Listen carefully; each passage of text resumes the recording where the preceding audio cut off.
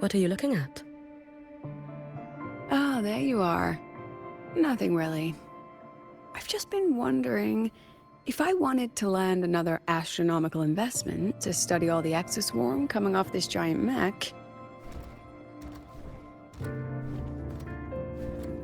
what kind of pitch would it take to make every major player in Solaris nod along and funnel credits into my pocket year after year? Have you figured it out? Not yet. My conscience won't let me think that far. Luckily, the man who can figure it out is back. The old man who promised me the blade. The head of the Space Trek Collective. The very same. But don't let the quick agreement fool you. He's already thinking 10 steps ahead. If Ishino Hado wasn't in such dire straits, he wouldn't have agreed to forge that blade for you so easily. Or at the very least, he'd have made sure he got his pound of flesh in return. I couldn't find the child. Time and space in that dimension are too fractured. My familiar lost its way.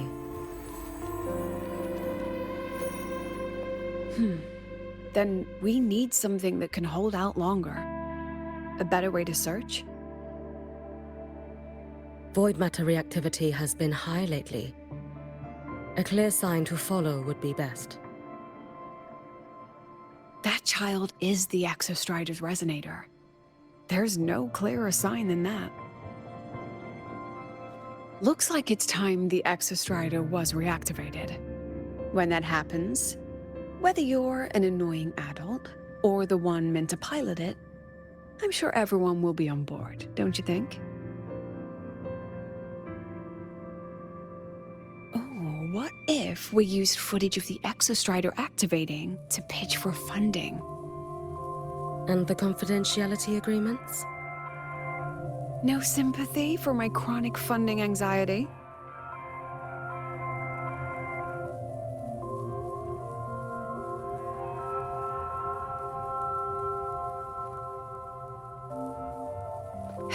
Fine. Go to Honami. I already approved your leave of absence. Why? To test the blade?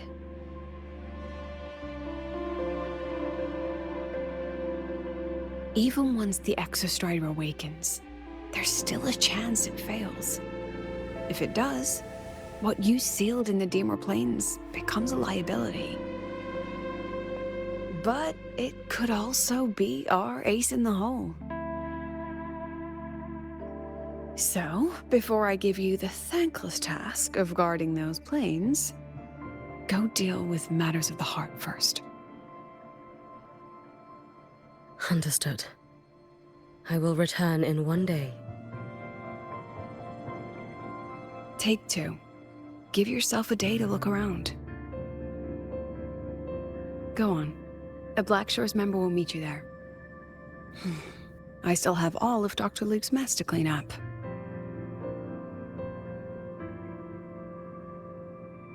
Understood. I am at your call should you require it.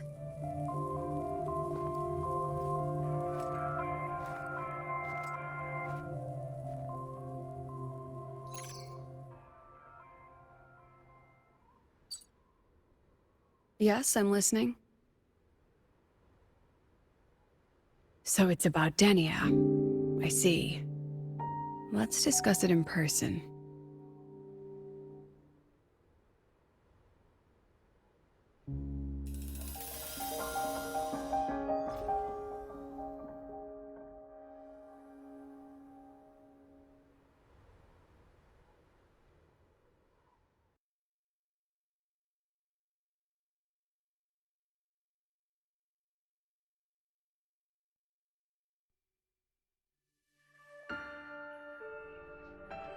Lady Miko, can you hear me?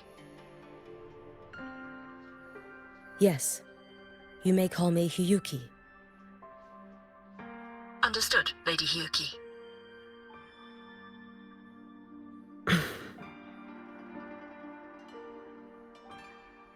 Most of the left behind in Honami City have been relocated, but a few, the ones whose regrets run deepest, still roam the danger zones. Their unfulfilled desires concentrate the Lament's power, an incident just waiting to happen. With you here, I feel better about the situation.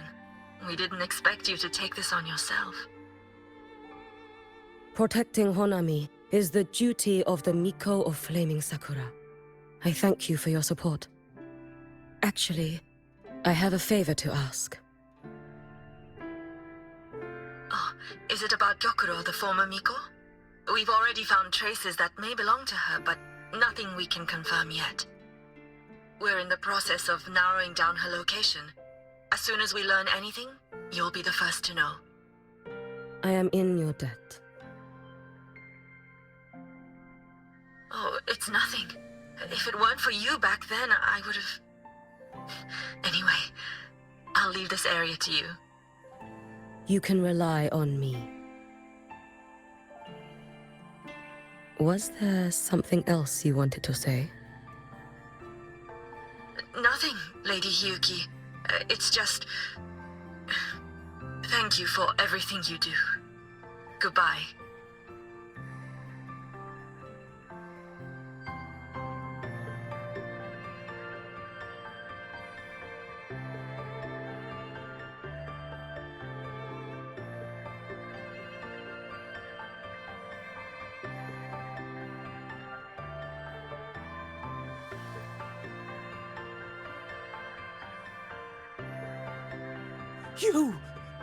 You are...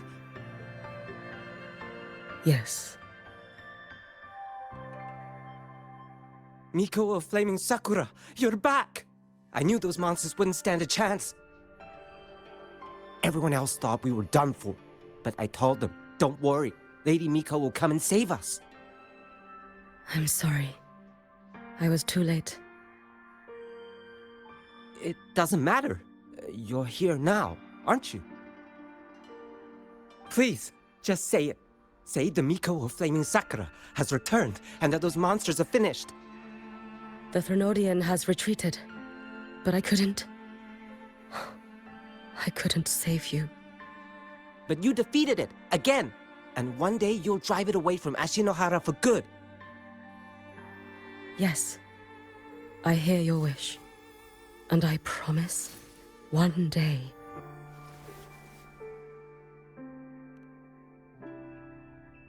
I failed their hopes. No matter how many times we drive it back, the Thrunodian always returns. When will we be freed from this nightmare Ashinohara?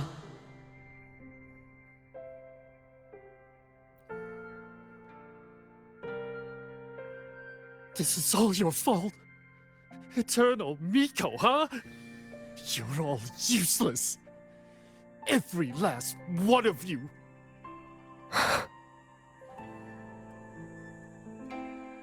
How do you even dare show your face in Honami? They're dead! Everyone's dead!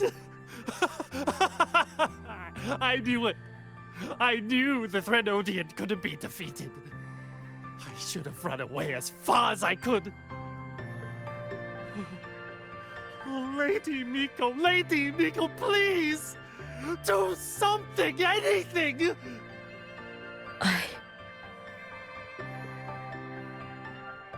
Powerful people like you won't die even if you lose. What about us? What about ordinary people? Just wait to be torn apart? I knew you couldn't hold the line. I knew it couldn't be killed, but... how do we go on from here? Lady Miko. Heroes! Tell me, what should we do?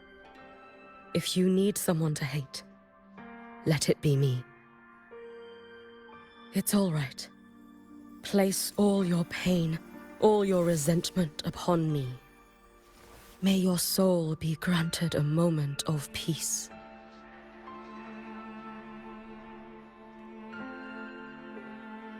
If I had been stronger, could I have saved them?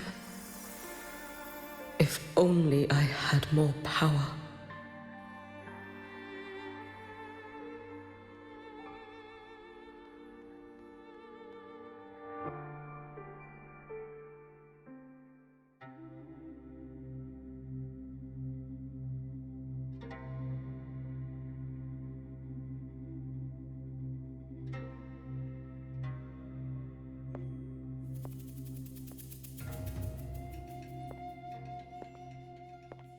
Lady Miko?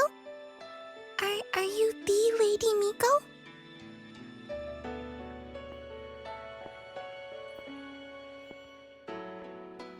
Oh, you are! You're the Miko who once talked to Lady Gyokuro.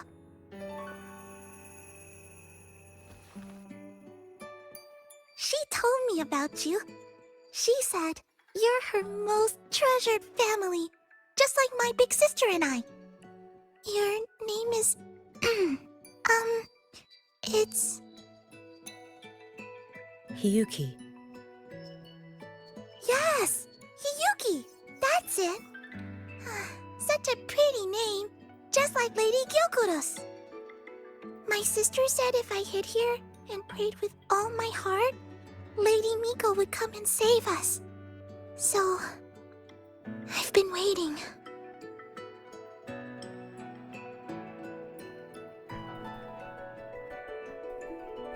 Little one, what's your name? Your hands are cold. Have you been waiting long? Kana. My sister calls me Kana. Lady Miko, you're finally here. But my sister... she... It's all right. I'm listening. She asked you to wait here, didn't she? Ah, she must have trusted you very much to give you such an important task. Task? Yes, a task. If not for you, I would never have found this place. You did well, Kana. You completed your task perfectly.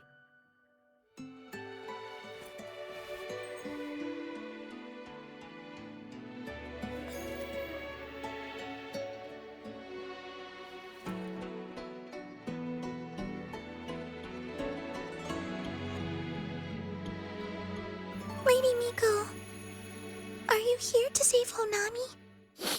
Then, is Honami safe now? Honami will be fine. Sister said you carry everyone's wishes. That you're the strongest. I knew you'd come and fix everything.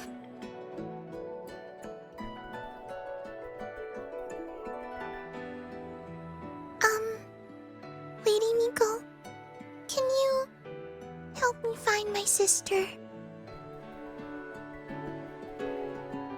Of course. We'll both get to see our sisters again soon.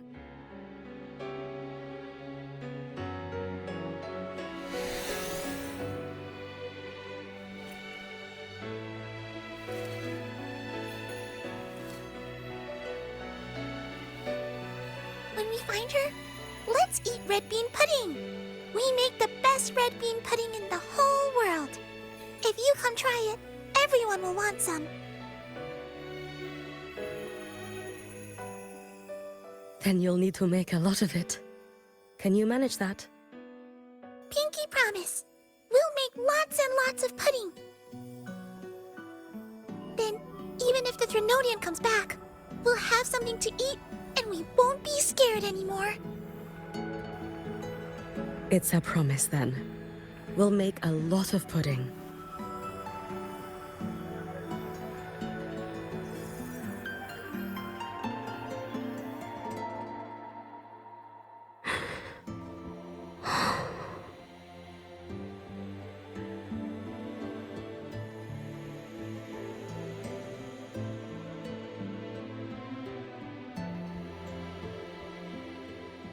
Red bean pudding. Gyokuro always did have a weakness for sweets like that. This time, will I find her traces and truly set her free?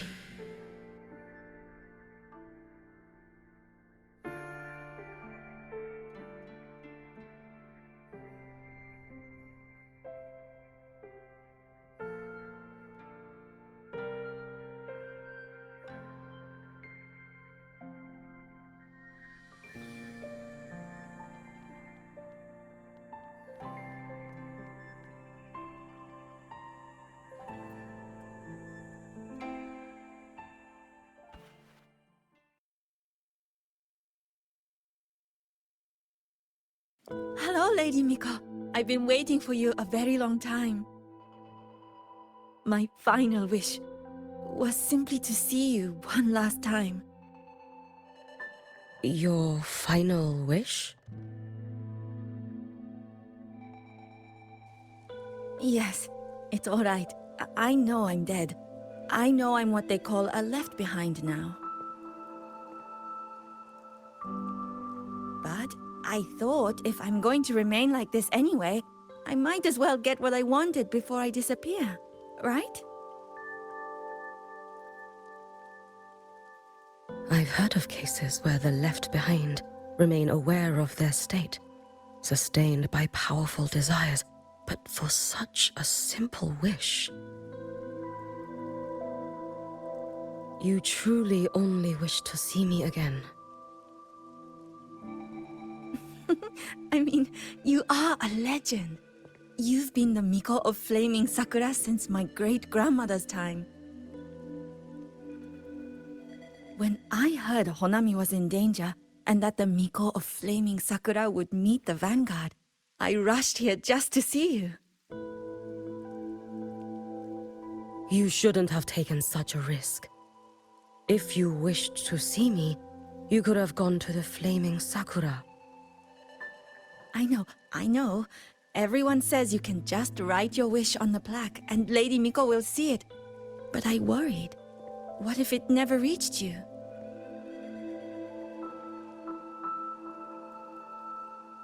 So I came all this way to make the wish in person. I wanted to see whether it would come true.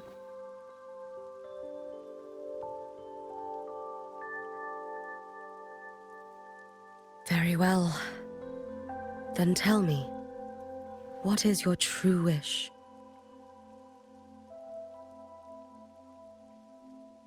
I wish for world peace, for people to stop living in fear of the lament. I want everyone to survive it. Lady Miko, my wish is that there will never be another Miko of Flaming Sakura.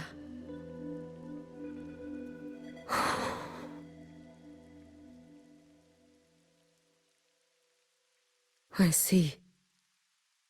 Then I promise you, this wish will be fulfilled.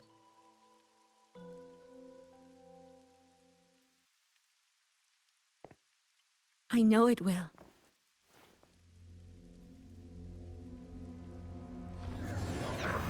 After all, you are the eternal Miko.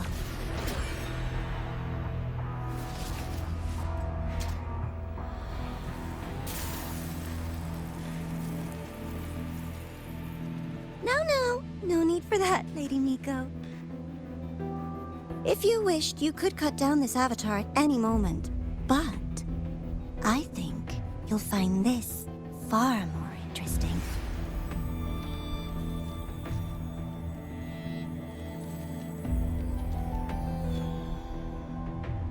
Yokuro's Shiratori. I know the Fractidus has cost Ashinohara its fair share of grief. But personally, I hold no ill will toward you. I had dealings with the previous Miko. It wasn't exactly a pleasant chat. But I promise you, her death was not by my hand. Just as you once witnessed, she met the fate all Mikos of Flaming Sakura share. She died, burning her future to ash to pay for the present. Aren't you even a little curious about what I showed her? If this makes you uncomfortable, feel free to cut through space and leave. This face of mine, of course, is entirely at your mercy.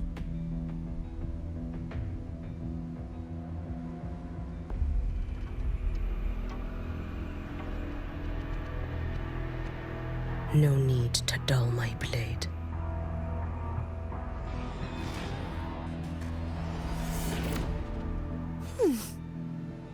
She wears the exact same expression as the previous Miko.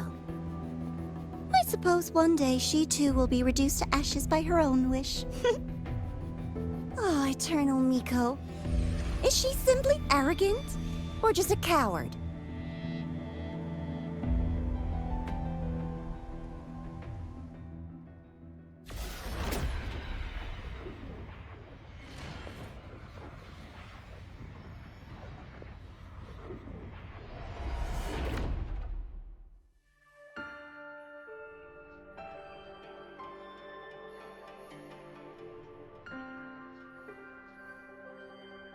A peaceful Honami. Why bother with such an illusion?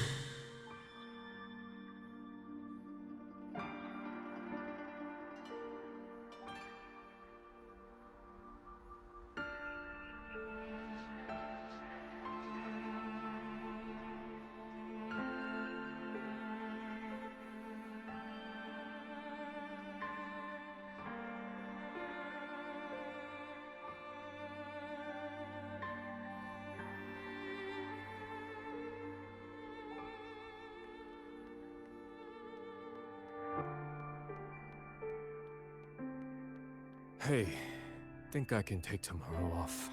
If work is the root of all your problems, why work in the first place? Come on.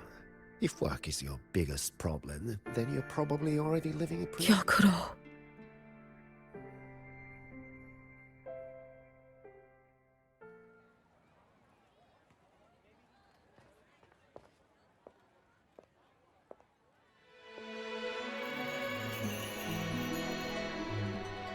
Lady Gyokuro, guess what? No math homework today! My parents and my big sister finally taught me how to make red bean pudding. Want to try mine? I'd love to. You know I can't resist red bean pudding. Wouldn't miss your special batch for the world, Kana-chan. Yay! I'll go make it right now.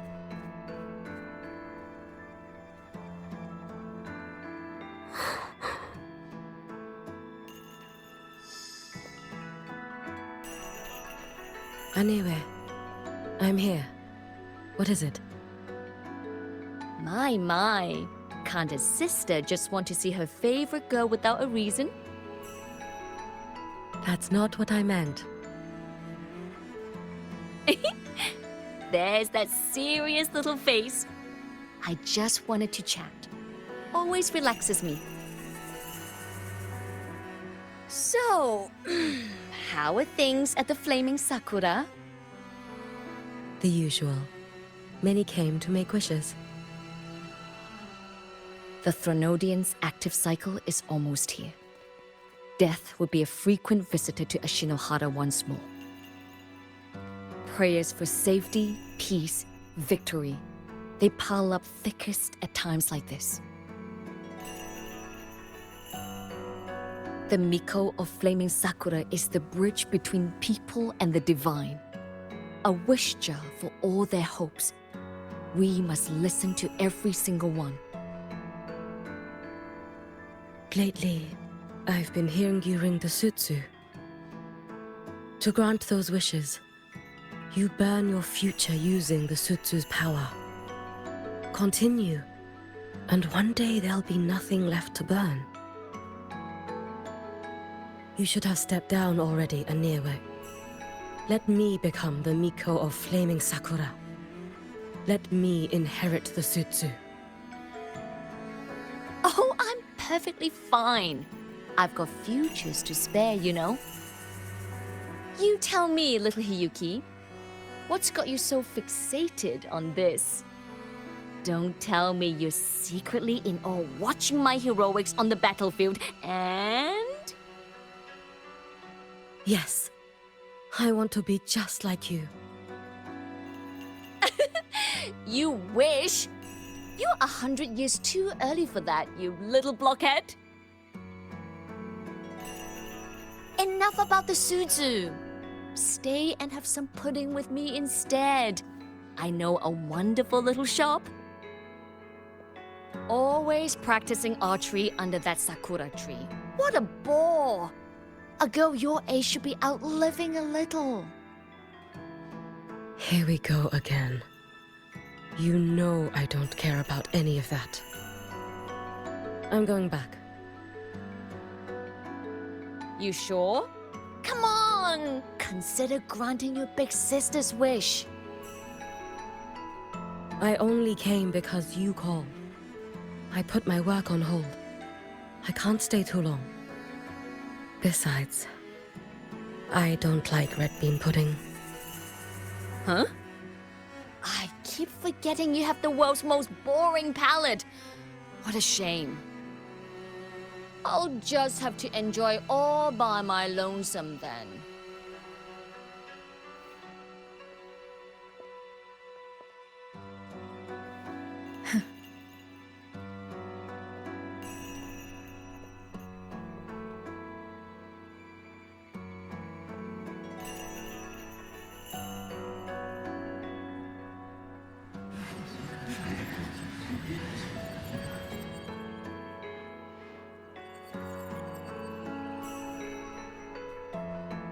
Gyokuro never once spoke of her own wishes. She lived only to grant the wishes of others. If only I had chosen to go with her.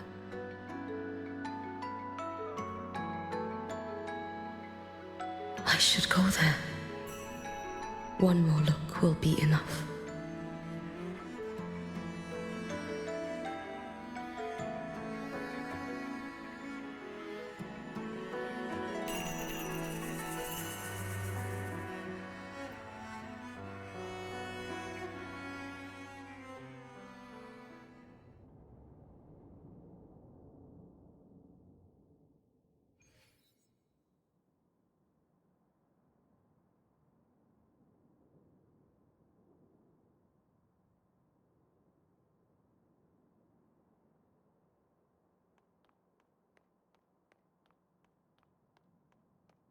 Still regretting that you didn't step into that shop and try that red bean pudding with the former Miko, aren't you?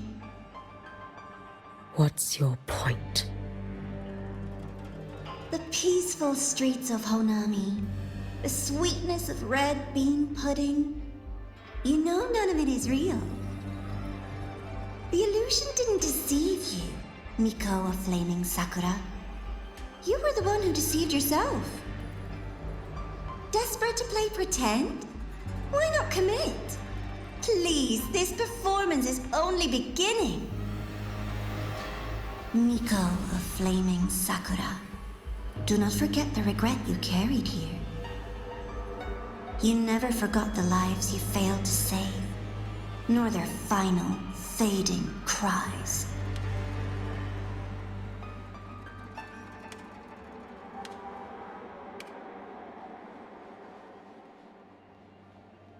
You've been watching me?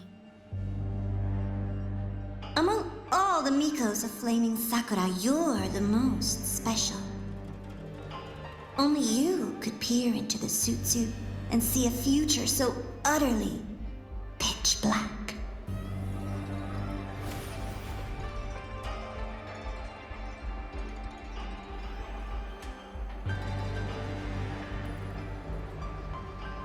This is... Oh, you've heard the stories, of course. But none of them know what Rover really endured to reach this point.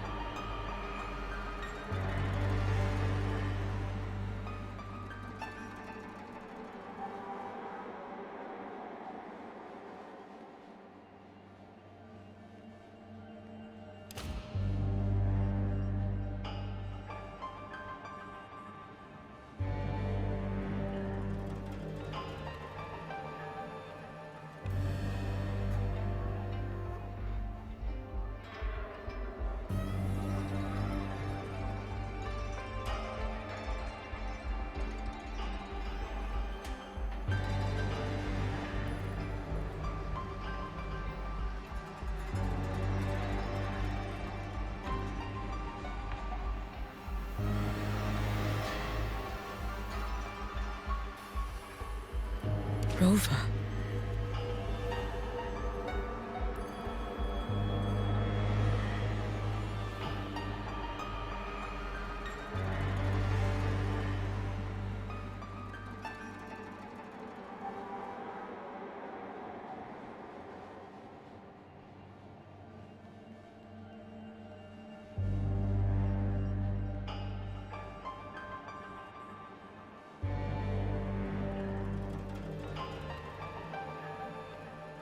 This is...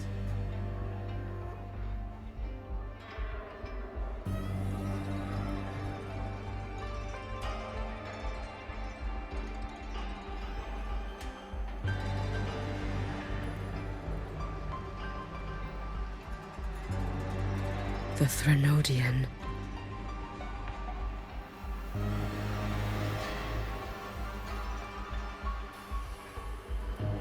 Go on.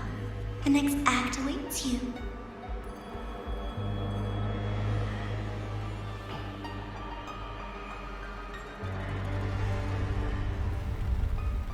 Don't waver now, Hiyuki. That instinctive revulsion you're feeling will guide you down a path diametrically opposed to my own. You must walk this road. Only then will you understand, accept, and finally see where you went wrong.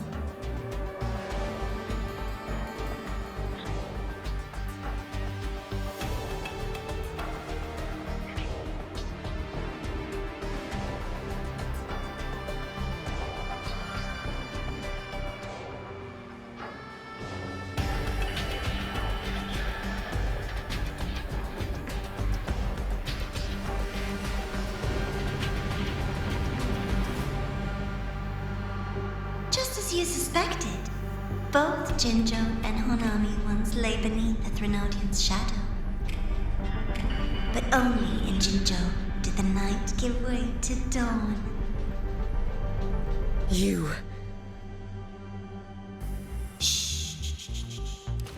I would never deny their achievements or hide the price they paid. That is their pride. And likewise, I would never deceive your eyes. Rover. Did he truly consume the Threnodian's power?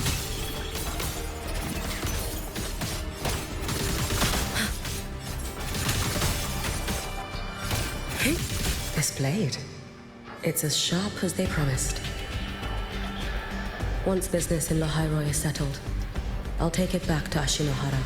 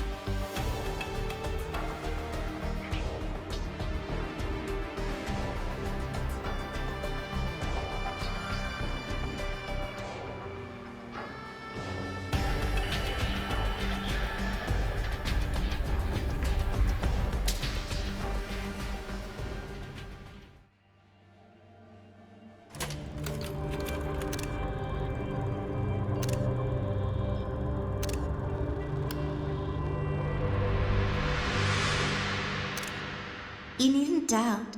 This is, in fact, my ploy for you. What else would you call laying the very path you've dreaded most bare before your feet? Keep walking. The way forward is the only way left.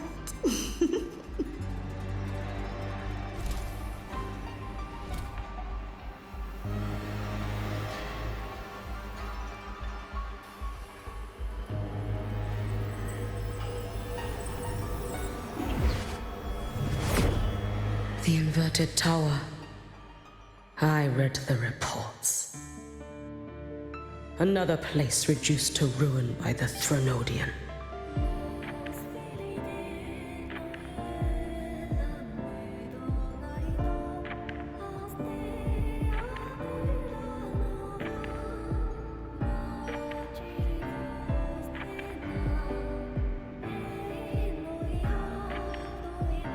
A nation that placed its faith in the Sentinel, yet its blessed maiden was spawned by the Threnodian Leviathan. Deliciously absurd, isn't it? I read the incident reports. It was the Threnodian scheme. Obvious enough. And from it, I obtained the precise counterweight to tip the scales. The power of assimilation. Precisely. After all, isn't that blessed maiden living proof? Proof that harnessing the Threnodian's power is a viable path. Is this... The fall of Imperator. As you know, even a Sentinel can't be a crutch for humanity forever.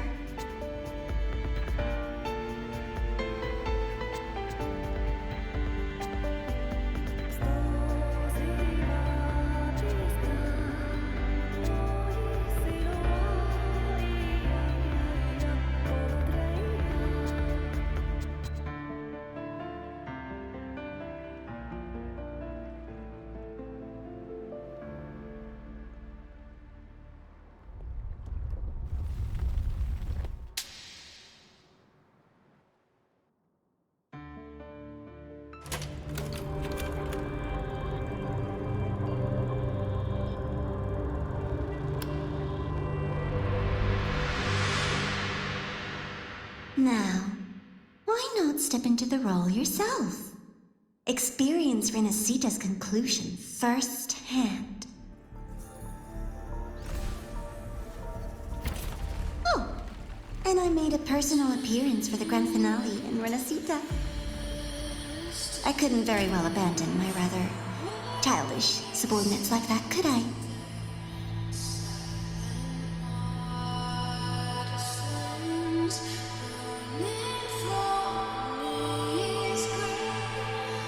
A light so blinding it lays bare all the film. A world where every prayer is answered.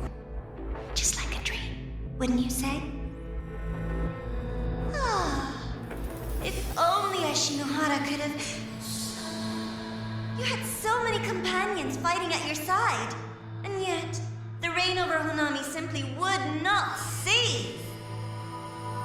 That's enough.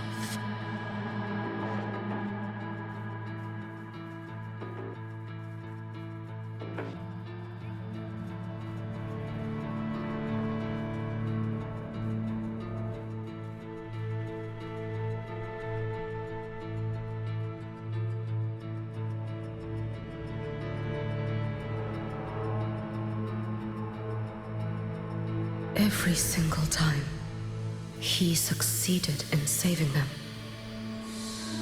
If only I could have. Ashinohara.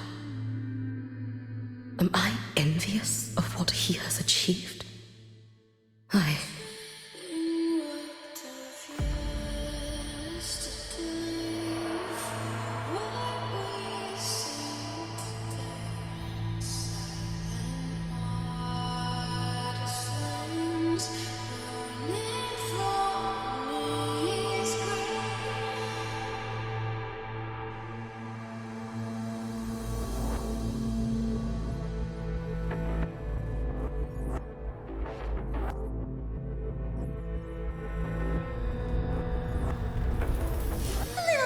Show before the end. You don't mind, do you?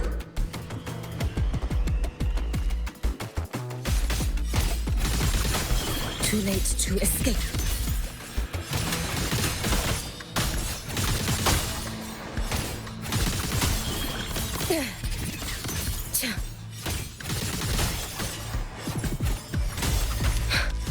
So persistent.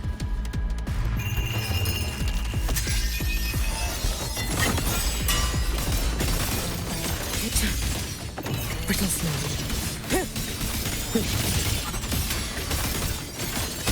Fading gloom. Dissipate. Roam above the inferno, gazing at this. If my blade had been keener, could I have... Is my focus slipping? Why is this even surfacing now?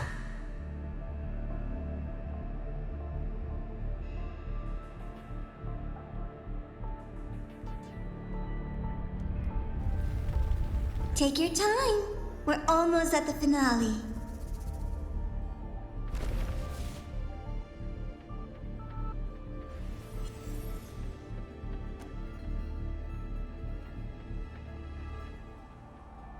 Come, let's go.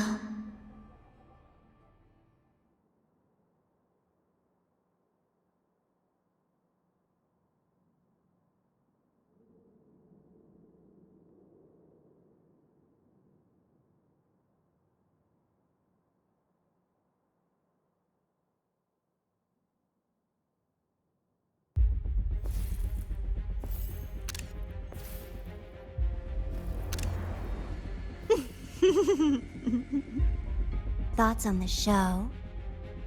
You showed me all this because the Fraxidus wants to replicate the assimilation within the Blessed Maiden herself.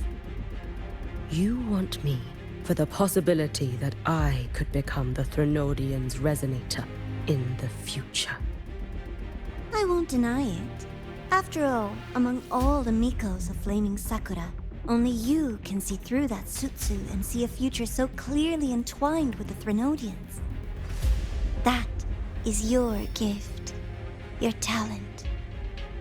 It is a dangerous curse. From Ashinohara's legends and the Space Trek Collective's investigative reports, you know who Rover is by now. As a savior yourself, what do you think of his capabilities? He's strong. He can afford to be more effusive. Unlike you, who failed Ashinohara time and again, he is the perfect savior. But let's be brutally honest. This world doesn't have a second Rover. He saved Jinjo and Renacita. But what about Honami? Solaris is full of dark corners like Honami. Places the Savior's light will never reach. You, Miko of Flaming Sakura, have a gift. You might not fear the curse of the Threnodian or lament. But what of them? The weak, those not blessed by fate, and yet, is it really fair to place the weight of an entire world on a single pair of shoulders? Solaris needs more saviors, doesn't it?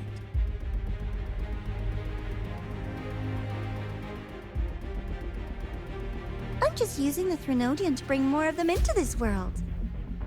You mean you want to use its power the way Rover once did? I've tried before, but a miracle like Fleur-de-Lis requires a billion coincidences. And Mia? Nothing but the delusional ravings of Leviathan.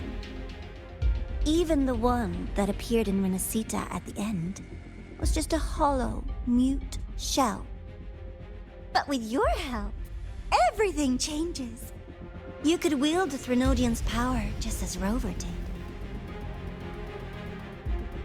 Honami would not be a ruin, and Ashinohara would finally have its true savior. I have to admit, your proposition is tempting. I desire vengeance against the Threnodian. That is why I seek greater strength. I stayed in Lahai-Roi to forge a blade sharp enough to kill it. But I will not discard my dignity as a human for it. I will not become the very horror I hate. Not even for retribution. You stand on Honami's soil. You stand on a graveyard of millions. Go on. Ask them if your dignity as a human matters. I think they tell you that simply staying alive is what matters. Eternal Miko, you know your limits. You've crawled through countless defeats, barely protecting Ashinohara from the Threnodian's assault. But what of the future? You are no savior like him. When you fall, who will take up the Sutsu? Who will walk this lonely, futile path next?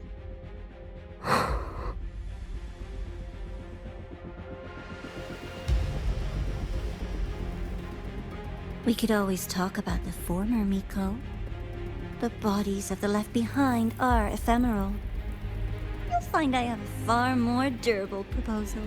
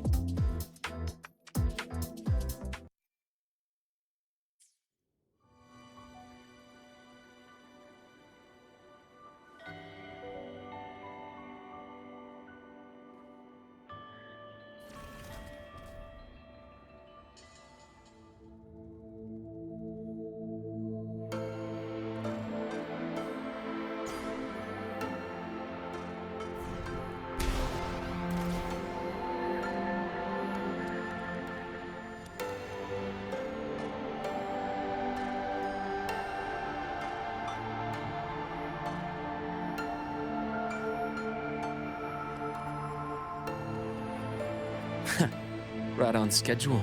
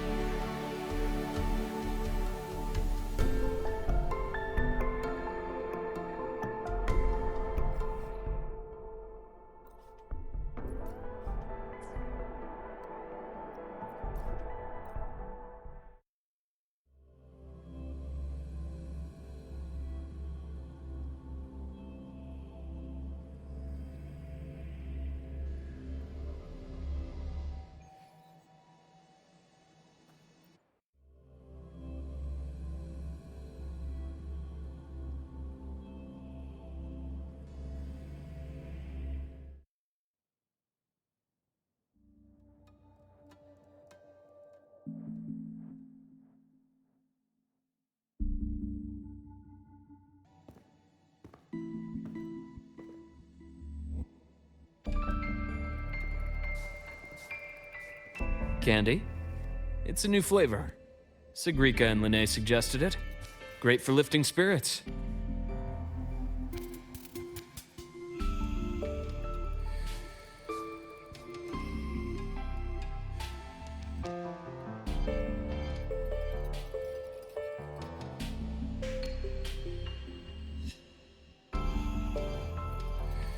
All right, Luke. What's the word on this Exostrider plan? My conversation with Lucilla went well. She's on your side. Your showing during the Dark Side incident also helped speed up the Academy's internal review. That said, you've been a student here for less than a year.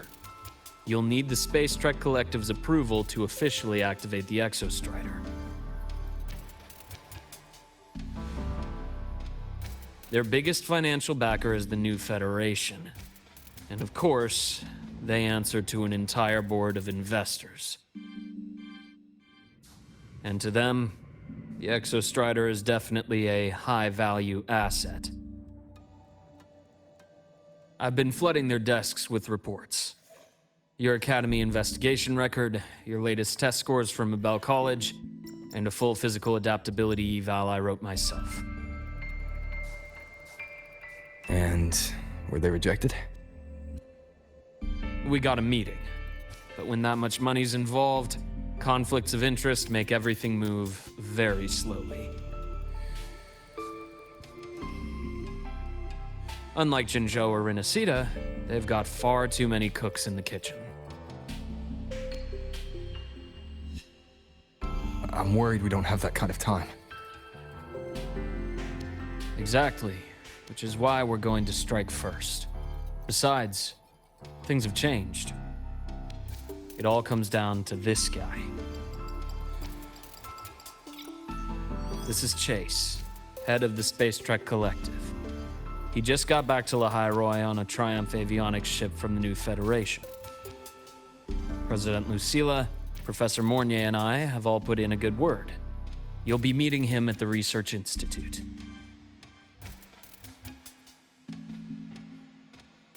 Chase started as a low-level employee at Ashridge Energy in the new Fed. Then, he dropped off the grid for a few years before resurfacing in a government position. After that, he left the government and started diving into multiple large-scale investment projects. Some say he's still been Ashridge Energy's man the whole time, but no one's been able to prove it. He's sharp, low profile, and very smooth. At his age, he's seen it all. His only real concern is if the Exostrider's pilot can be controlled. Normally, they'd pick Academy synchronists who have been signing stacks of NDAs since day one. But Sounds like his attitude changed. Does that have something to do with the changes you mentioned? come in. Let's talk over some hot drinks.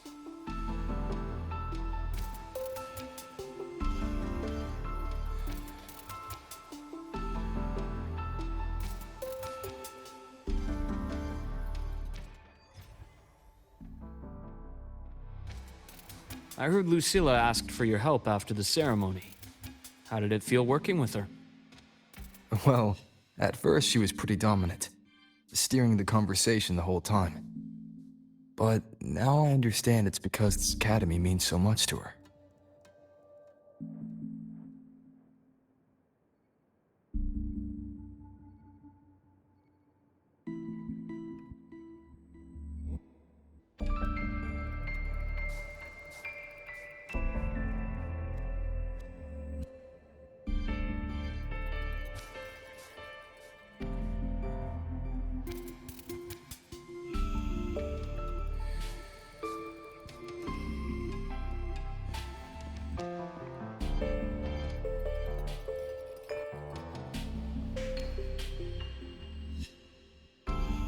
Based on your intel, the reactor core has been returned.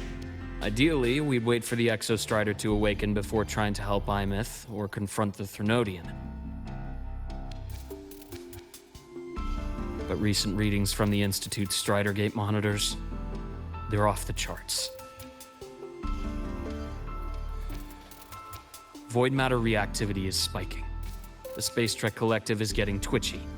If Threnodian Aleph 1 breaks the seal, all of Solaris will be at risk, not just Lahai-Roi.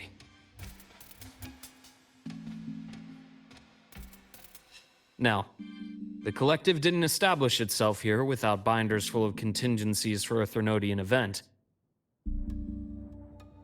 Problem is, every one of those plans would scorch decades of scientific progress. Which, in our case, actually gives us some leverage. Enough to have a real conversation with their head. Then I'll convince him. I'll show him that the lowest casualty count is the only one that makes sense. He'll have to approve me as the synchronist who pilots the Exostrider.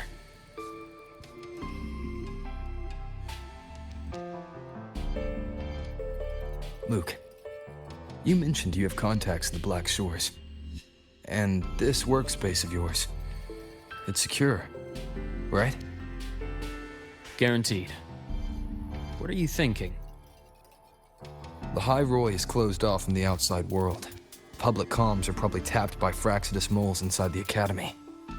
And right now, I need a direct line to the Black Shores. I see. Give me a moment. I'll establish the link and leave the rest to you.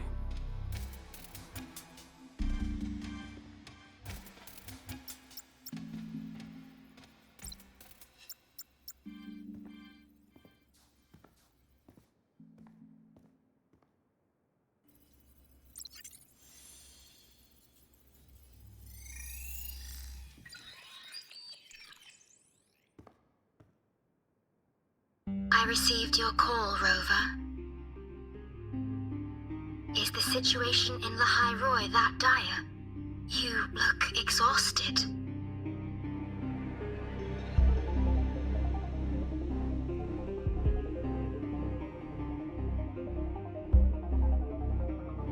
My frequency loss has been resolved. But Lahai-Roi is under imminent Threnodian threat. I need your help, Shorekeeper. Understood. For this purpose, both I and the Black Shores exist.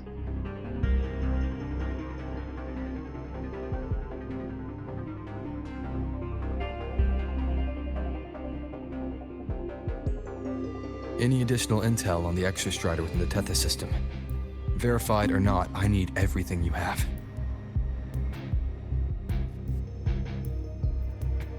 I trust Luke. You can speak freely. Records confirm that Luke Herson has been providing critical assistance and intelligence to the Black Shores. I trust your judgment.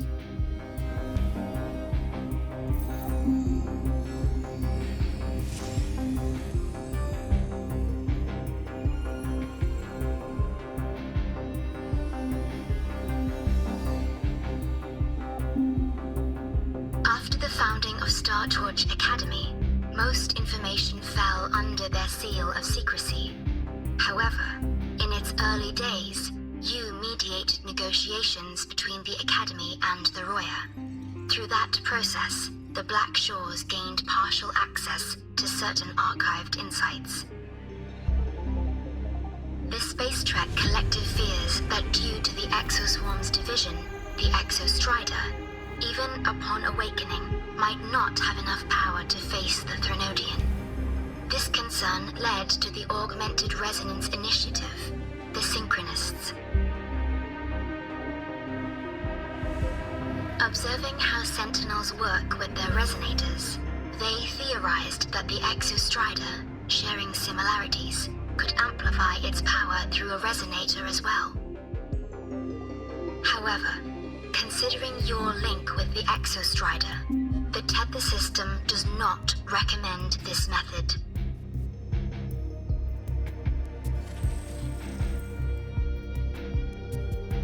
We have intel that deep beneath Lahai-Roi lies the keystone left behind by the Exostrider long ago.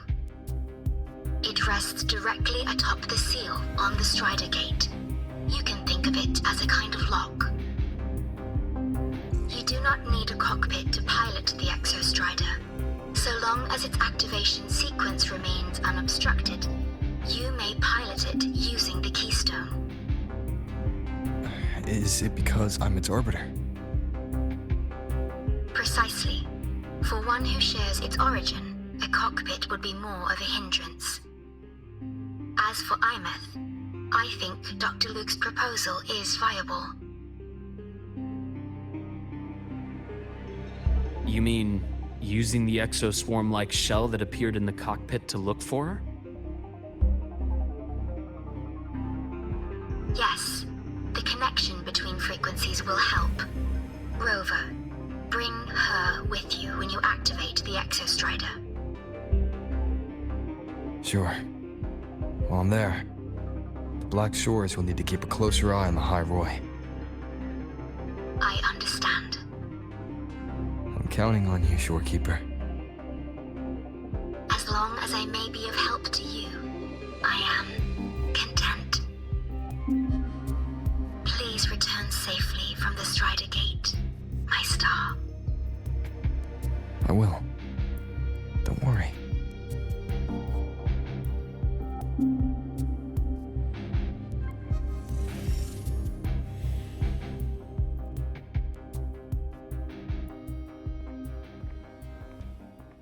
I'll inform Lucilla. Take your time finishing that drink before you head out.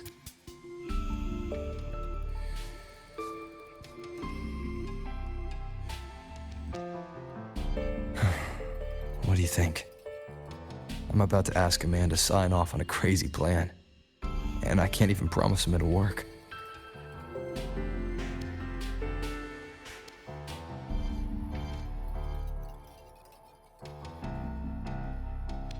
Nobody has a plan they promise will work.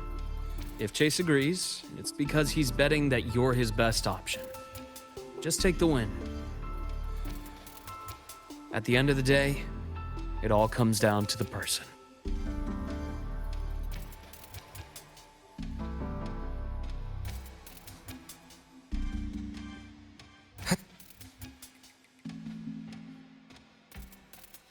The bath's clear.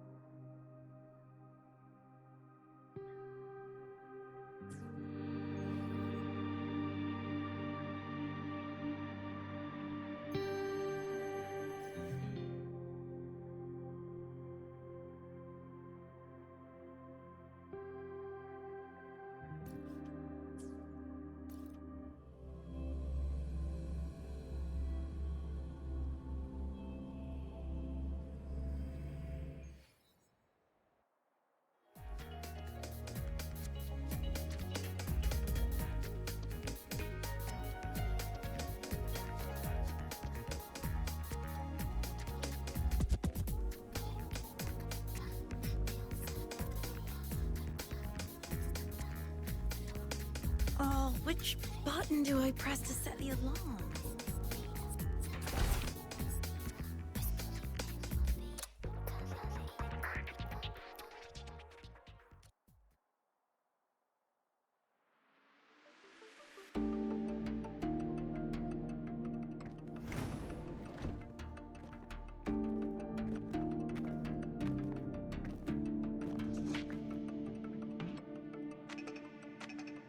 Mr. Chase, this is the student I mentioned, Rover.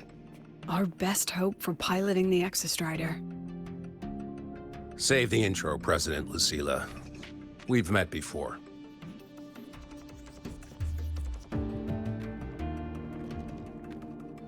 Before? In my past life at the Academy? Let's just get down to it. The Threnodian Aleph-1 situation is deteriorating. We're running out of time. I wanted to wait for the Exostrider's self-regeneration to finish, but the clock has run out on that one. So tell me, Rover, why do you want to pilot the Exostrider? What's the play? To find Aemeath and put down the Thenodian. Aemeath. Name rings a bell. The one with the high sync rate.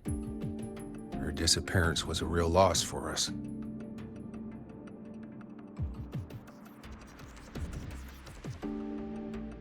She's beyond the Strider Gate.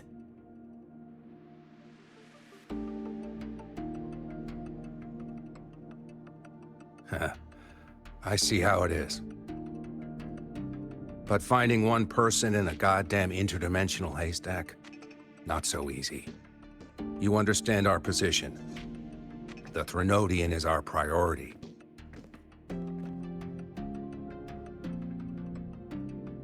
Stopping the Thenodian is my priority too. I'm gonna handle both.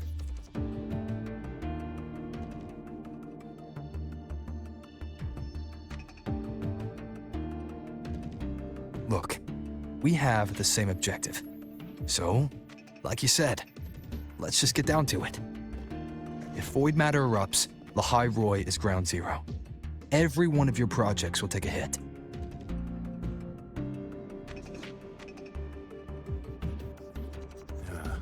Regarding Aleph-1, our intel is insufficient. We are not, at this time, considering its total destruction.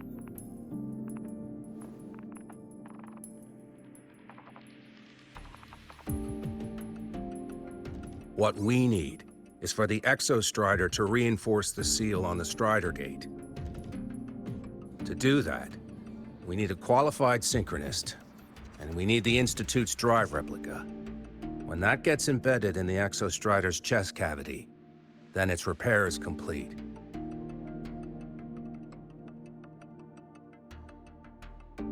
Right now, the replica is in its final phase of development. We're still missing critical data. A drive replica. Is that what you're building from the fallen reactor drive after Helios was launched? Correct. It's based on the original drive's framework. You had a hand to play in that. You made sure Helios got launched. To complete the drive replica, we require precise data from the Exostrider operating in high concentrations of void matter, and environmental readings from inside the Thenodian.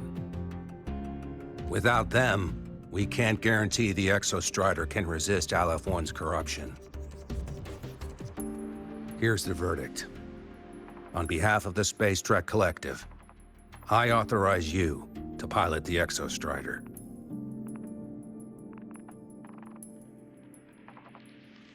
But remember, our objective is the data. We need readings from the high concentration zone to complete the replica. And your personal mission gets 10 minutes. That's the max duration our void matter barriers can cover the Strider Gate once it's opened.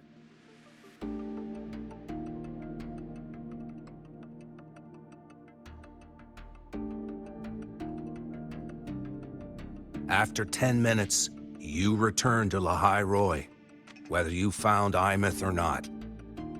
Do you accept?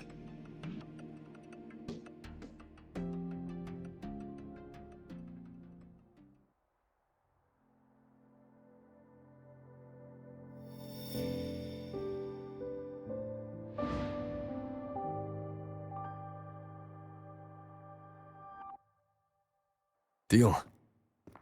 One more thing. I won't be using a cockpit. Just show me the way to the Keystone and have the Exostrider ready. That's all I need.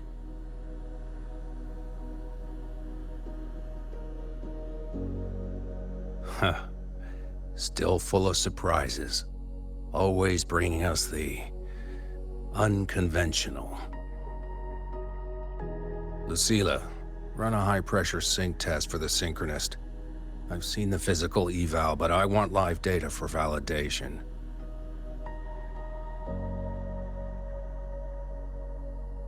The moment the numbers hit green, we'll begin preparations for activating the Keystone and deploy void matter barriers around the Strider Gate. There's something else. I need a favor. Go on. The Firaxidus is lying low. Even after failing in the dark side, they could move the moment the Strider Gate opens. Ah, that's what's on your mind. Well, I have an update. Remember Sigrika's friend? The somewhat lackadaisical one?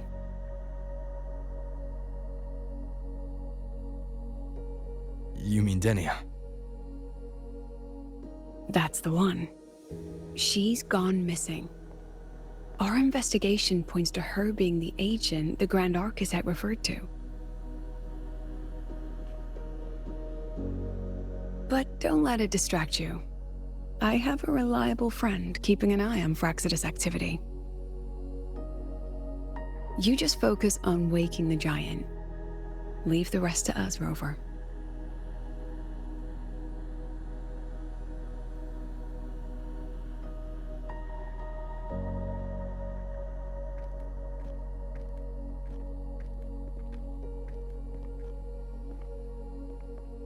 The Black Shores just sent a formal communication request. They're offering full support for Lahai-Roi's evacuation, if it comes to that. You handle it, Lucilla. You have a better read on the situation than I do. And you're better at talking with that student.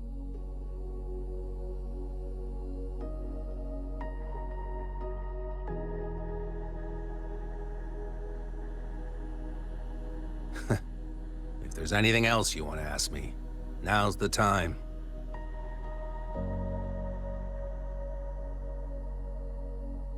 I'm surprised you're placing this much trust in Rover, authorizing him so readily. Any particular reason?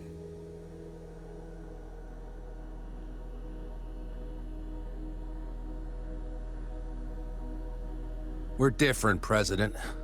I'm a businessman, and businessmen trust their instincts for a good investment.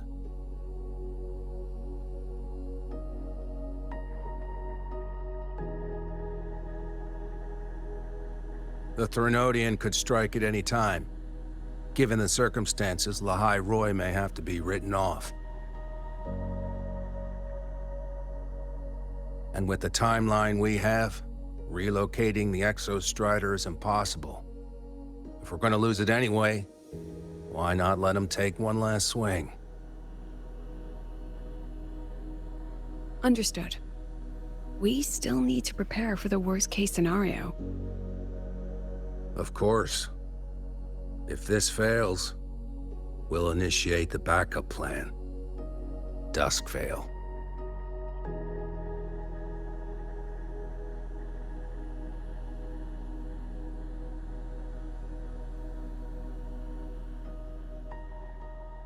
Ugh, that guy gives me the creeps. What kind of place is the new Federation anyway? Are they all gonna be like that? We'll find out when we get there, Abby.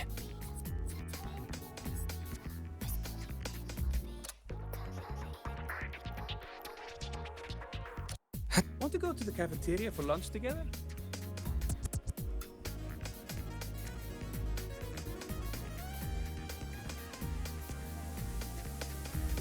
So you're that student, huh? I'm Sakia. I'll be overseeing and evaluating your test today. Lucilla filled me in on everything. This synchronization test is far more intense than the standard procedure. We're simulating the neural load of a direct link with the Exostrider. If you feel anything off, you call it. I won't allow the test to continue under overclocking conditions. Review and confirm the safety protocols before entering the cockpit. Good. The cabin systems are configured. The simulator cockpit is right there. I'll be watching your metrics closely the whole time. I hope you pass the test smoothly.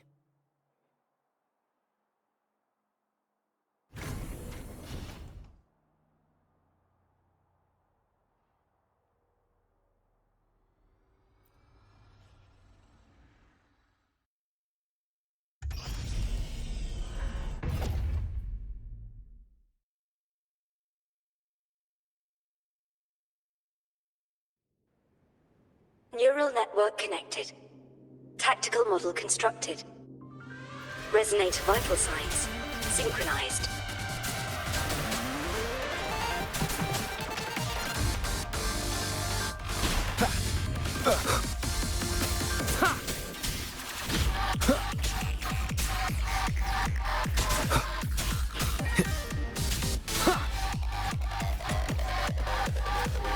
Be gone.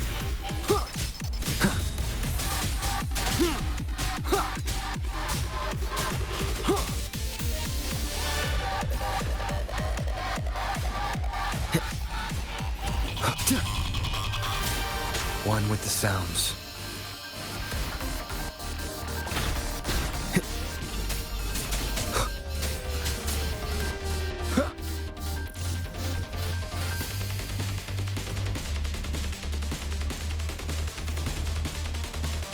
You will obey. Endure and defy. One with the sounds.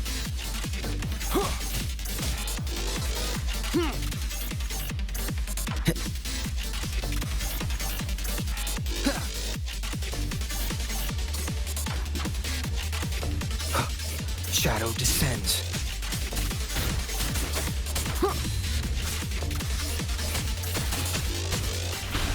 One with the sounds.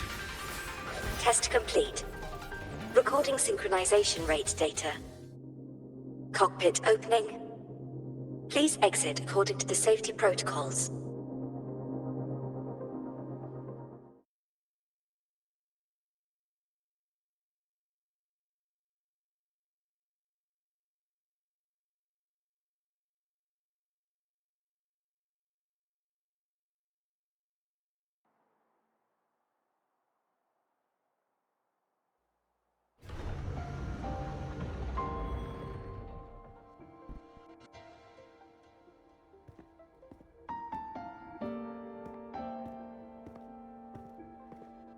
How did you get all the way here from the lake house?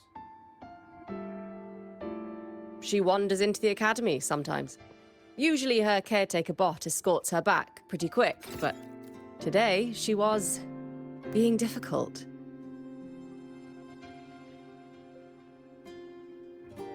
We'll go back together in a bit, okay?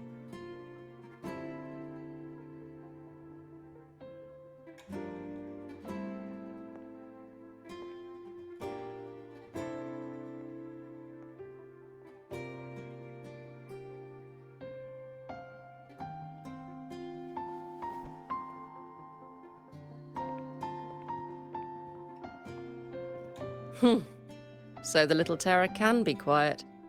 Never thought I'd see the day.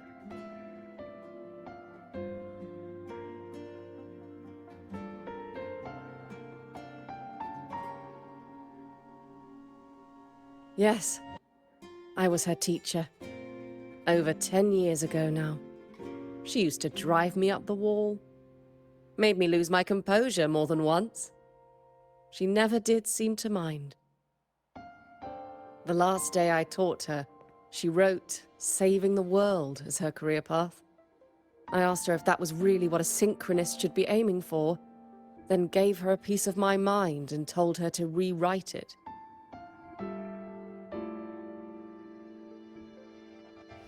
She didn't even get upset, just smiled, took the form and walked away.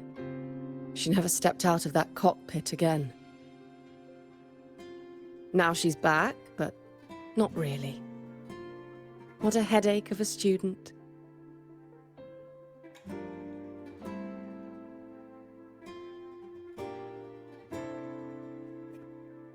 Lucilla told me you're her family. Is that true? Yes. And you're planning to pilot the Exostrider and bring her back from the Strider Gate? That's the plan. Sounds like an absurd, bold, utterly delusional idea. No one knows what's actually behind that gate.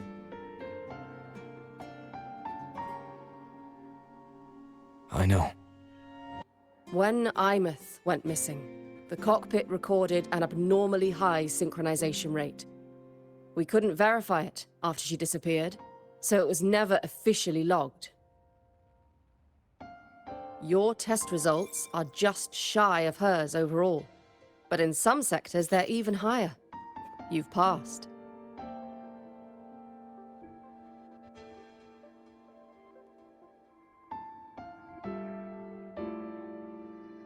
I hope that absurd plan of yours works, and that you bring my student home.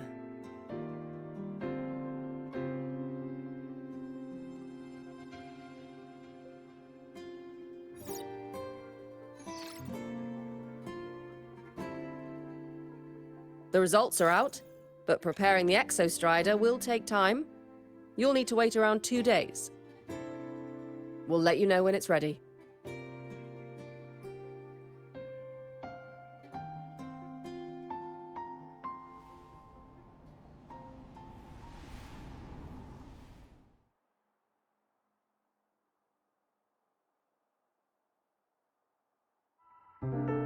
Cassette.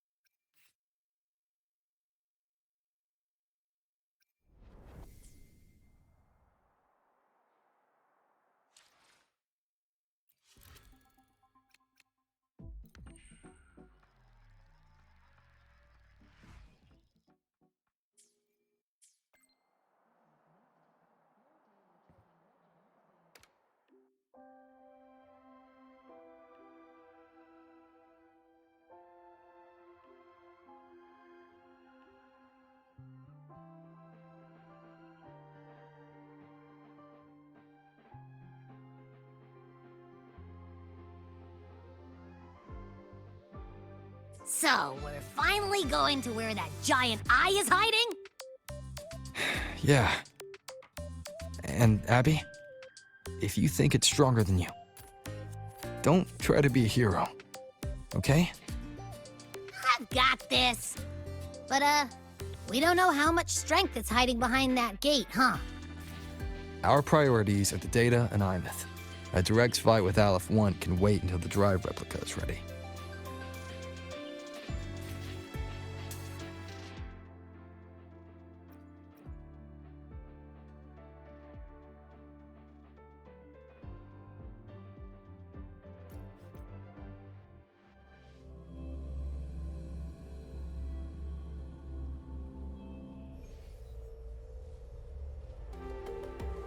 A nice change of view.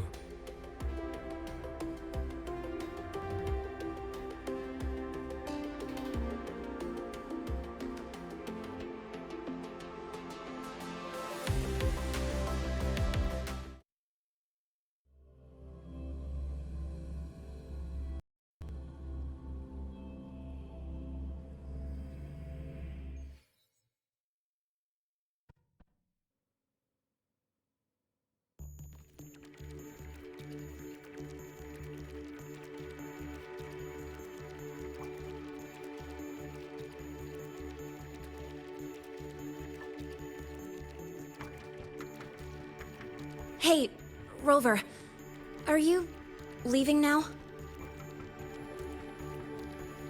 Yeah, I was worried. Figured I'd catch you before you left. So, you're gonna pilot the Exostrider. You feel nervous at all? I know you're awesome and all, but nobody's ever done this before. Nobody knows if the Exostrider will even move, or what else might go wrong. Everything's felt so heavy at the Academy lately. Teachers are stretched thin. Even the nearby exoswarms seem restless. Lene, are you nervous? Okay, fine. Is it that obvious? Look, after I aced the entrance exam, I thought, sweet, life's gonna be packed again. Non-stop. Like it used to be. But just when I was ready to finally be a student, my bubble popped. My brilliant student life. Poof. And done. The Threnodian, void matter, the Fraxidus. They're breathing down our necks. And I can't do anything to help you fight them. I just have to stand here and watch you walk into danger alone. It makes me feel totally useless. I'd feel worse if I dragged everyone in Lahai-Roi into danger, just to back me up. Of course, if things get really desperate, we'll have to face it together. But for now, when I look at all the students who came here chasing their dreams, I want them to stay students. Because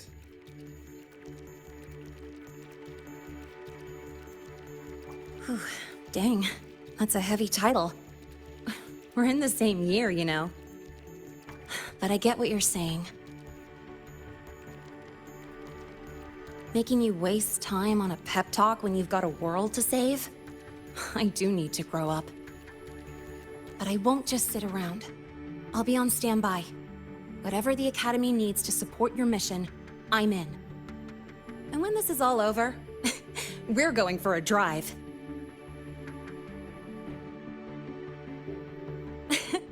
Can't wait for that day to come. Professor Mornier's up ahead. Good luck out there, my friend.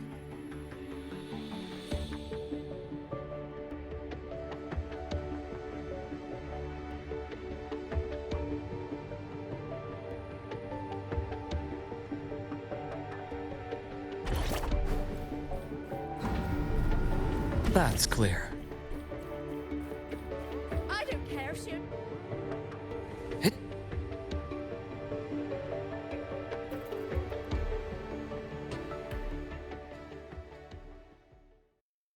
Temporary passage is complete.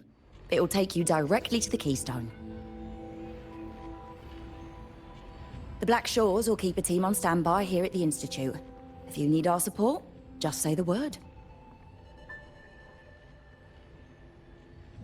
Thank you. We couldn't have built the data framework this quickly without your team's expertise. Lahai-Roi is a top priority. A joint call by the Shorekeeper and the Tethys system. Oh, Professor Mornier, your guest has arrived.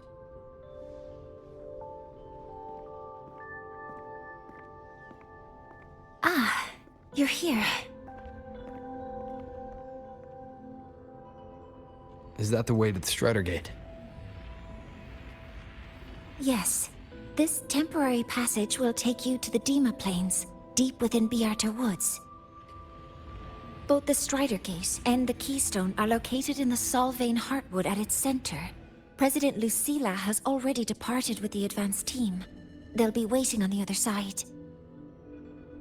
And also...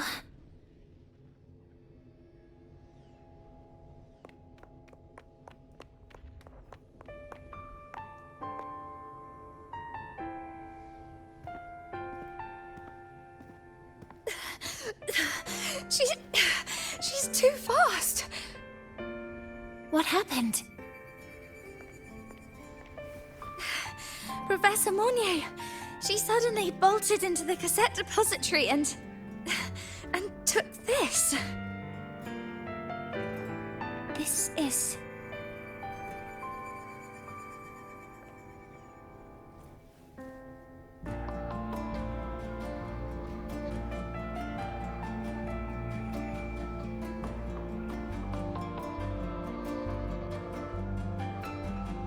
Can I see it?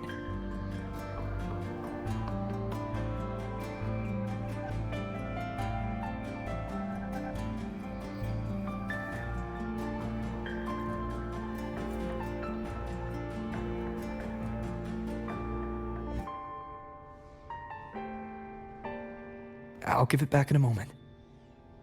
Mornier, Do you see what's special about it? This ID number. I saw it in the student file during her inspection. This is Aemeath's own cassette. It's been stored in the depository since she went missing. Why did you want to bring this now? It may be instinctual. Dr. Luke did say this exoswarm-like shell shares a frequency link with the real Aemeath.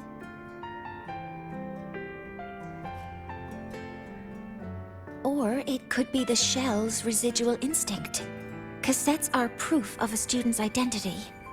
Or it could be a weak signal sent from the Aemeath beyond the gate. We can't determine which theory is correct yet.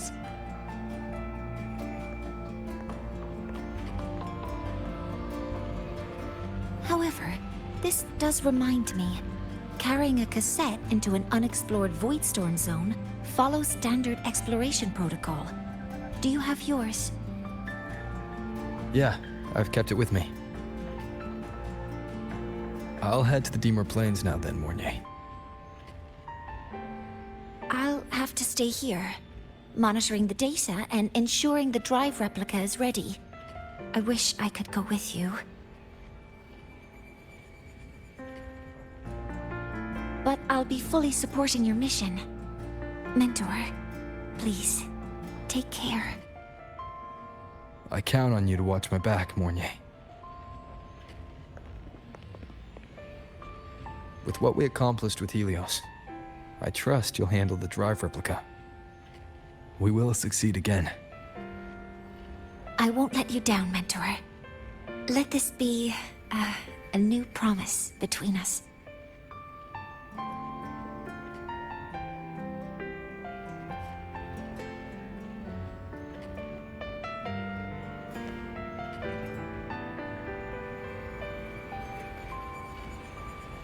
Let's go.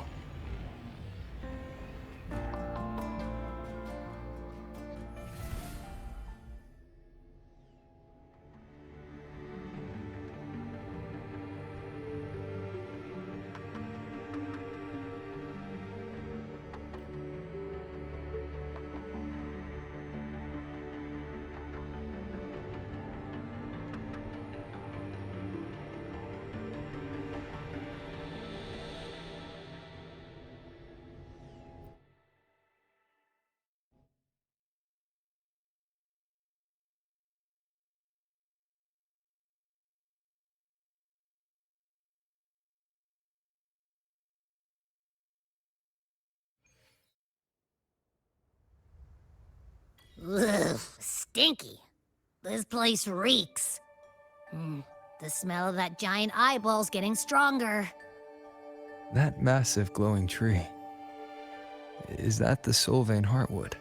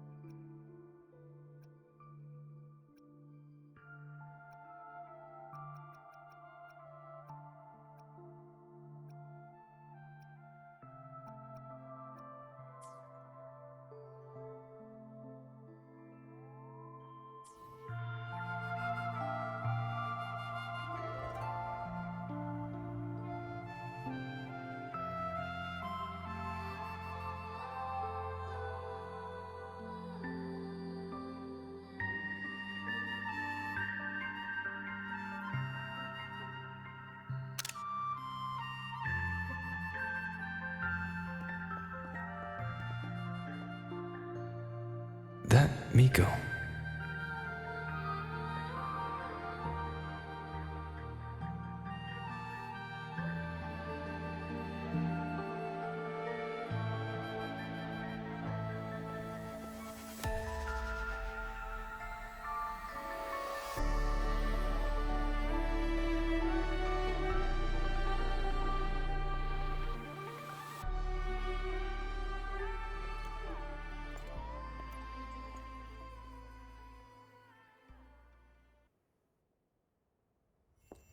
Wait, before you go, you should say hello to him.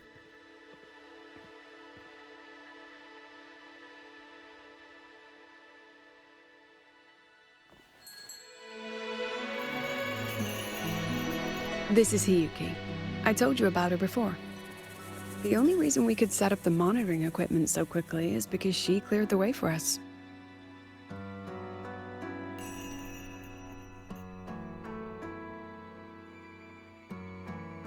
See that lingering frost? 10 years ago, a void matter rift opened in the Deemer Plains. Hiyuki went there alone and sealed it.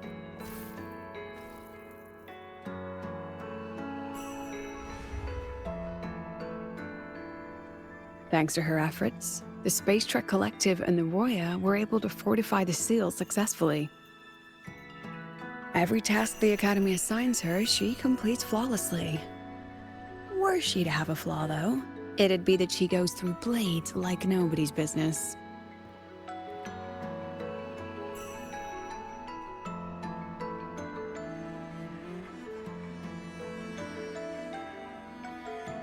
Yes.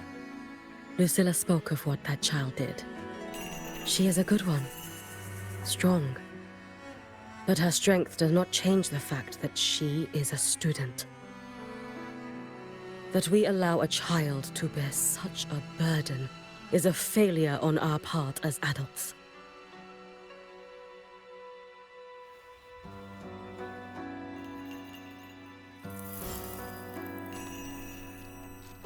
I sent this white bird to search the void matter's concentrated depths, and I am certain I felt her frequency. Somewhere in void space she waits. The collective pursues what is right, but your quest to save the one you hold dear... that, I understand. Very good. But I'm afraid we can't say more than that, okay? Right now, both sides want the same thing. That's the best we could ask for.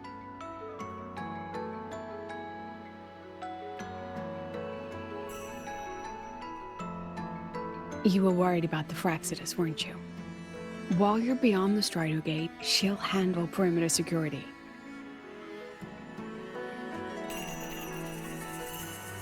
She's hunted both the Threnodian and the Fraxidus for a long time.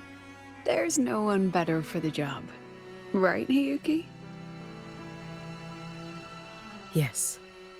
Those two Fraxidus members. I will track them down. Here. Take this. The white bird carries my power. It will shield you. Should you lose yourself in the void matter, it will also guide you back. Hiyuki is part of Star Torch Academy's Special Response Force. She works from the shadows. She's been an incredible help to us all. If, in your fight with the Threnodian, you require aid, you may make a wish to me.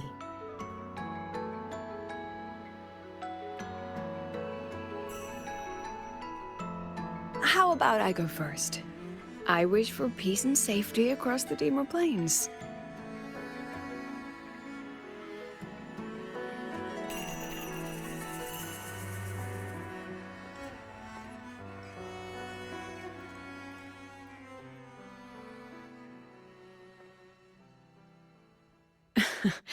Hiyuki is the strong and silent type. Spend enough time with her, though, and you'll find she's rather fascinating. Why didn't you introduce us before? Why the reveal now? No point in hiding what's already in plain sight. Besides, you're both strong, and it's safer if you work together. What did she mean, make a wish? Just what it sounds like. But don't make one unless it's life or death.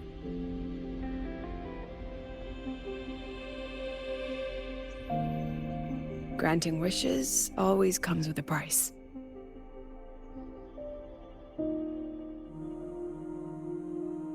I've sent you intel on high concentration void matter zones. review them when you can. I couldn't say this with Chase present, but I think you understand. For him, this is a calculated investment. For you, it's a suicide mission. You've been in void space. You've faced it. If Aleph 1 truly lies beyond that gate, it'll sense you the moment you cross over. This won't be easy.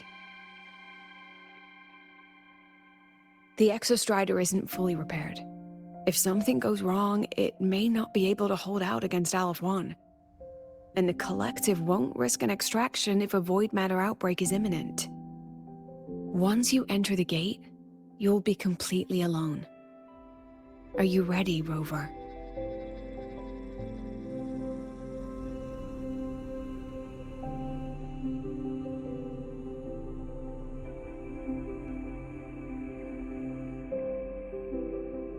I've been in situations like this more times than I can count.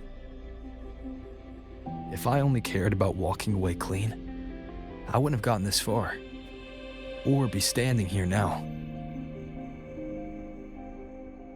So, thanks for the concern, President. But I've been ready. Very good. I'm relieved you've thought it through. I'll be here with the others, monitoring the void matter barriers. If something happens, I have to respond immediately as the Academy's head.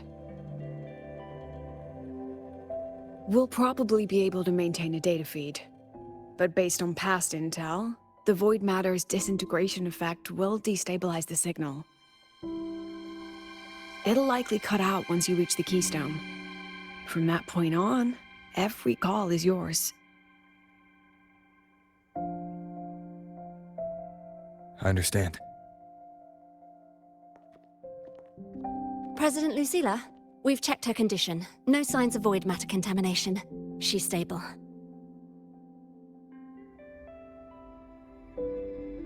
All right. Go on, Rebel College freshman.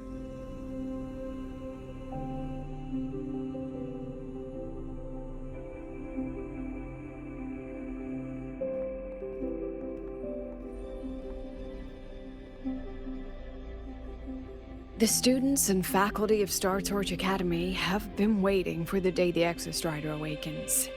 May you return victorious.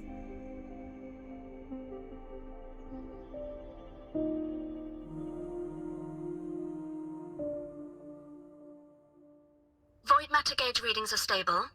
No abnormal fluctuations at the keystone. The synchronous vitals are within the expected range. All readings normal. Frequency. Delay.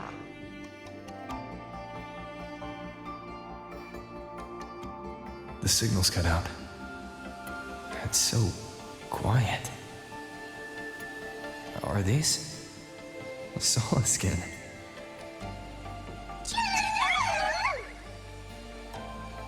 Are these little guys guiding me to the soul? The solid skin merged into the roots. They didn't return to the Exostrider to the Solace Trace. They used themselves to reinforce the Keystone Seal.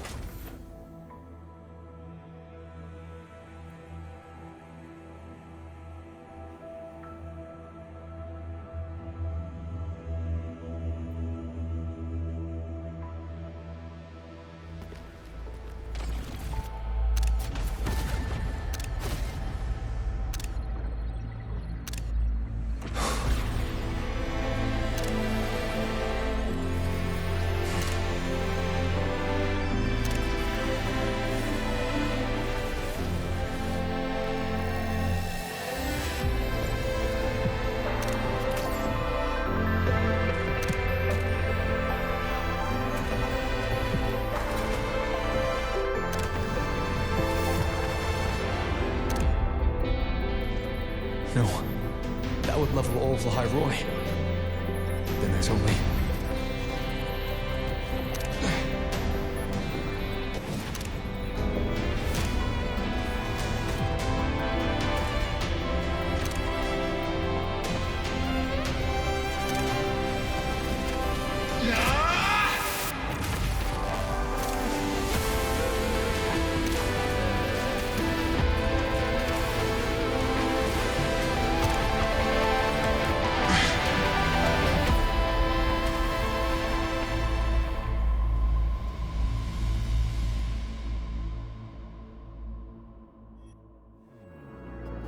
Starting to feel dizzy.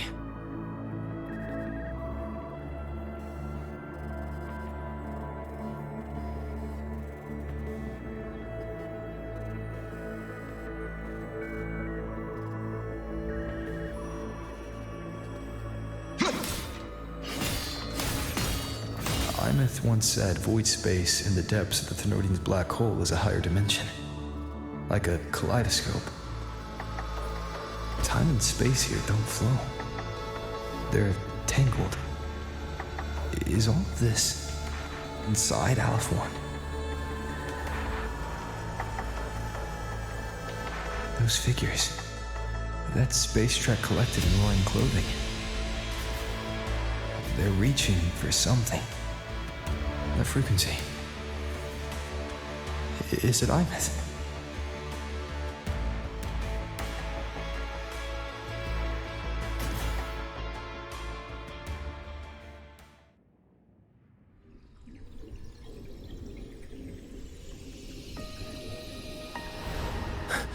Aemeath?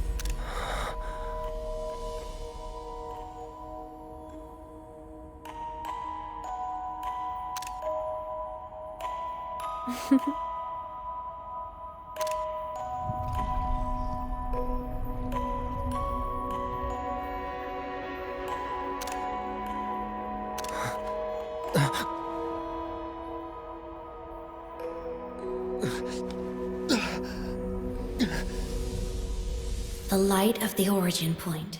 We will bear it.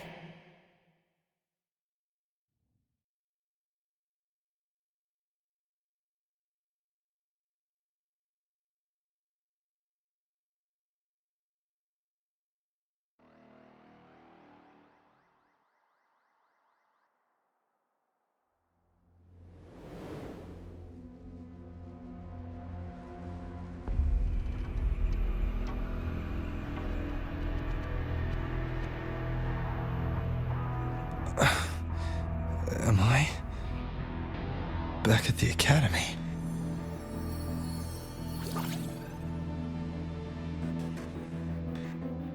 Yeah, you okay? Ugh, I feel terrible too. Something just yeeted us out of the Thenodian's gut. Oof. Rapid interdimensional whiplash is no stroll through the park, I tell ya.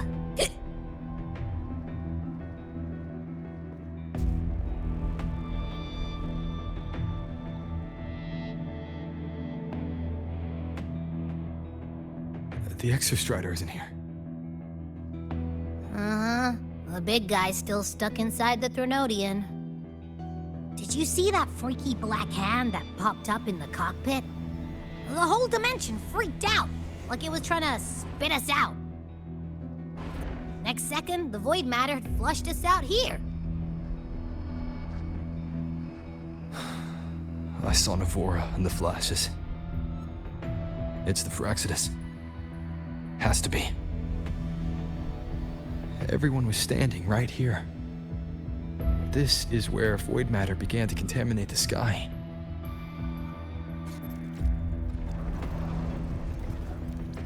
And Aleph 1 was watching me and the Exostrider beyond the gate.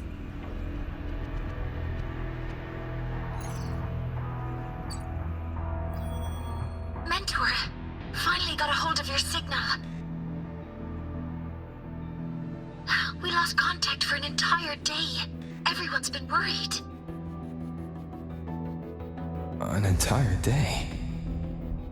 Felt like minutes. Time distortion from being inside the black hole?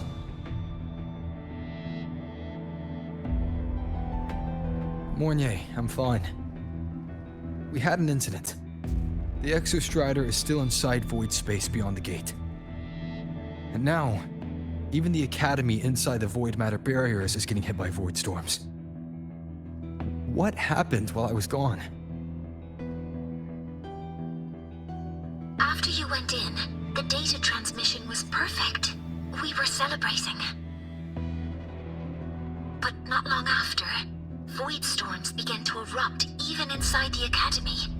We haven't been able to find any breach or source to explain it. Most of Lahai-Roi has been evacuated to the Collective's escape pods, with Black Shore support.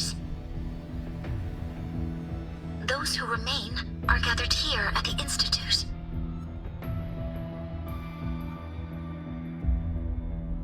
Whose eyes was I seeing through in those flashes?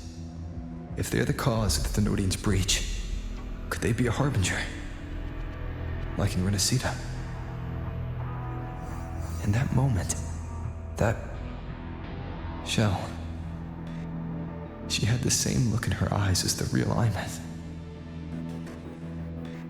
Why was she so set on giving me this cassette? What was she trying to say? Looks like I'll have to open it up to find out. I'm coming to you. I brought something back from the other side. I want you to see it first. The Thenodian struck like a bolt out of the blue. We may not know why yet, but we need to figure out our next move together. Understood. We'll be waiting for you at the Institute. That's a lot of Waveline messages. All from when I was beyond the Strider Gate. I really made them worry.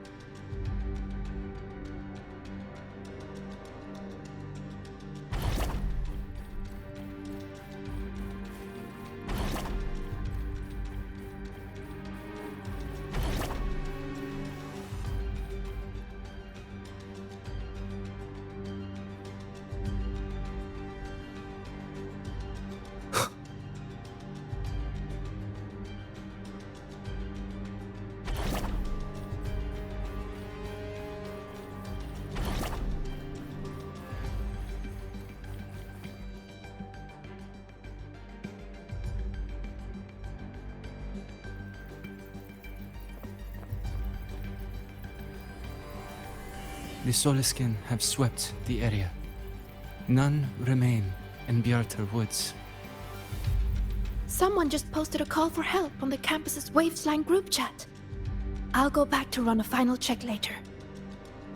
Sigrika, are you sure You alone can handle it. Don't worry. I have my runes. They'll help me drive back any contaminated exoswarm. The Soliskin will guide me too. I'm coming with you. Finding people is one thing, hauling them back is another. It'll be faster if we take my motorbike. Status report, Professor Mornier. The launch orbit has been confirmed. The drive replica is projected to launch in 16 hours, at which point it will initiate Duskvale. Then we evacuate every remaining soul in Lahai-Roi before that window closes. Check the ships at the Royal Frostlands port, in addition to the escape pods. We don't know how long Duskvale will hold. No one stays a second longer than necessary.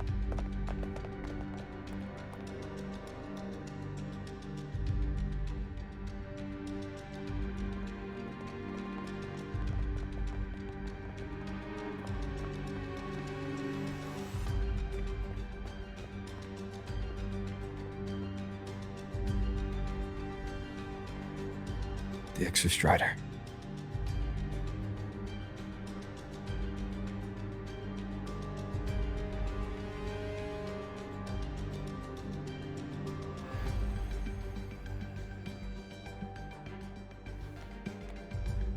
I heard from Professor Mornier.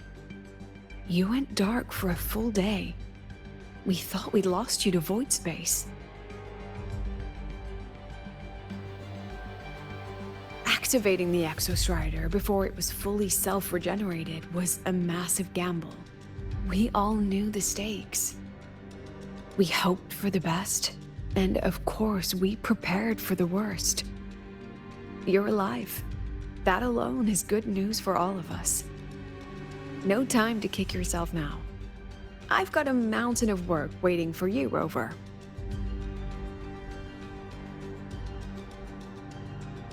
Please, have a look at this, Mentor. The Research Institute is running the final modifications on the drive replica now. The Roya are assisting with assembly and verification. It's built from the framework of the fallen reactor drive. Various materials from the Exostrider, too.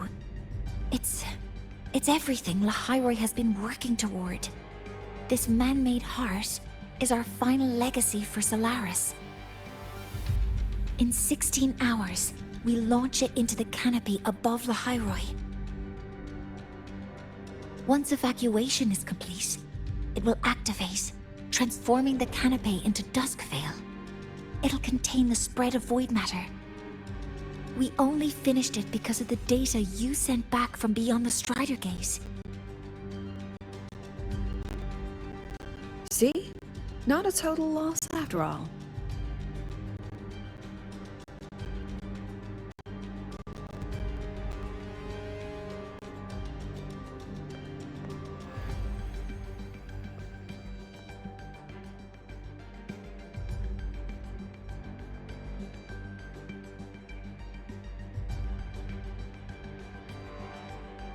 Thank you. All of you. About what I experienced beyond the gate. There's something I want to show you.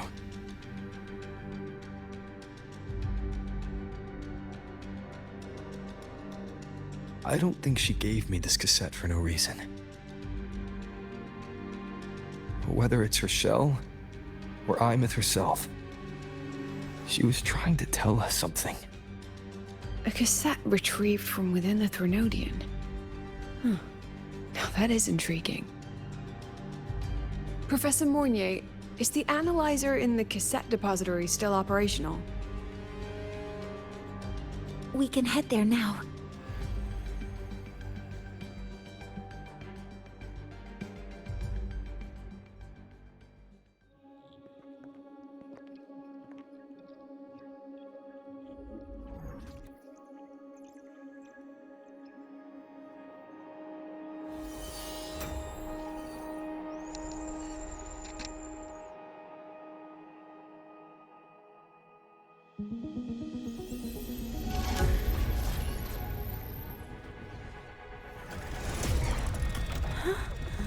What's happening?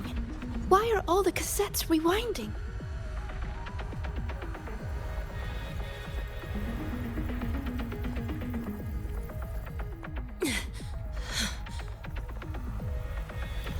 whole server bank's going nuts.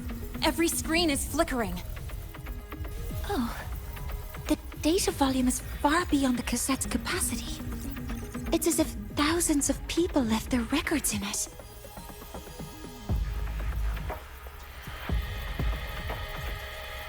The storage system is destabilized. It's now flooding data into every archived cassette in the room. But this isn't memory data. Aside from the corrupted junk, the compressed mass consists of coordinates. Coordinates? From beyond the gate? Are they locations inside the Threnodian's black hole? Based on your report, Mentor, conventional space-time doesn't apply in void space. You can't plot a standard map there. If Aemeath went to these links to give us this, she wouldn't have made it impossible to follow. What if they're coordinates in Lahai-Roi? If such is the case, the origin might be... Please, allow me.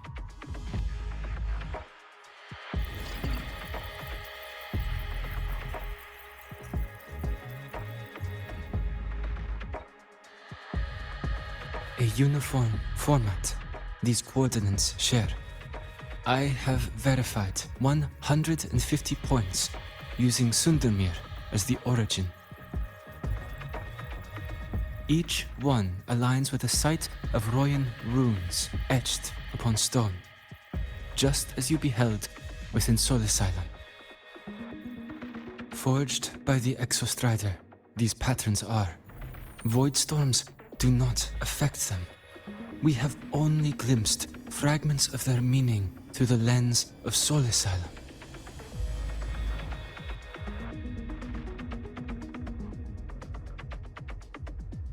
I see. Let me overlay these coordinates onto a Lahai-Roi map.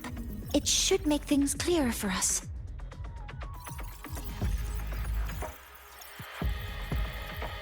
Done. Using Sundermere as the origin, the distribution looks like this.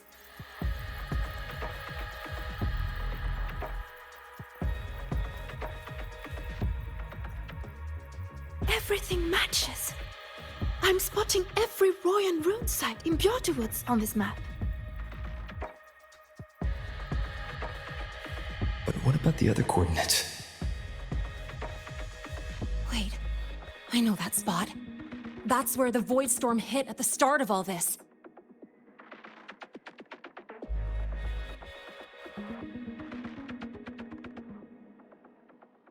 You know, that time when we first met?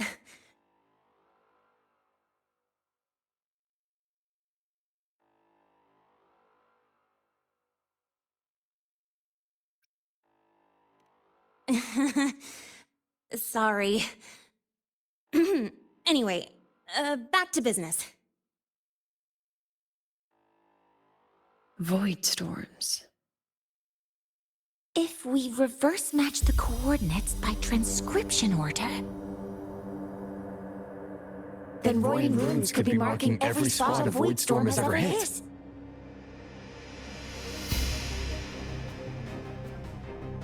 So it is.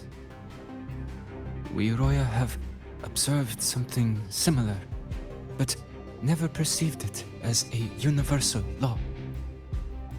Well, the runes aren't exactly neon signs on the stone boulders saying, "Look here." There are too many locations.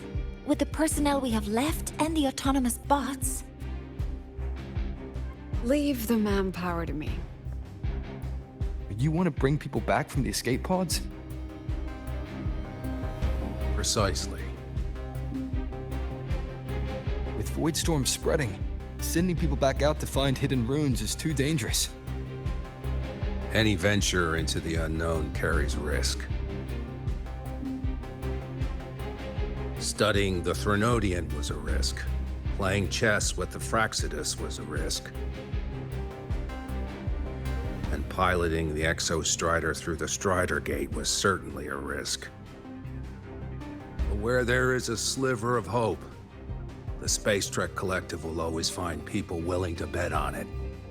Once Dusk Vale is initiated, this place becomes a sealed tomb. The intelligence retrieved from void space is our only remaining asset up for study. It's our only leverage against Aleph-1 before Dusk Vale fails.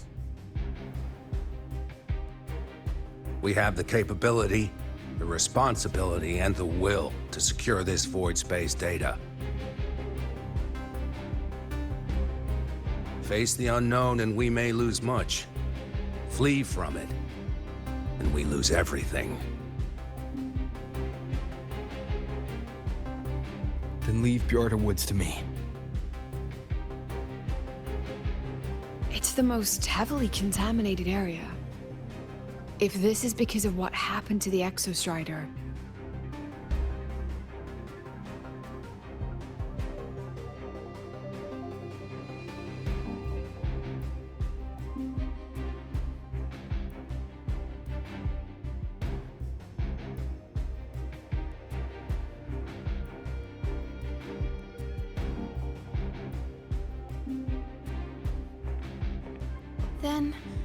Then please give me your hand, Senior.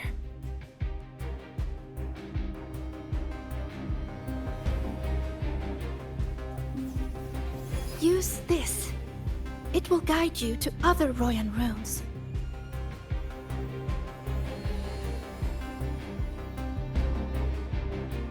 Oh, and take this one too. It's for protection. With it, you'll definitely come back safely.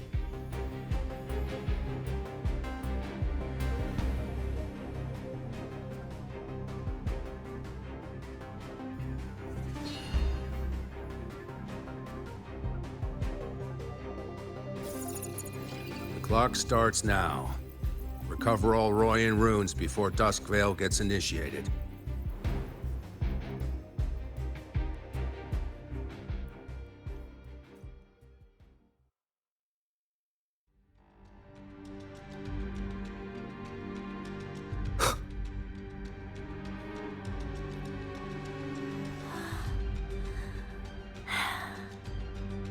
My hand feels so warm. Incredible. It's like magic. Huh. So, this is a Royan rune. I'm splitting everyone into teams. They'll depart in waves according to their assigned groups. I'll take Good. charge. I will I'll make prepare sure the none of interpretation Space for Trek the Royan Collective's runes. Proprietary tech leaks.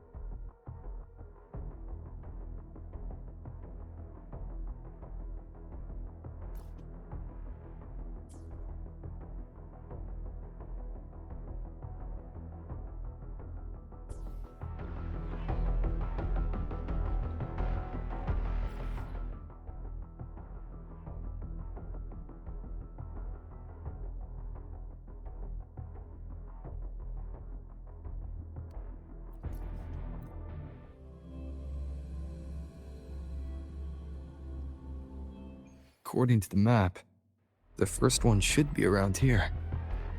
Ah, didn't notice before, but, there are some shredded frequencies hanging around this spot. Abby, you're awake? Didn't seem like the right time for a chat before. But hey, you've got a real knack for rallying the troops, huh? The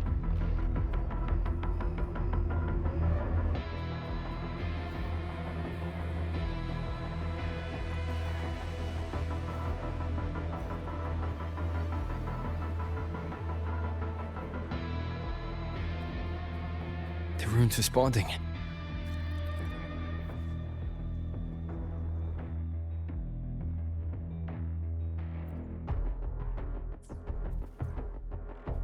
Whoa, something's glowing over there. Those outer rune fragments. Line them up just right, and they might connect with the runes and the boulders. Let's try.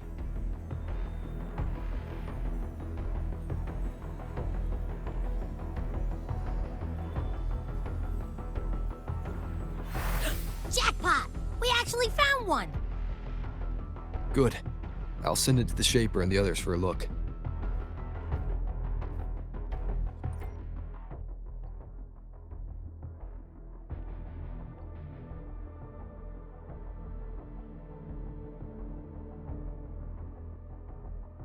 All right, on to the next rune.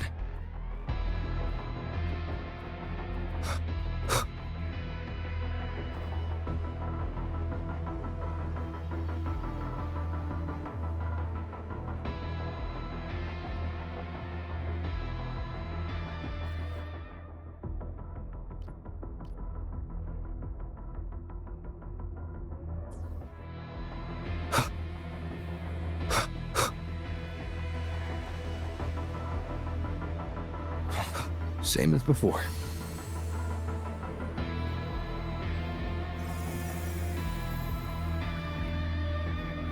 According to the mission details, there's still one left.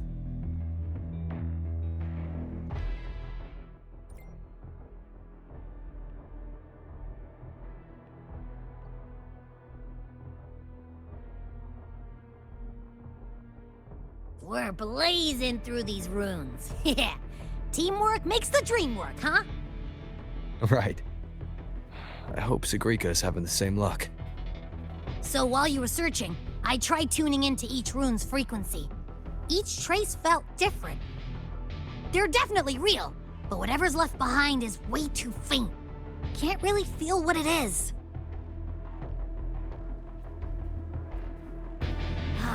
This is the last one, right? Yeah.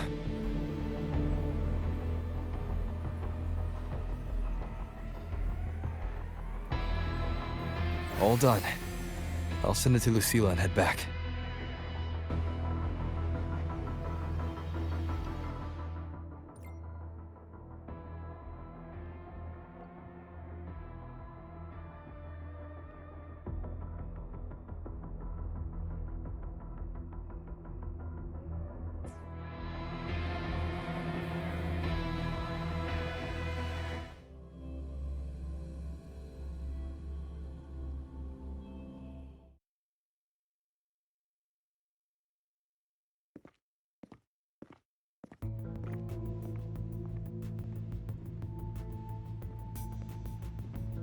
What's going on? Ah, Mentor, you're back. We've finished analyzing the runes, but their meaning still escapes us. As for the overlapping coordinates, we've run multiple standard decryption algorithms, but the results are contradictory.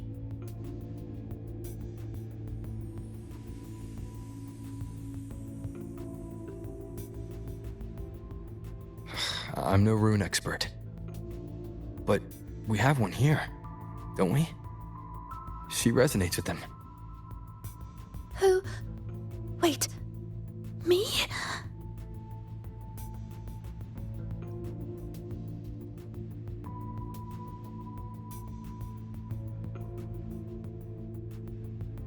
If you're asking me, these runes don't feel flat.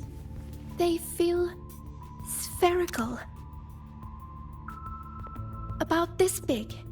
And these 2 points are relative. Like this. 3-dimensional coordinates.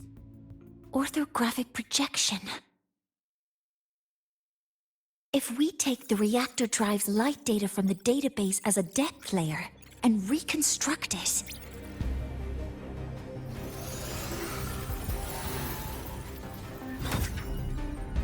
a map forms.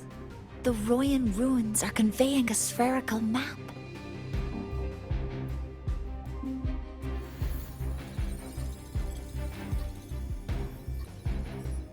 What are these 2 places? The one on the surface corresponds to the Strider Gate. As for the one at the center, there's too little data to confirm. But by geometric definition, it's the origin point of the entire map.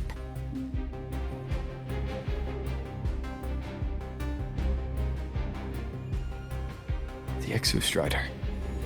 That must be where it is in void space. It's the only thing that could survive there. The lodestar Aemeath was trying to show me. Contamination around the keystone is off the charts. We've got no viable spatial data. In other words, using the Strider Gate to get you to void space isn't an option.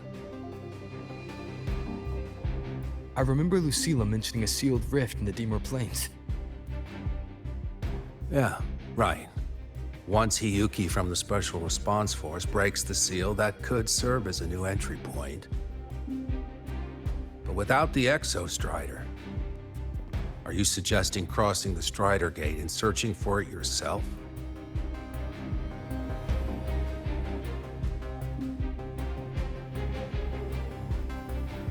Now that we have a concrete map, I should be able to retrieve the Exostrider before my power of separation gives out.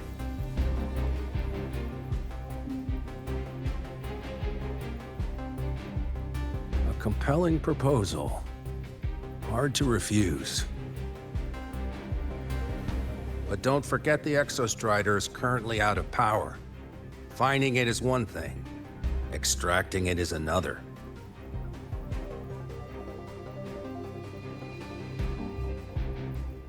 And then we set a hard deadline.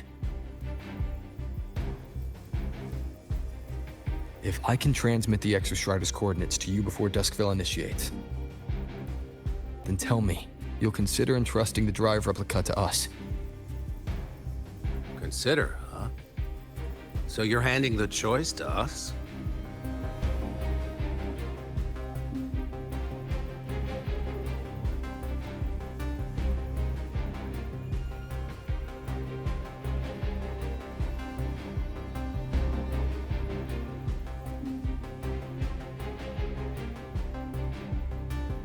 I'm not asking for a guarantee. I'm trusting you, the professionals on this side, to make the right call. Whatever that call is.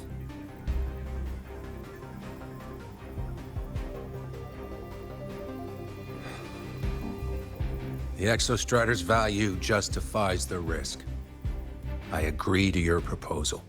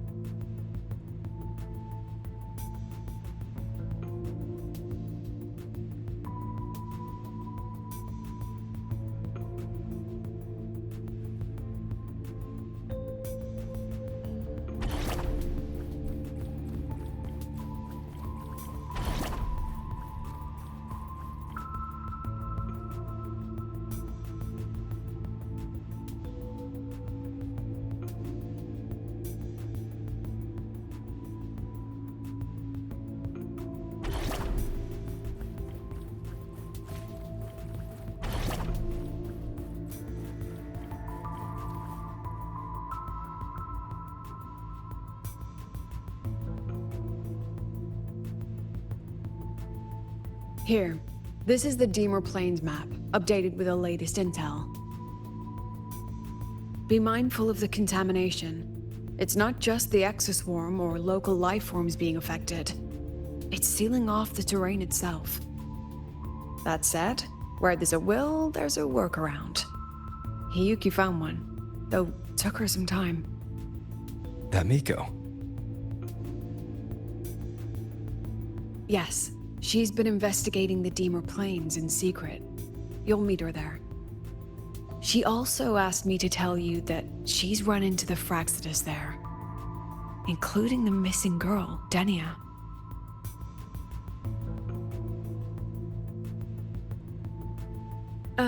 Let's just say honesty is in her nature. She just thought you might want to know.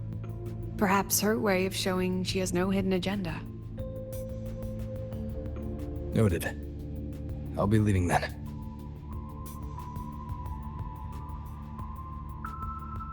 Wait. Look me in the eyes.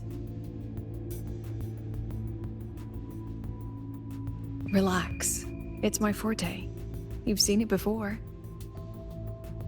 I will temper this moment into a bullet of memory, carved with your name, your face, and all you have been. What carries you is not only your own strength.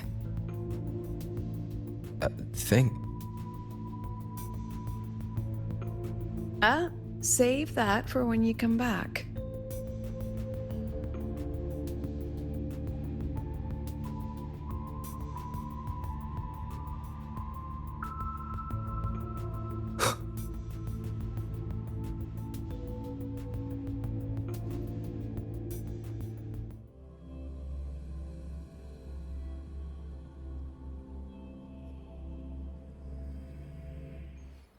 An entry point hidden in the Deemer Plains. Time to get to Bjarda Woods.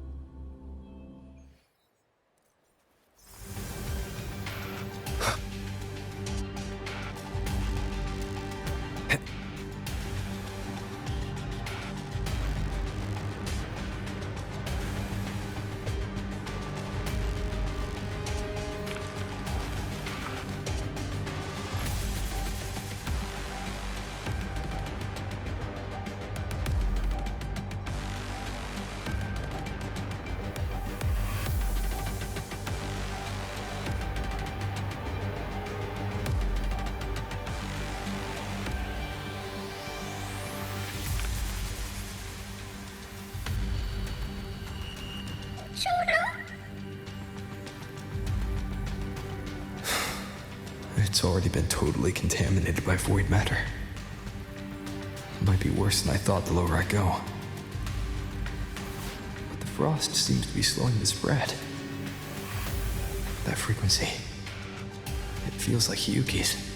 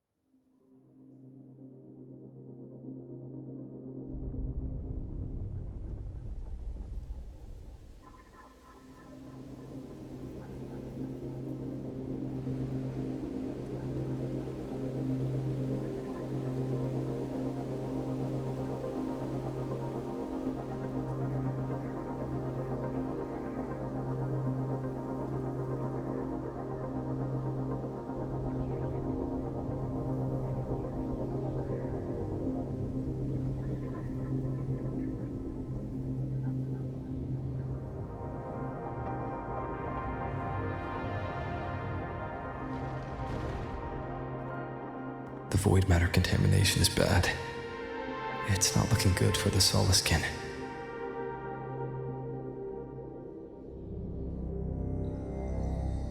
And this white bird.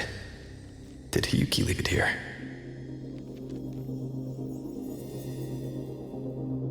All right. Lead me to Hiyuki.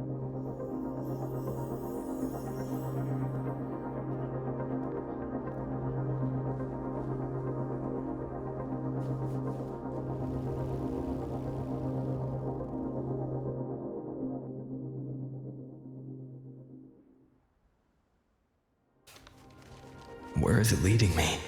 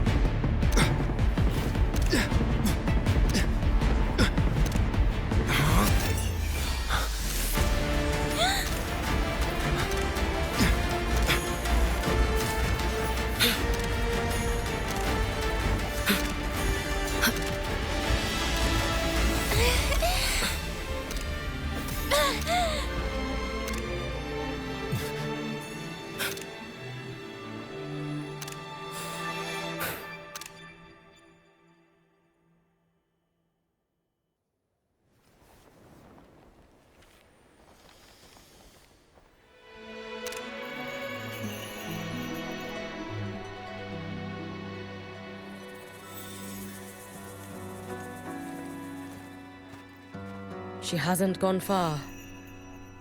Probably watching us from the shadows.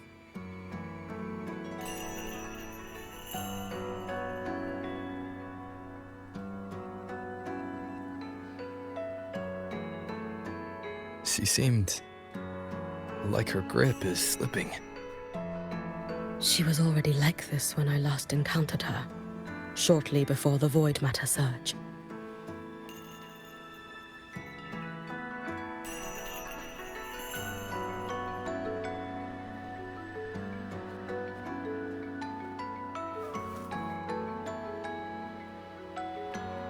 Hiyuki, when you fought Denia, did you see anything like a shadowy hand? Yes. Then Denia was behind the incident beyond the Strider Gate. Could she also be responsible for the Academy's void matter surge? Lucilla contacted me. She said you intend to return beyond Strider Gate. The roads here have been swallowed by void matter. There is no direct passage. Lucilla must have told you of the rift that appeared over a decade ago. Thinking back now, that was likely the Fraxidus' doing. Luke said the Grand Architect caused that rift. That was what led to Aemeath's death in the simulator cockpit.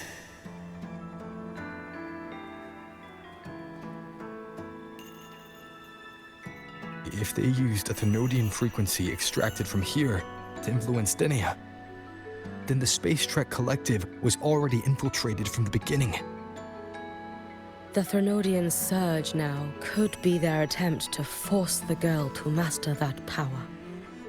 Or perhaps that power within her has simply broken its leash. Long ago, I sealed a portion of my own power there to help aid the Solvane Heartwood resist the Thenodian. Break the seal, and you will pass through the rift to reach the void matter depths beyond it. Understood. I'm relying on you. Let's go. Time isn't on our side.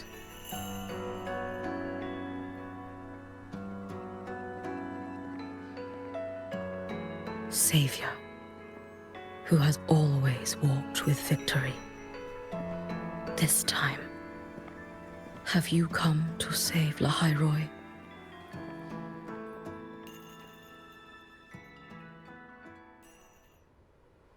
This is...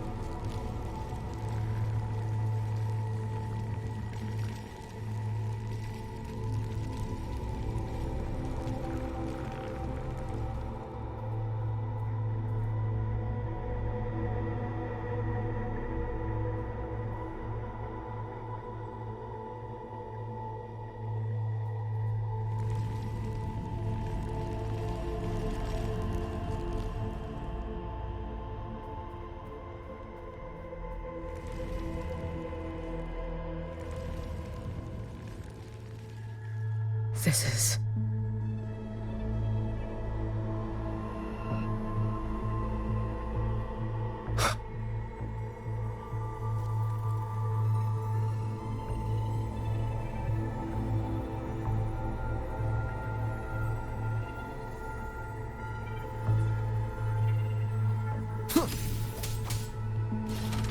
Is it trying to tell me something?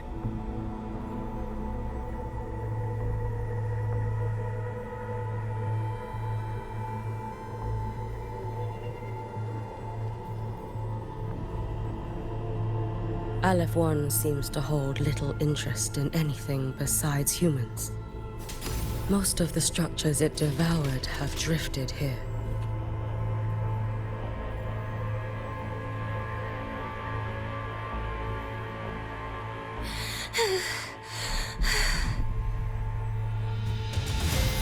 It's that girl. Be cautious. Denia! Can you hear me?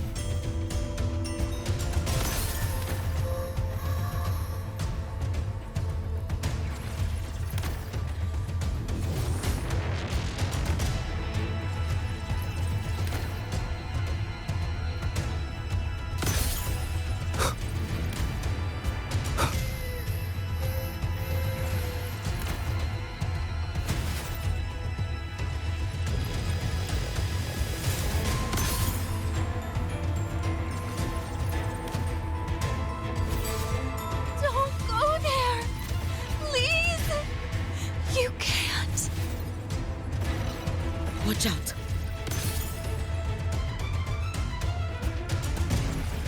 No! Don't! Let me handle this.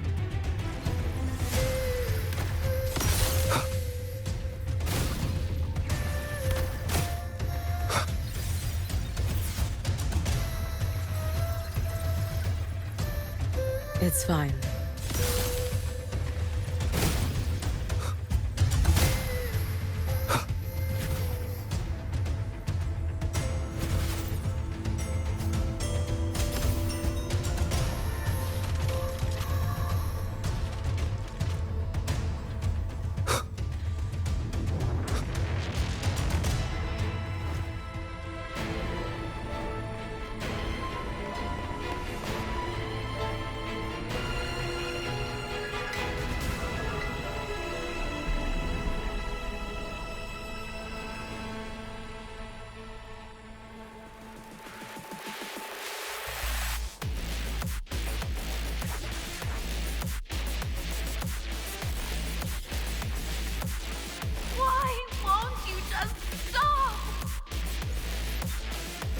We need to use these blocks to make the climb. It will eat you.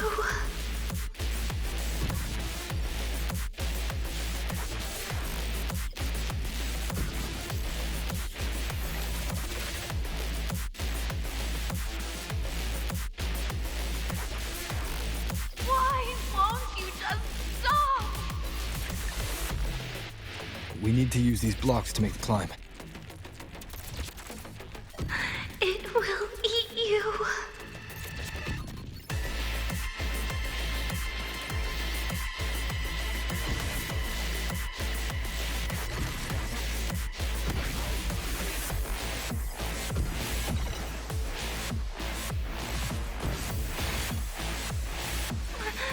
Sorry.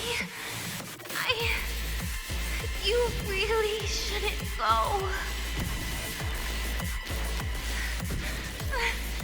I sent you away. So why? So it was you, Denia.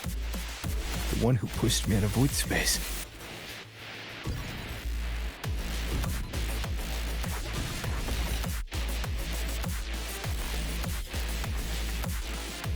Oh, my head. It hurts.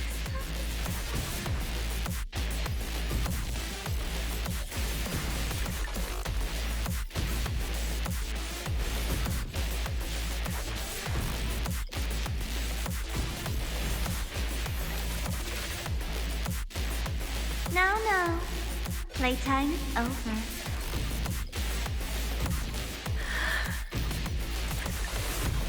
Come back to me, sweet girl.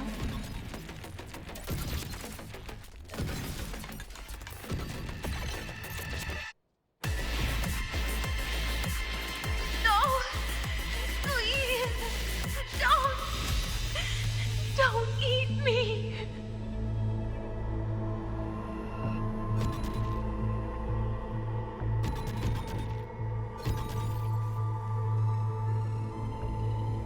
That child's state. She did not appear to be under complete control. It was Denia herself who stopped us. Let's go. We need to get up there first. Got it.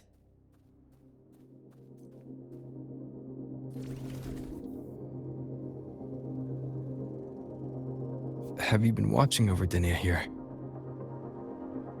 Yes. After I sensed the Thenodian's breach, I sent my Shiratori to trace it. That led me here, to her.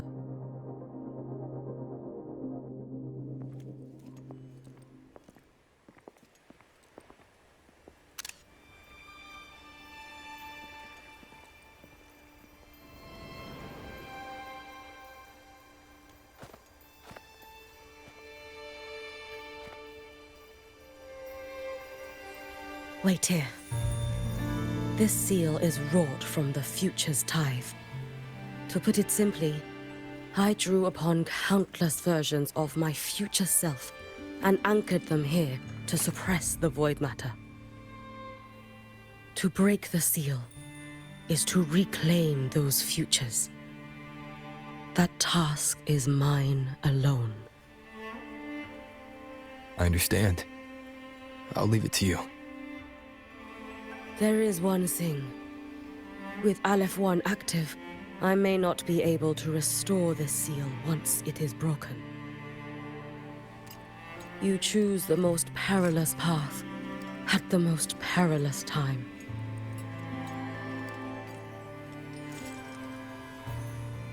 I know your strength. I know your history of victory.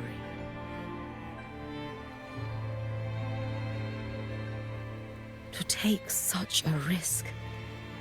Is it because you remain confident you will not fail? That you cannot lose to the Thenodians? No, I've failed before. I don't think anyone can win forever. If I never lost, maybe I'd still have my memories. I wouldn't need to start over. And Solaris would be free from the lament. I do this because I can. And because someone has to.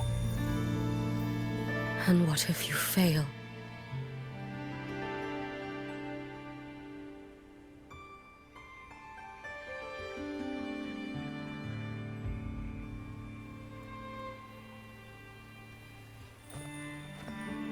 I meant, what becomes of you? Maybe I'll be lost to void space. Maybe I'll find a way to turn the tide. I can't know right now. But if I don't try, there's no way I'll ever know.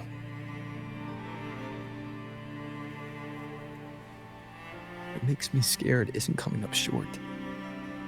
It's the thought of not giving it my all. The cost of this attempt is steep, and you bear the weight of many. I expected more caution. To fail even once against a Threnodian is to invite apocalypse. Even knowing this, you would still go. Hiyuki, Lucilla told me you fought a Threnodian in Ashinohara for a long time. I don't know how you did it, but I can only imagine what it took to hold the line in a place already so destroyed. So, I'll ask you. Did you fight in Ashinohara because you were certain you would win? No, I was not. I never was. Then you understand why I'm doing this. You would make the same choice in my place. I see. I will attend to the seal of Flaming Sakura. It will not take long.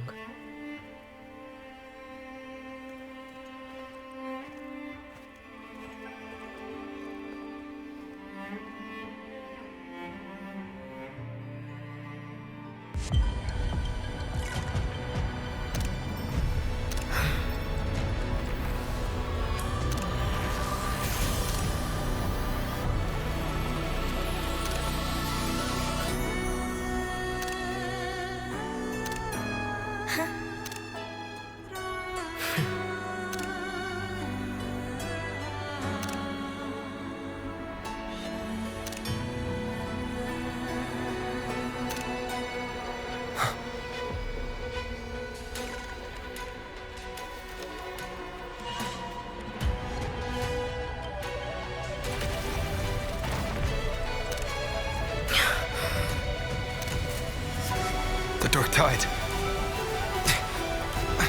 Hiyuki, let me help! No need. I must do this myself.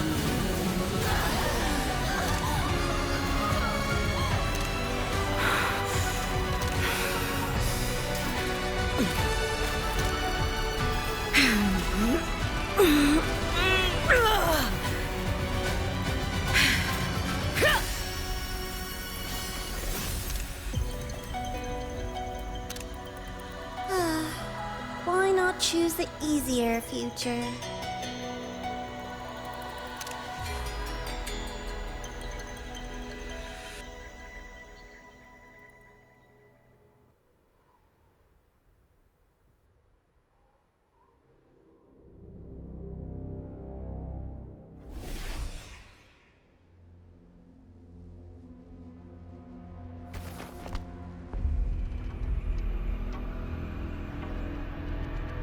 The girl.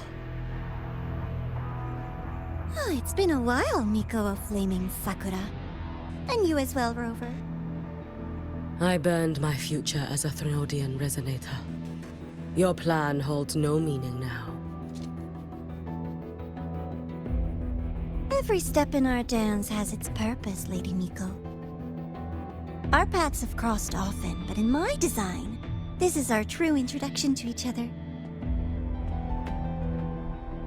Because at last, I have a masterpiece worthy of your attention. You infiltrated the collective for Denia and Hiyuki. You wanted Leviathan's power to merge them into one. Denia was always a Fractidus creation.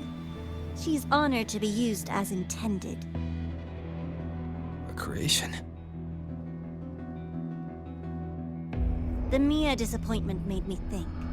If I could just create a superior vessel, one refined by a Miko's spirit, perhaps it might bear the full might of a Threnodian's power. As for the outcome, you would know better than I, Lady Miko. Wordplay won't change your failure. Leave, you tedious avatar.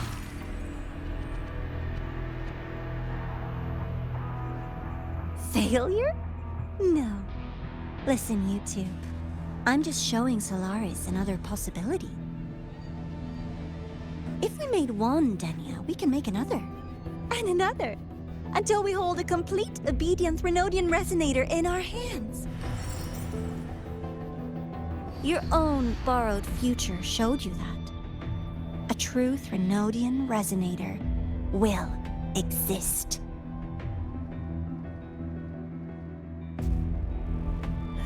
Help! Help me! All that desperate running on the wheel and you still came up short. I'll have to throw you away.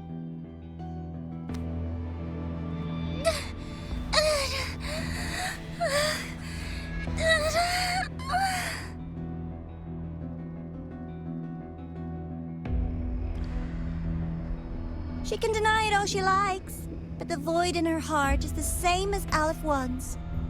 That emptiness, it will always pull her towards the Threnodian's power.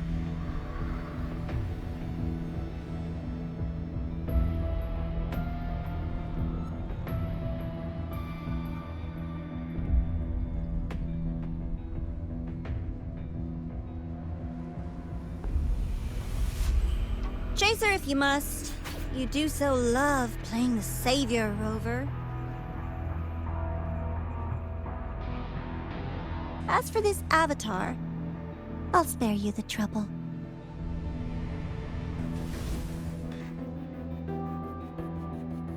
Wasting time on one of their avatars is pointless. Come on, Hiyuki. The seal is open. We have a job to do. Denia needs us.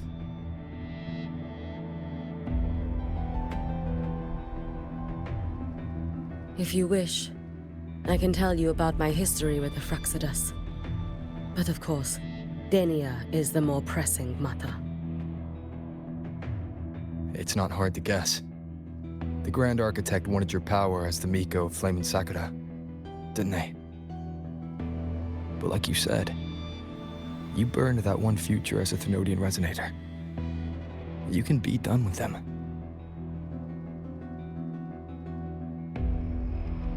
Right now, Denia's state is what worries me. I fear that child may already be.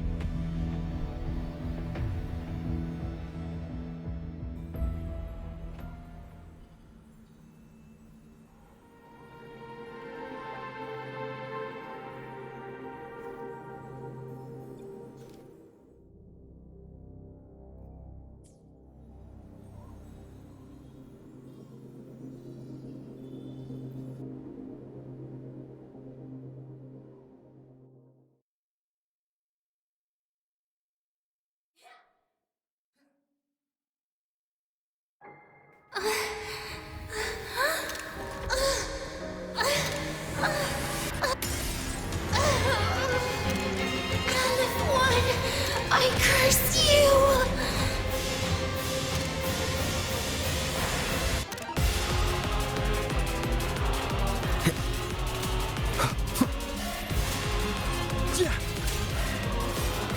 You, the Space Track Collective, all this running around for nothing. Hopefully this helps. Annihilation! You can trust me. Lend me your strength. Your days are numbered. Not another step! Worry not for me.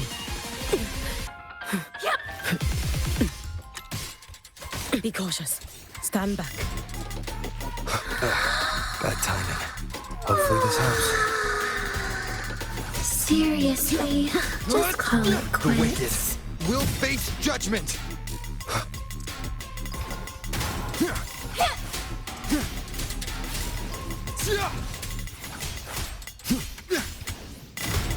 I am the Tempest!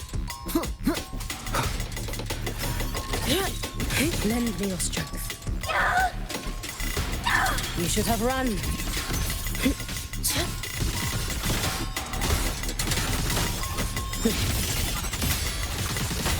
Too late to escape. Wind calls, waves follow. The wicked will face judgment! Just stop! There's still time! Why won't you? Still refusing to turn back!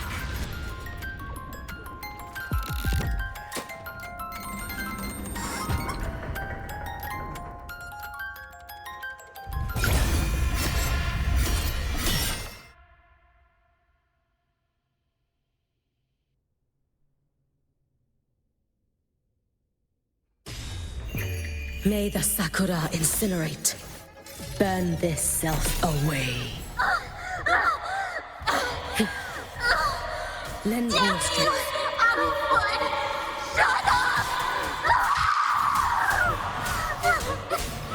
Hopefully this helps. Waves rise.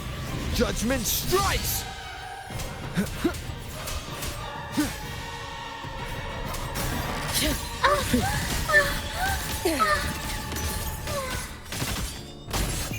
Let there be snow.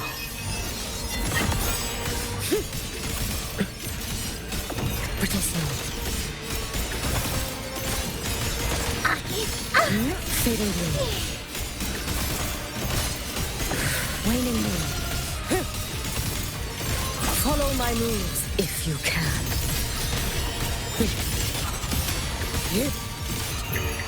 For all wishes spoken, this vessel I offer.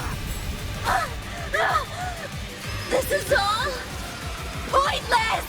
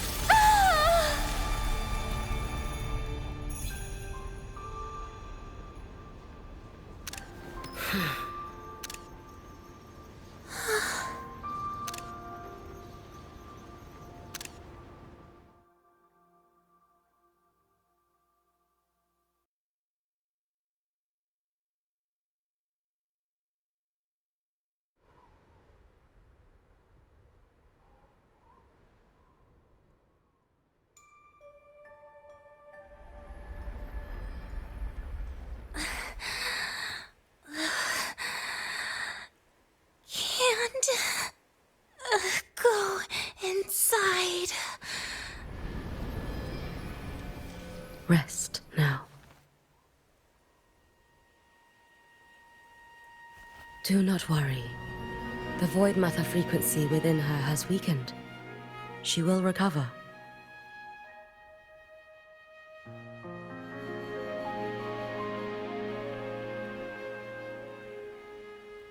Forgive me, but I believe waiting for the void matter to spread would take too long. This will be faster. Allow me to handle this. There is not much time left in your deadline with Mr. Chase.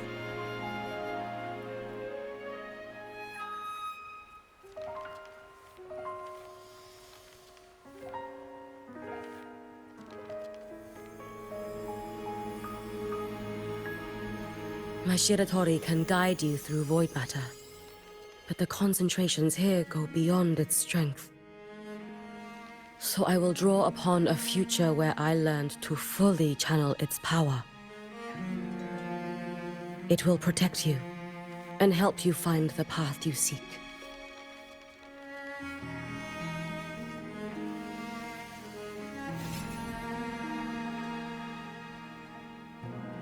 The rest is yours to face.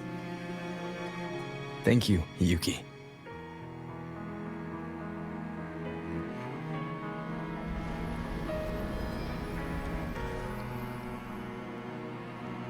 I've read the Space Track Collector's report on Aemeath. She wrote that her intention is saving the world. Lucilla said you are her family. I suppose you must be the reason she held that vision.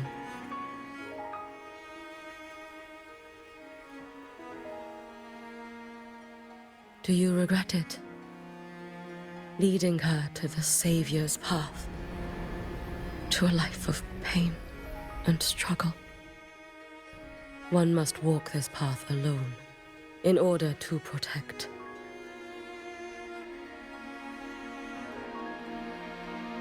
And those who walk it out of admiration will lose themselves in the mire.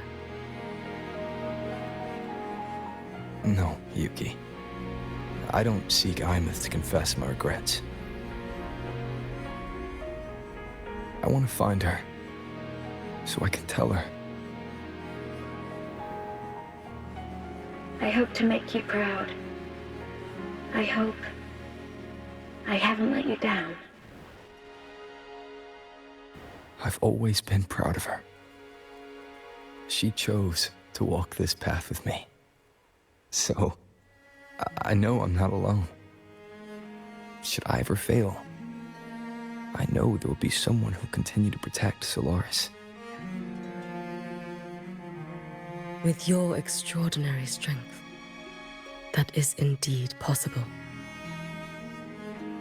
But for those who are too weak to save others, there is only futility waiting at the end. As I learned when I failed to save Ashinohara. All I can do now is hold my Sutsu tightly to ensure that after Hiyuki, there will be no more Miko of flaming Sakura. That is all that remains.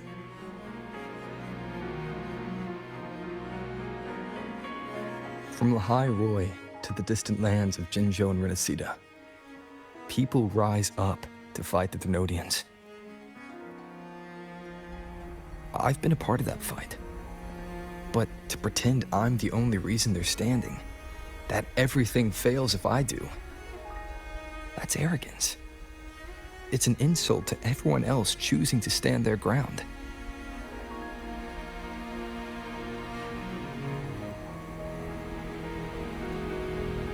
My victories were never mine alone. If even one person makes it to the end of this road, then we're still winning. Hiyuki, when you're walking alone and feel that weight, just stop for a moment. Look around. Stop. You'll see that there are people who draw strength from you.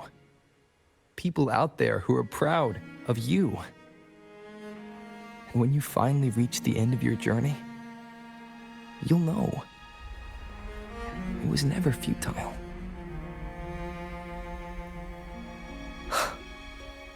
How enviably brilliant.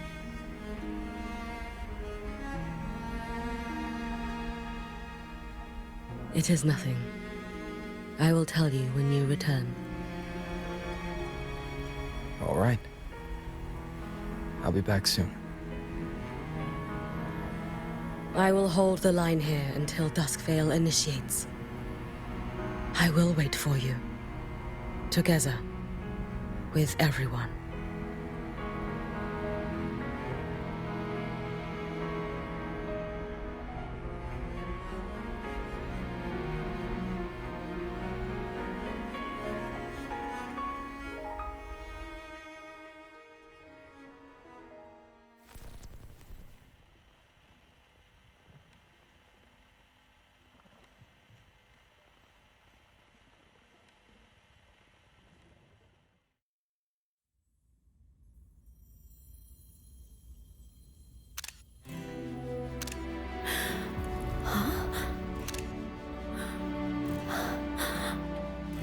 Exostrider?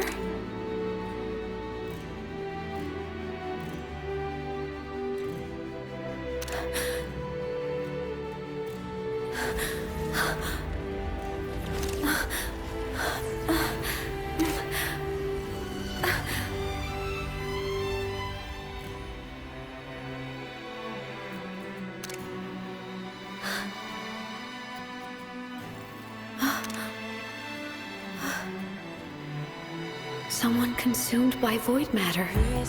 Come here. The Exostrider's power is nearly spent, but I'll do my best to protect you.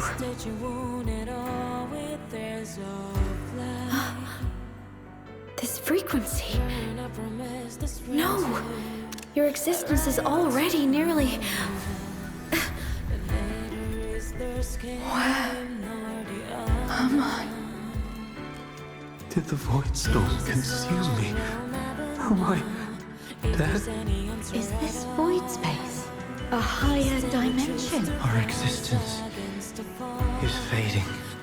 Did you just say that time and space have no meaning? Who's speaking? I can't see you, but I can feel you. Sound doesn't travel here. Thoughts do.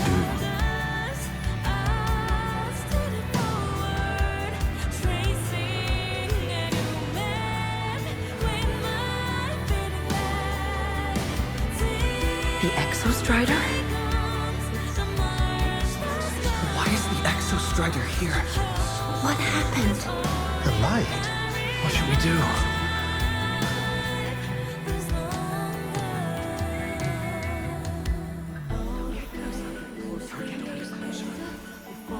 It's too dangerous, too dangerous. What are you doing? This is meaningless. That's enough. It's futile. Our lives already ended in the void. I heard the Exostrider's cry for help. I want to find it. Time and space don't mean a thing. You'll never reach it. I know what the Exostrider means to Lahai-Roi, but This is meaningless. You want to give save up. it? How? It's futile. But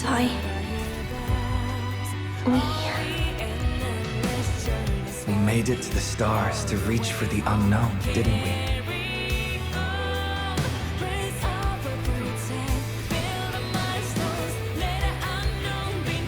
Just another step on a long road of discovery. You... This is where we came from. A space-time coordinate with the Exostrider as the origin? But that's impossible inside a black hole.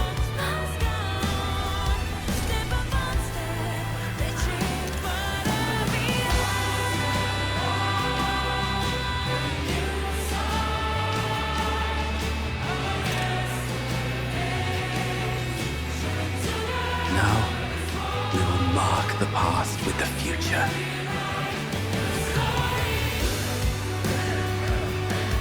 Thank you. You charted the unknown with your lives. I'll make sure it's not in vain.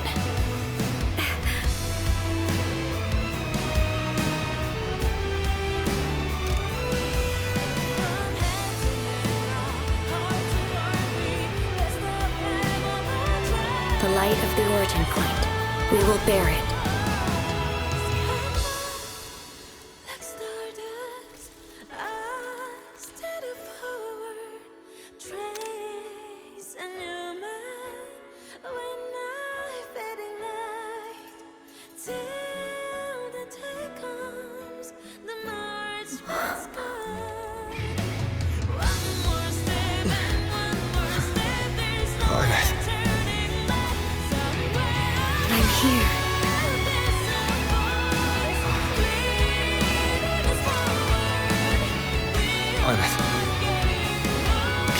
drive replica here.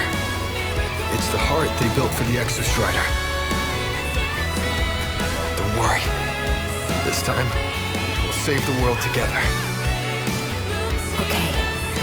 I'll bring you back humanity's hope. So, wait for me.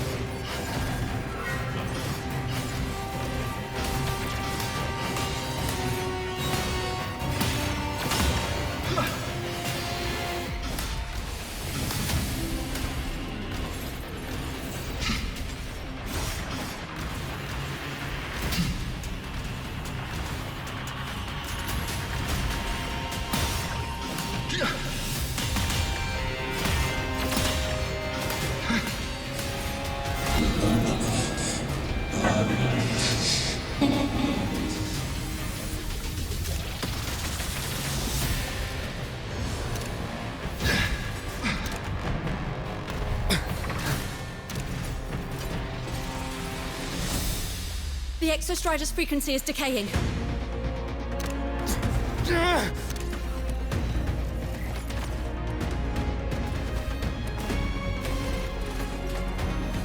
Its reading is about to flatline.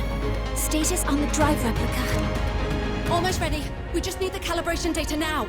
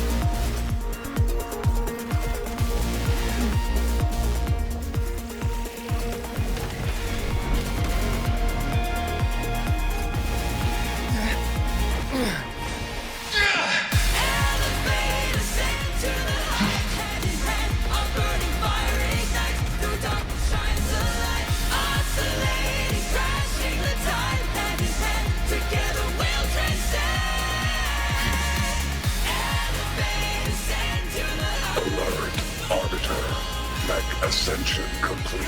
Systems at peak. Ready to re-engage enemy. Exostrider, you're awake. Assessment. A human heart is now operational within me. I can now speak with their voice. In Frostlands, where civilization should not have taken root, a collective was born. A will to explore what lies beyond. They have chosen me.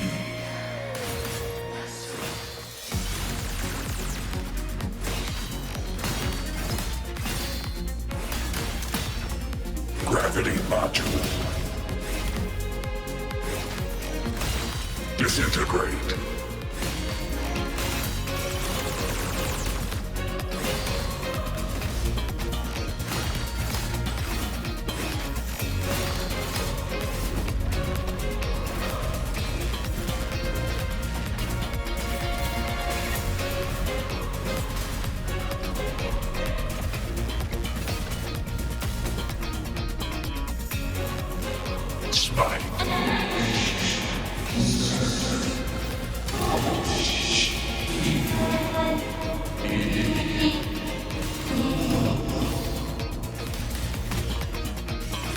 Directive. I voyaged here to fulfill my mission. Life on this planet has the right to explore the vastness of the cosmos. You see the civilizations across the stars only as food to quiet your hunger. You cannot comprehend the will that drives them.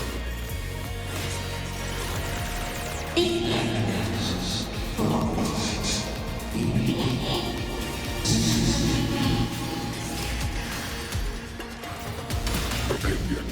Even if humanity's final frontier is an endless void, it is not proof of a meaningless pursuit, Aleph-1.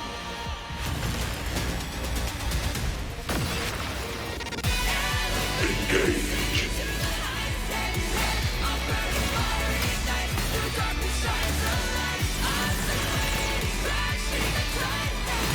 Disintegrate. Smite.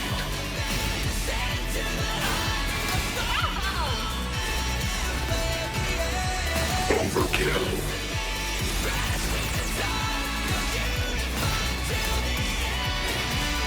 Verdict. Downfall. Ranged module.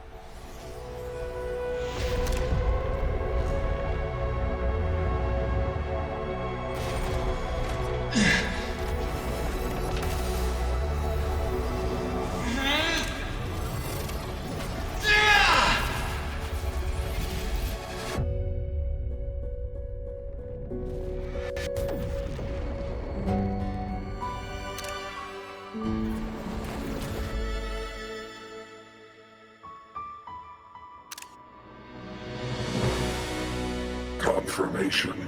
Battle concluded.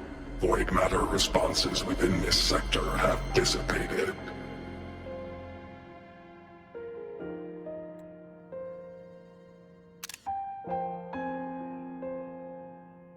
But Threnodian Aleph-1 wasn't destroyed. Analysis. Resonator Aemeath. Under current parameters, the permanent termination of Aleph-1 is impossible. Therefore, I exercised autonomous judgment and exiled it to the furthest reaches of this universe.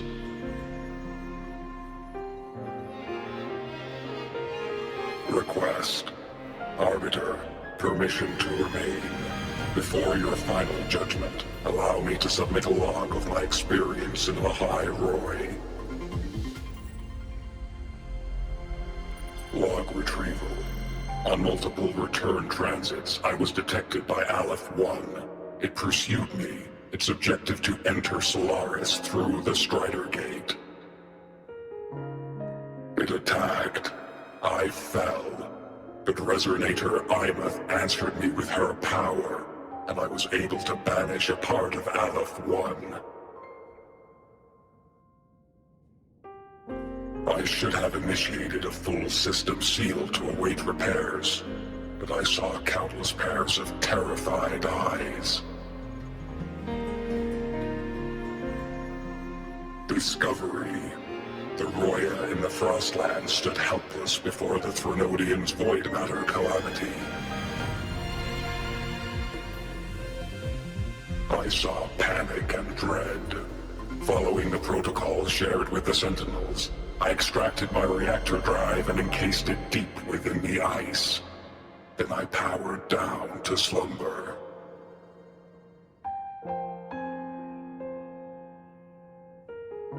Exception. A momentary reactivation occurred. Resonator Aemeath resonated with me a second time. She required my power to mend the Strider Gate rift. I complied.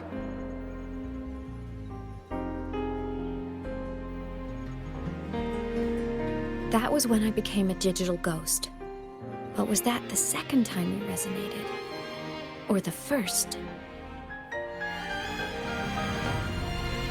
Initial assessment. Upon reactivation, standard procedure was to request your retreat. Direct engagement with Aleph-1 was a tactical irrationality. But the human heart granted me a voice. The will of this civilization gave me the strength to stand with you. Component analysis. This drive replica forged by humans is crude and fragile compared to my original drive. I can feel each one of its pulse cycles, violent, eroding itself with every beat. The shrill, grating friction of wear. This is the first time I have ever heard myself. A heartbeat bestowed upon me by them. With this heart installed, I have acquired capabilities previously undocumented outside the Sentinel Mech series.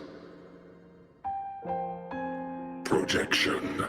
Given Threnodian Aleph-1's abilities, we must assume it retains the capacity to return. Once the Strider Gate is fully sealed, I will remain on this side as its guardian.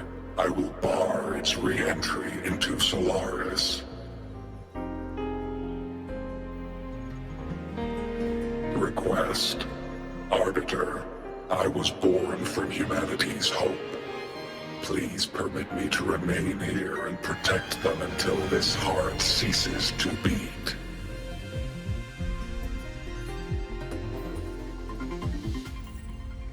Query. Resonator Aemeath, are you willing to accept a portion of my power?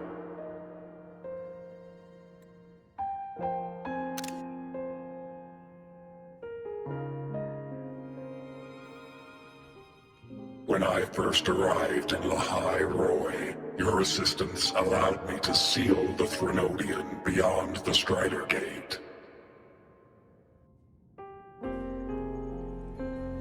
Your current state is a consequence for which I bear responsibility. While I slumbered, you safeguarded Lahai-Roi in my stead. Now, the death that once drew near has been severed. Henceforth, your companion will be an enduring life. Summary. I am experiencing the state defined as guilt. Oh, Exostrider, you're really wearing your heart on your sleeve, aren't you? But hey, I chose this path myself. Made my peace where it ends a long time ago. As for your question, this savior's got a career to uphold. Gotta level up if I'm gonna keep kicking bad guy butt, right? So your power? Hell yeah, I'll take it. Authorization. Resonator Aemeath's agreement confirmed. Synchronization limit removed. Commencing resonance.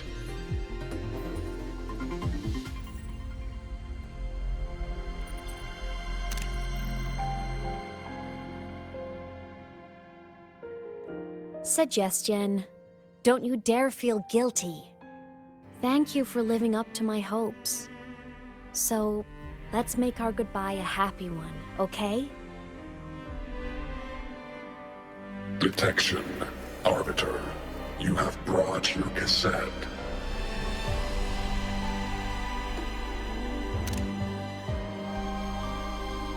Proposal. Please allow me to take it. I wish to burn a frequency onto the tape for you to return to Lahai-Roi. Briefing. While traversing the stars at high velocity, my trajectory once intersected with a slow-moving probe. Its hull was marked with Solaris script.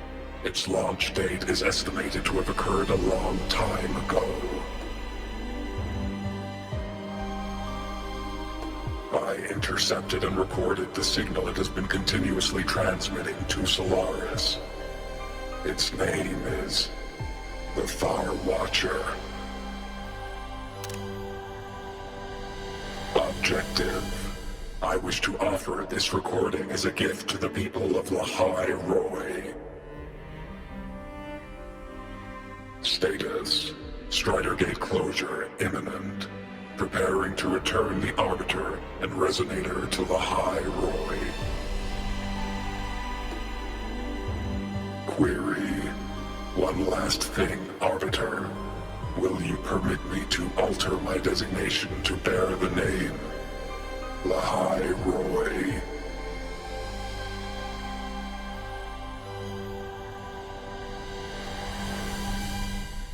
Designation change complete. Thank you, Arbiter.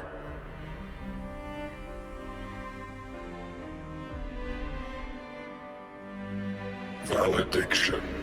Farewell, Arbiter. Please deliver my temporary goodbye to the people who forged this heart.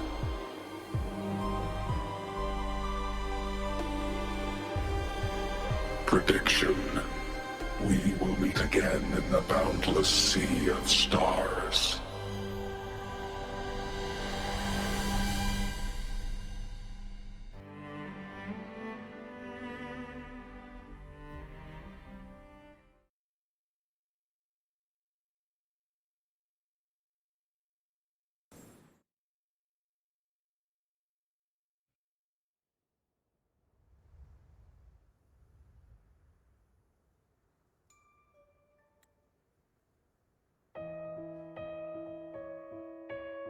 It's been so long since I last saw Solaris.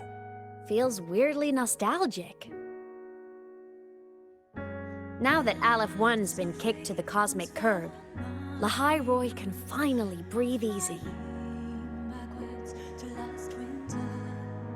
I was gonna say we saved the world this time, but honestly, it was the explorers who fell into the void matter. They're the ones who mapped that data on me and the Exostrider inside the Thronodian's black hole. All I did was burn their findings onto a cassette for you.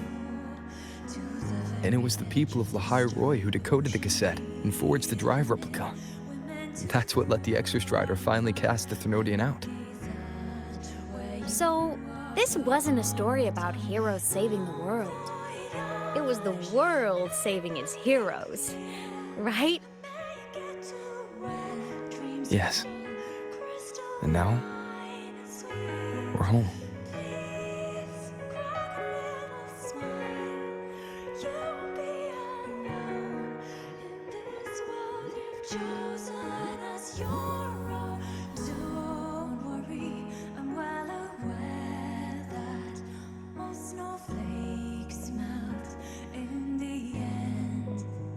You're back.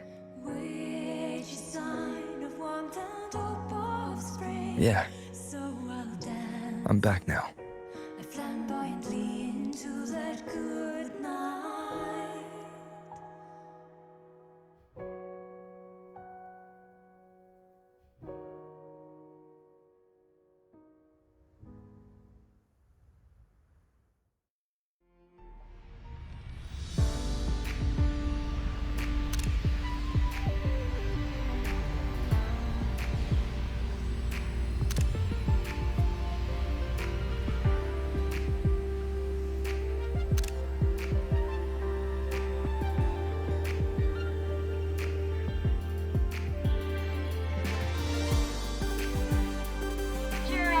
One's recent activity, impact was successfully contained to the Denia planes.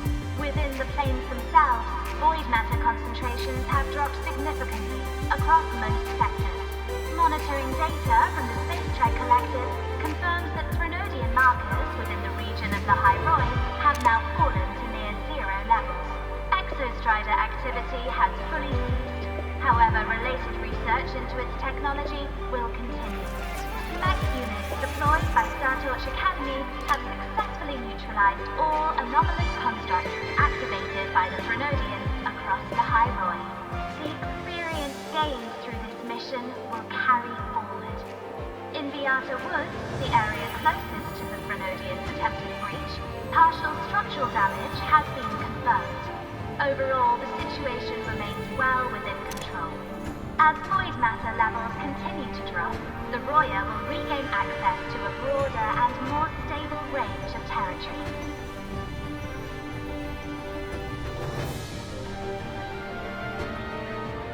Once shrouded in void matter, Lahai-Roi now stands restored. This was made possible by the choice of every last explorer. The road ahead is vast. We will reach the stars. And then, we'll keep going.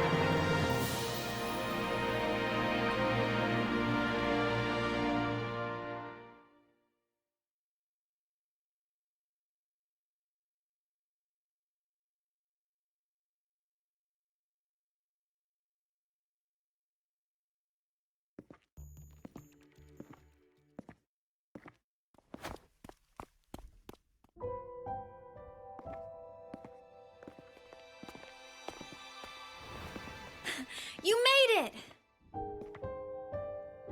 Turns out, decoding what the Exostrider burned into your cassette was way tougher than the Institute thought. They only just finished today. Over here! Everyone's waiting for you.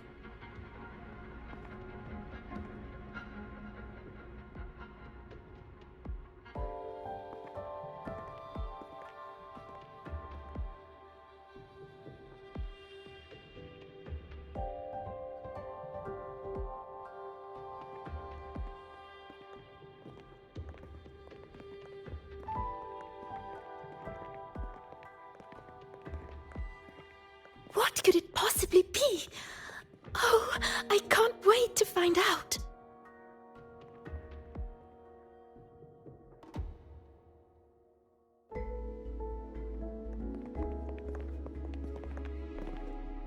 The Far Watcher.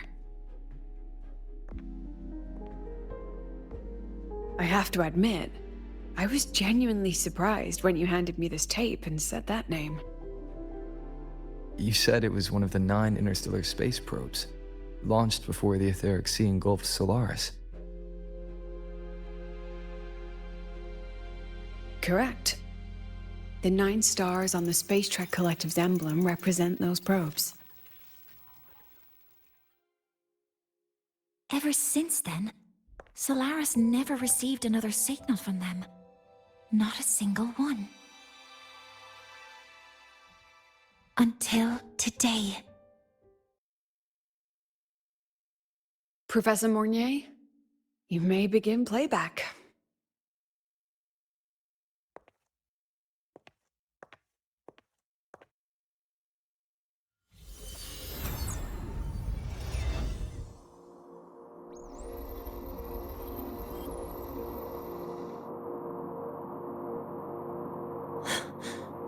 This sounds like white noise.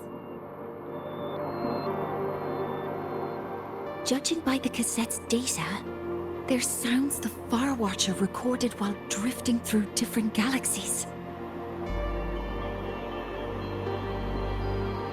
Sounds that have been lost to us for centuries. Silenced by the etheric sea. So that's why the Exostrider wanted to give these recordings to the explorers of Lahai-Roi today. Because this is a gift from light years away, sent by the explorers of Lahai-Roi's past.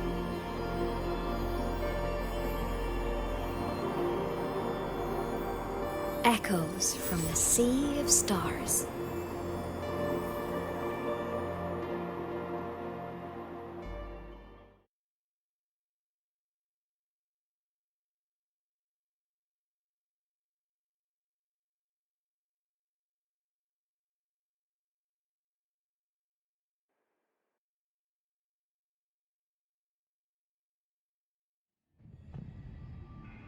The Space Trek Collective has taken in that Denia girl, just as you wished, Grand Architect. Good. Just let them care for the little doll for now. Such an extraordinary performance. I'm sure I can find another role for her later. All retrieved data has been processed, awaiting review at your leisure. May I ask what you plan to do next?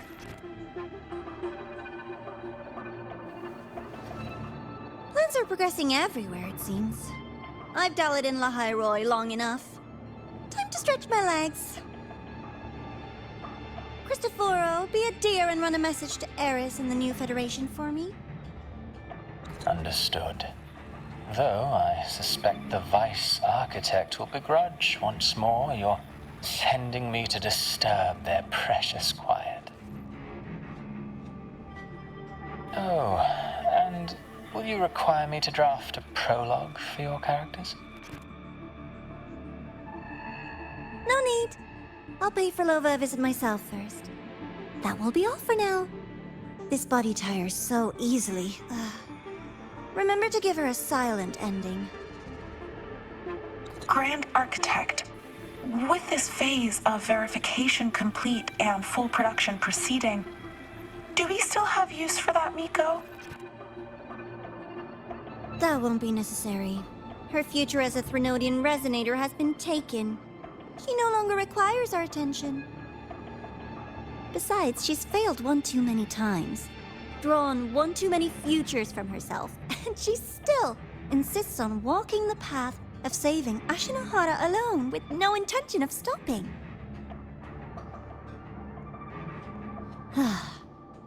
Every step she takes only deepens that obsession. After countless cycles of failure, she too will be reduced to ashes by her own vow, just like her sister. That reminds me. Zashiki Warashi has brought us some rather interesting news.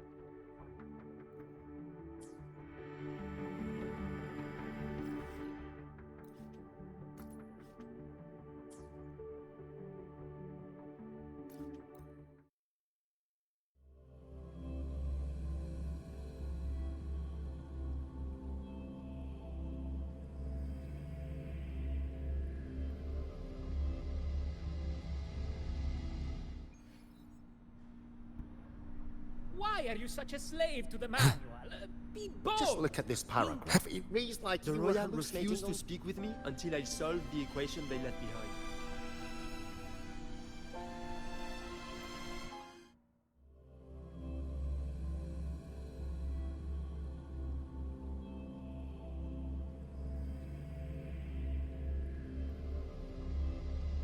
Gyokuro must be just ahead. This was Honami's last rite of purging. All is settled. Only one final thing remains. I have truly kept you waiting for too long, Gyokuro.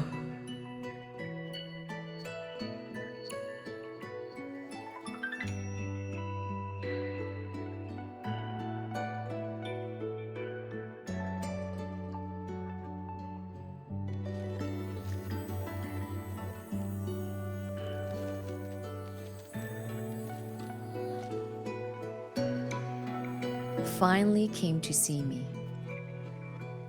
Yes, I have come. Made up your mind? I have. Ready to kill me then?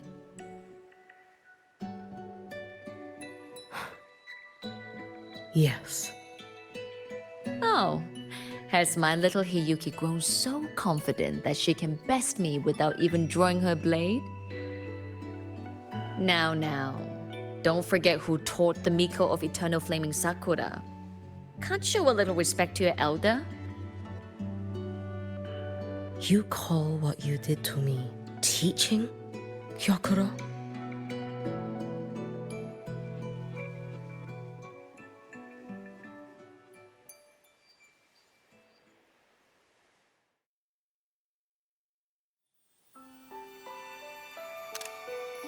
Come then. Miko of Eternal Flaming Sakura.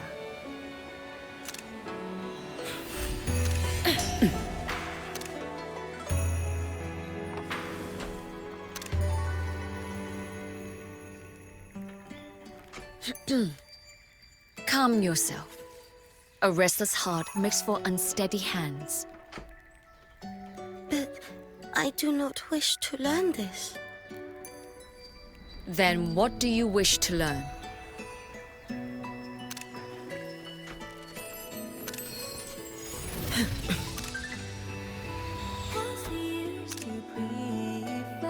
This girl will become a great archer.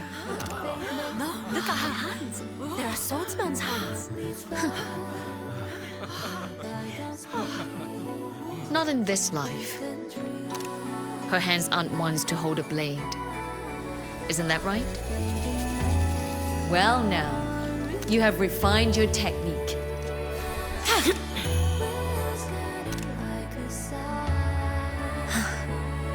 Hiyuki, do not let the Suzu bind your fate. Go seek a future of your own.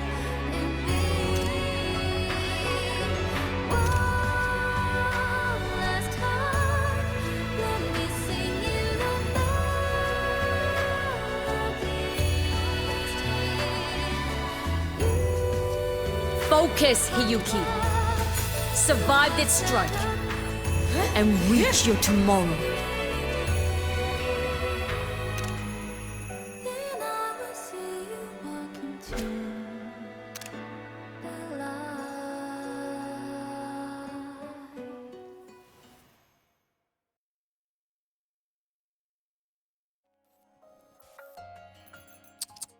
You have mastered many skills from others, but have yet to master the blade work of your own flaming Sakura clan. The last Miko withheld too much. She refused to teach me a single technique. Do you resent her?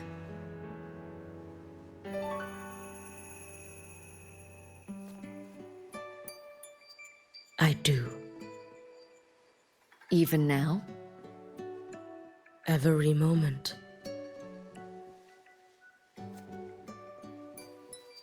I resent that she did not step down long ago.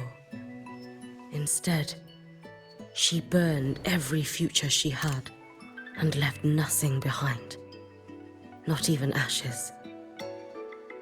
I resent that she did not pass her skills to me, that she sent me away each time she trained. Now, there is nothing of her left in me. Hiyuki. I resent that she always told me to be myself, yet chose a death that was nothing like herself. And you resent that even after dying? She lingered as a spirit, waiting only for you to send her on. I was being cruel, wasn't I? It's just, I couldn't let my fear go. No one understood the scale of your gift, Hiyuki. Your potential to tame even a Threnodian. If you drew such a future, would everything not become much easier? Gyokuro, Shh. As long as it comes from your own heart and will, any future you choose is acceptable.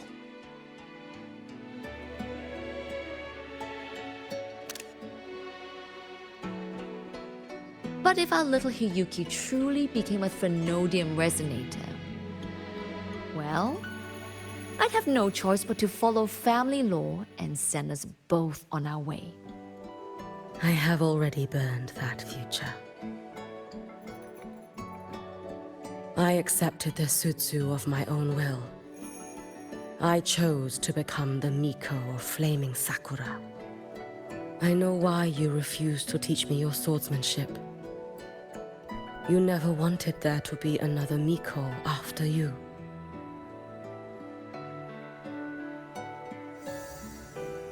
I will fulfill that wish, sister. After Hiyuki, there will be no more Mikos of Flaming Sakura. The Miko of Eternal Flaming Sakura. That is a heavy title to bear. It is. The future ahead is long. Very, very long. I know.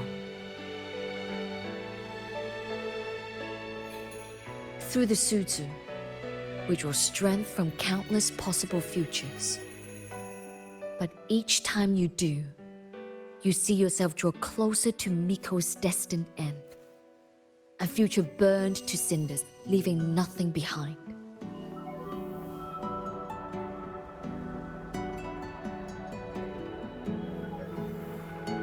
Yes. And before that destined end arrives, I will find a way to drive back the Threnodian, so that Gyokuro may simply be Gyokuro, so that Hiyuki may simply be Hiyuki, so that Ashinohara will no longer need a Miko of Flaming Sakura. You have grown up, a little Hiyuki.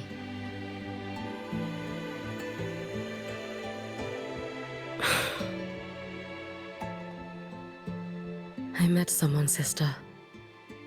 Unlike me, who failed Ashinohara. He always finds a way to save. That must be difficult for you to bear, little Hiyuki. Yes. At first, it was. Hearing tales of his exploits, I felt a deep admiration. No. Perhaps it was closer to jealousy. I thought, if only I possessed his strength, then my days would not be filled with regret. Ashinohara would be saved. And I, in the peace that followed, could have lived an ordinary life. But upon meeting him, I came to understand.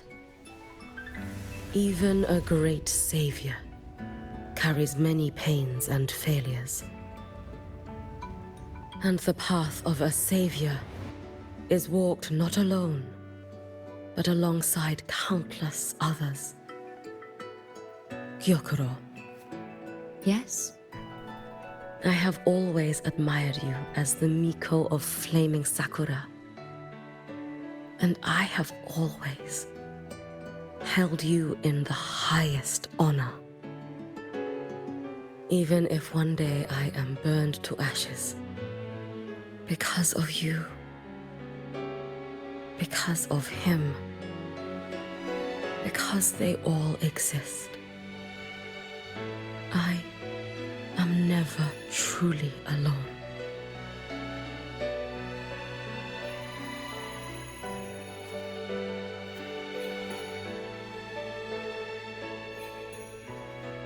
I take great pride in you too.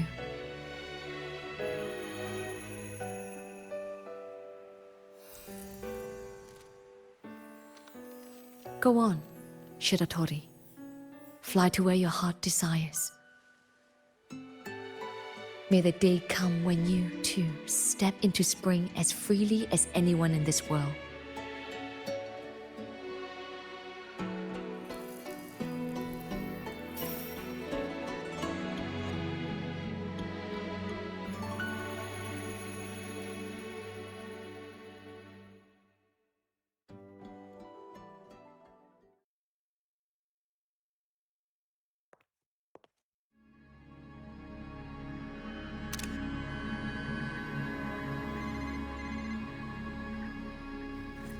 Greetings, Miko of Flaming Sakura.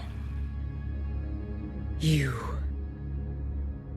Oh, relax. I'm not here to recruit you. I just heard a piece of news and thought you might want to know. Not long ago, that island floating over the sea, your hometown,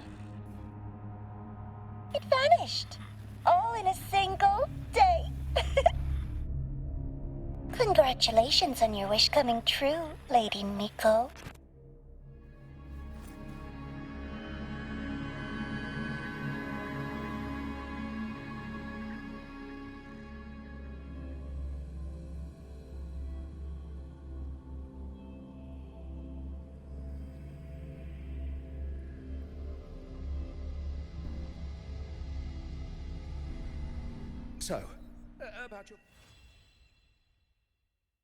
So, about your paper. Well, how do I put this gently? It's not exactly going to set the academic world on fire, which is a good thing.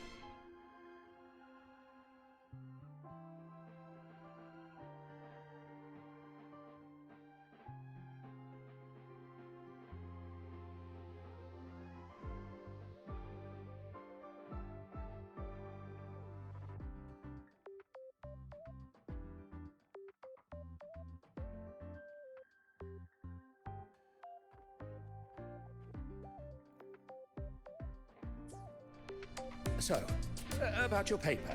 Well,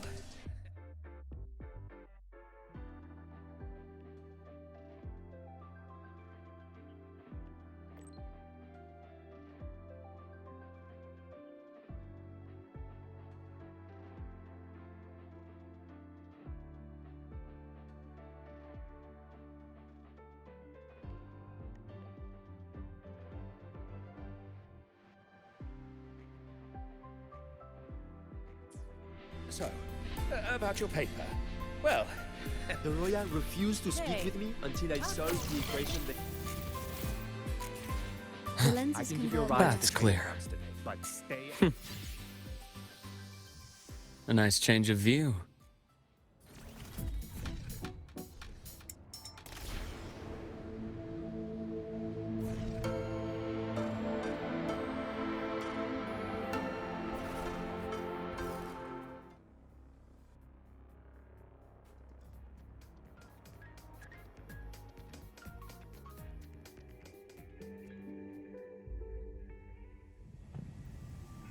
She's right, little one.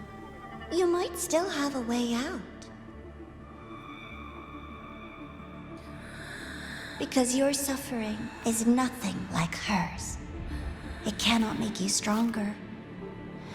But neither will it last.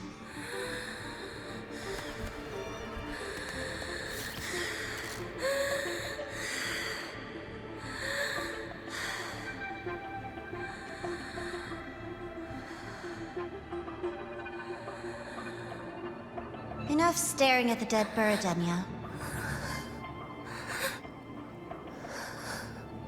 Why did you kill it? What's worthless doesn't deserve to continue, see? That was mercy.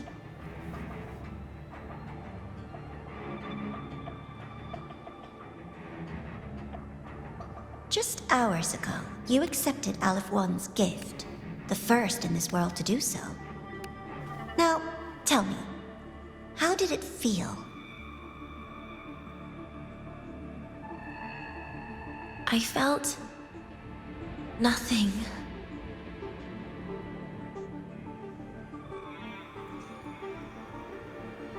So, nothingness, the void, the dark, our good old friends. But why do you tremble, Denia? Everything begins in the void, and you, most of all, should find it cozy. Why did you kill it?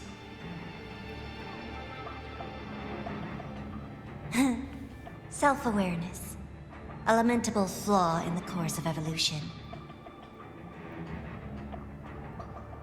Now, look up, Denia. What do you see? The void. And the dark. Good. Remember what you've seen. You will accept them, Denia. Become one with them. This is the world's first gift to you. At last.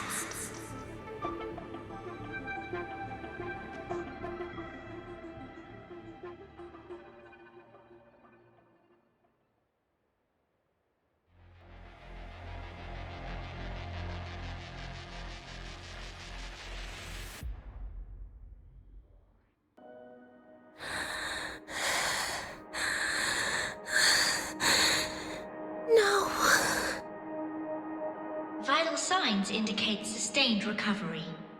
Void matter activity remains within normal parameters. Target frequency has not yet returned to the Syntony level. Initiating secondary protocol. Can you hear my voice, Denia?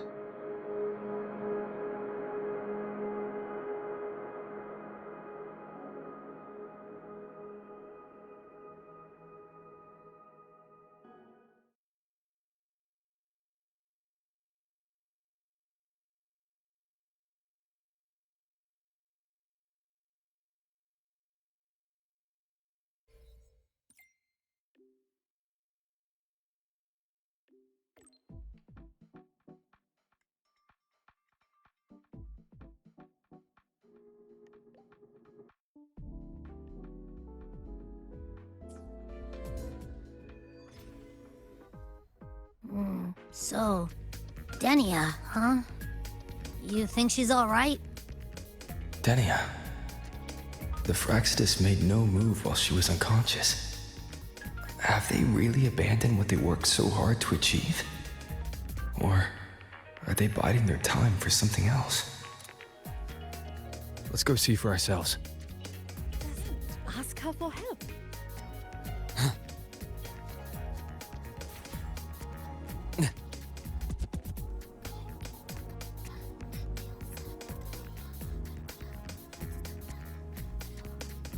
Impossible. We will not agree to that condition. Please relay this message.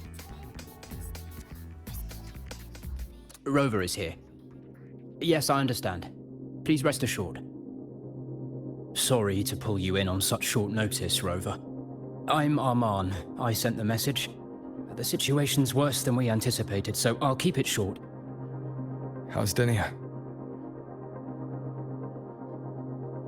She's awake. But just as we feared, the Fraxidus did something to her. After waking up, her frequency deteriorated rapidly into systemic failure. According to Rebel College's estimate, she has 1 week, at best. No idea. There's not enough time to even determine whether it's physiological or caused by the Threnodian. The new Federation is pressing charges over the Stridergate incident and the residual frequency on the dimmer planes. They want Denia handed over immediately. We didn't comply, of course. Denia was a Star Torch Academy student. Sending her there would turn her into a mere research subject, and cost us our only chance to reach the truth or contest the charges. I see the picture. When you say contest the charges, are you suggesting Denia is the key to breaking this stalemate? Exactly. First, her connection to the Voidborn Threnodian has enormous research value. Even with the Stridergate sealed, she could open new directions for void matter science. And based on Iris's review of our prior interactions, Denia likely knows the source of the Threnodian frequency on the dimmer planes, the reason why her condition is worsening too. If she is willing to cooperate, we can resolve this before the new Fed forces our hand. We treat her, she helps with the report. It'll be a win-win, ideally. Sounds like that didn't go very smoothly. No, she's been resistant to any form of contact. This is where we need you, Rover. I'm sure you understand mental stability is a prerequisite for frequency control. You have prior contact with her, and your experience with Threnodians also makes you a safer anchor in the negotiation. Denia might be a viable opening, but until I figure out what the Fraxidus is planning and where they are now, I shouldn't commit to anything reckless. I'll speak to her and make my judgment from there. Also, I want this meeting kept off the record. No files. Not even in Iris's archive. Understood.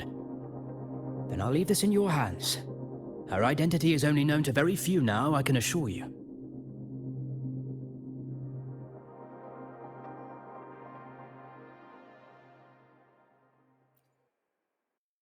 Whatever her reason was for saving me and Hiyuki back then, she still carried out the Fraxidus' plan. And the Grand Architect's next move is still unclear. Have to stay cautious.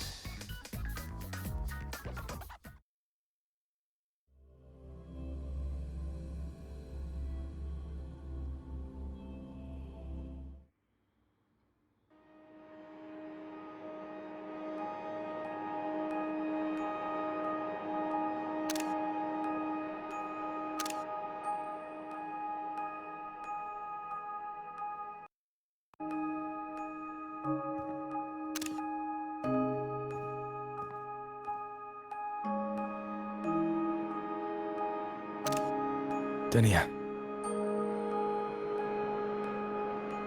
I just saw Sagrika. That was crazy, Rover.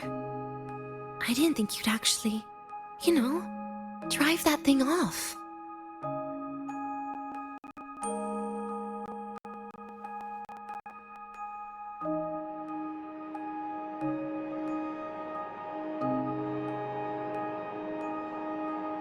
So, you're just gonna keep staring?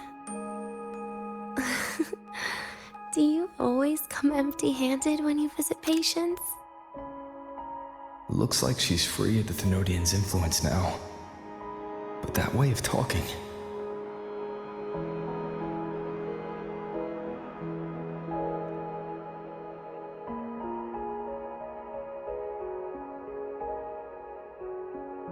Yeah, I'm dying, right?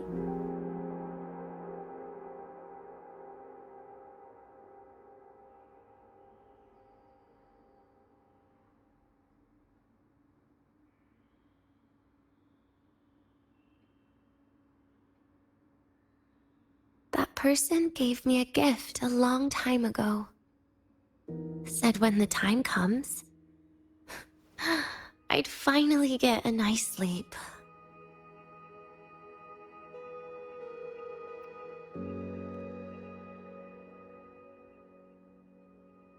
Who knows? But it's not hard to guess, is it? Just like a collar you put on cats and dogs, in case they get ideas.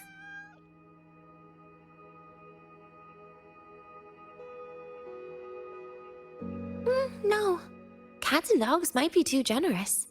At least they can still bite. I'm probably closer to a lab mouse now.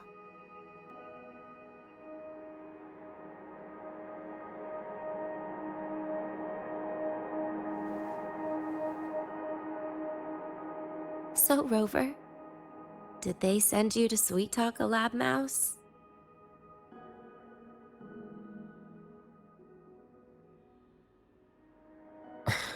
Denia, I'm here because I chose to be.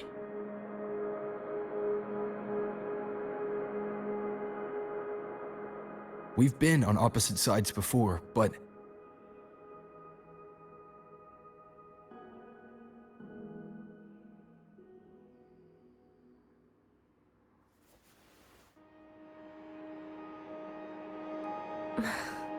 There you go. Still all serious. But I want to try trusting you. Right. In that case, am I supposed to look more excited? Too bad, Rover. I can't trust you in the same way.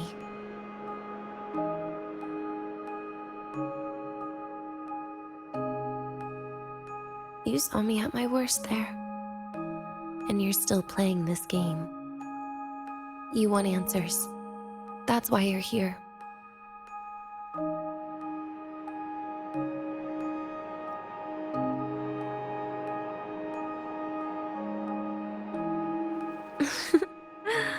Don't get the wrong idea.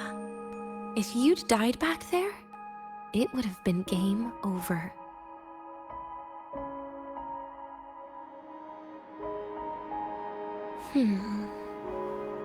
If you really want answers, how about we make a deal?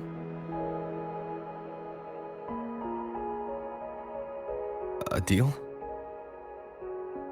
Yes, a fair exchange. The collective can't get what they want from me. But you just might get what you want.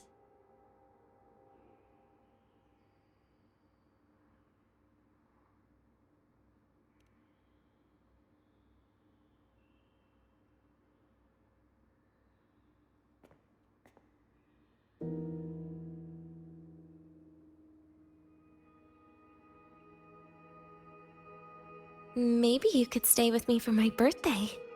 This weekend. I'd like to have a good stroll in the academy again. Your birthday's this weekend? It could be, or not. Doesn't matter. What matters is you are there. I'm running out of time. Some things deserve a proper ending. With a good day. An ending? What is she planning to do? But in her current state... What? Doesn't feel safe even with you around? Then put another collar on me. Or a bomb. What's one more, right?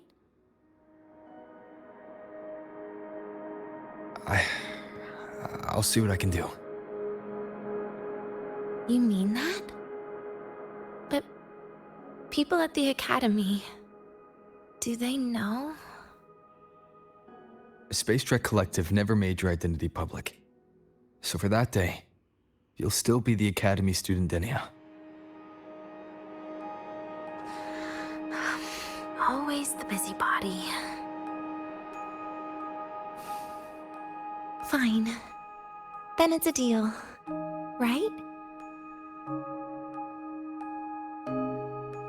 Relax. I'll cooperate with their research for the next few days. Just don't get your hopes up. The Grand Architect wouldn't be sloppy enough to leave me unhandled.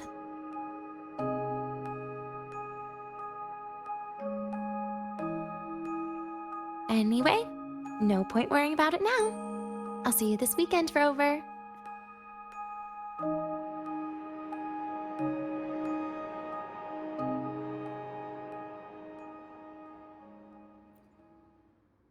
Rover? Something still bothering you?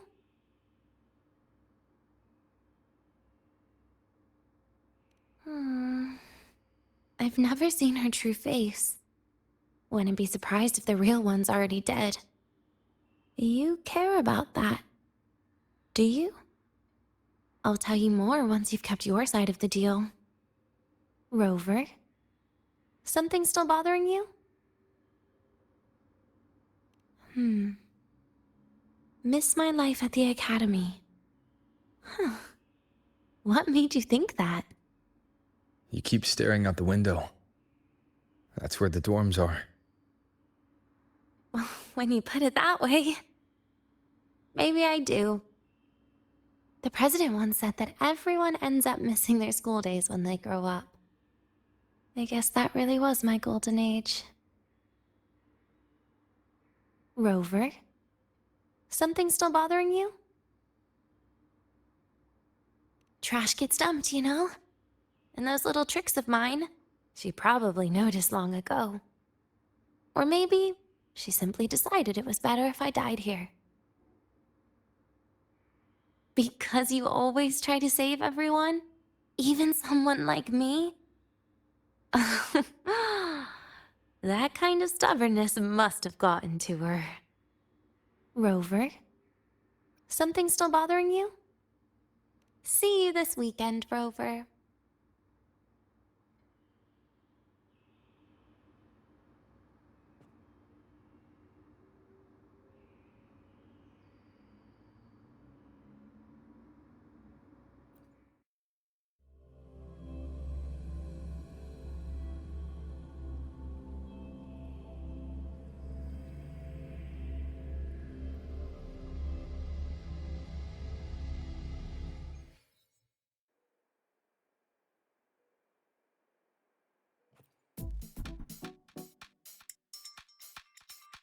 Rover, how did it go?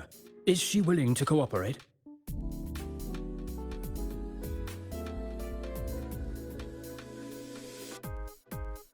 A birthday? At the academy? I see. That is an unexpected request. But if that's the key to cooperation, the collective will treat it as a special case. She said she wants a proper ending for some things. But I don't know her true intent yet. We'd better be careful. Noted. We'll initiate a full risk assessment immediately and draft a comprehensive operational and contingency plan. Thank you. Would you be available in the afternoons of this weekend? She asked for you specifically.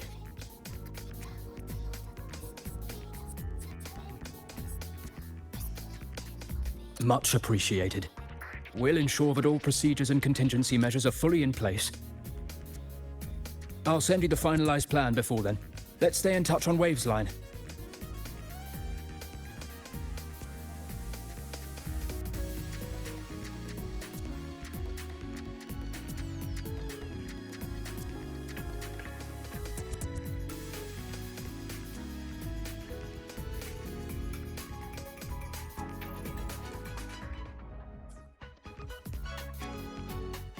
Rover.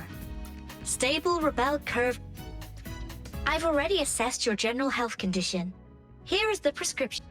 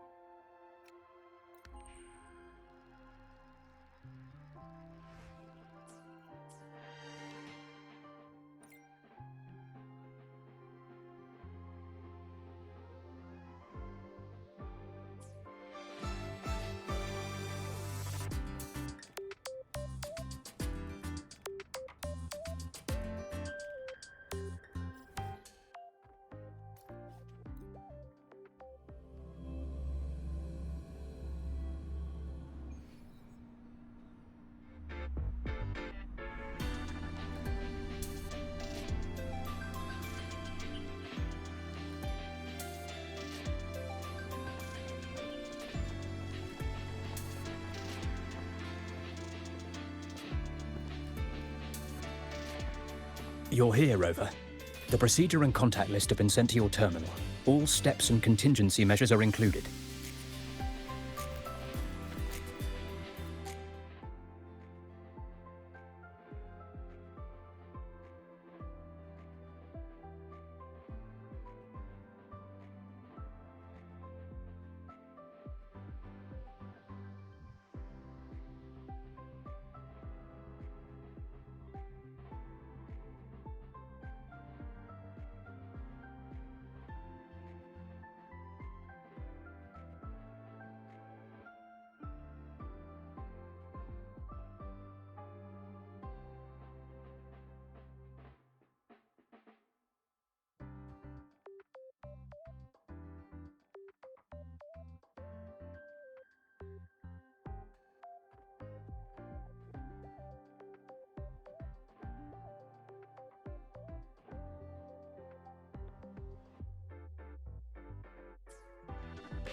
Very detailed. I see a resonance suppression device and declared contact entries. Everyone's agreed on those. Yes. At Denia's request, we used her terminal to schedule the meetings under a recovery discharge notice. She'll be approaching them today as a student. The suppression device was her idea, a guarantee of cooperation. She said it would make things fair, even though she doesn't really need it in her current state. Here, take this.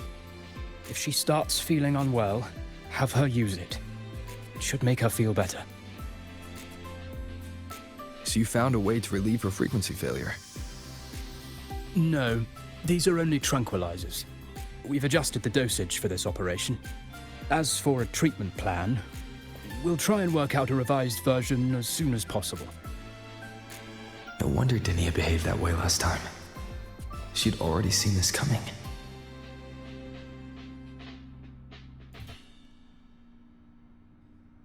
The diagnosis from Rebel College shows that the problem doesn't lie with her resonance ability, but a failure in her self-regulation mechanism.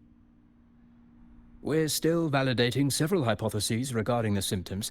Hopefully, we'll have answers soon. This is looking grimmer than I thought. Still, if it's related to Thermodian frequencies, the Black Shores might have better solutions. Don't concern yourself with the research. For now, we'll need you to focus on today's operation. Please contact us if anything arises.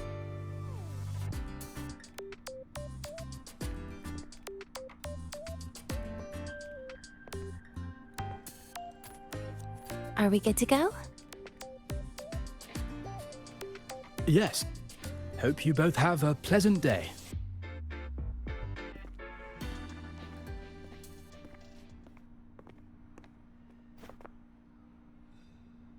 So, I'll be in your hands today, Rover.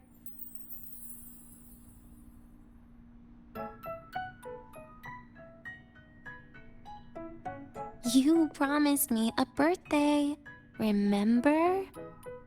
Why the serious face?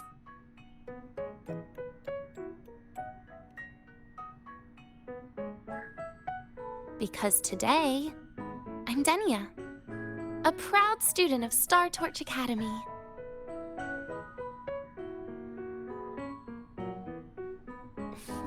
Come on, try it like me. Loosen your mouth, relax your eyes.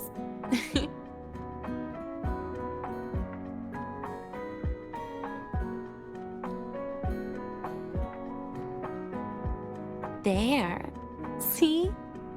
You look nicer when you smile. I can do that. But remember your situation. Don't... Yeah, I know.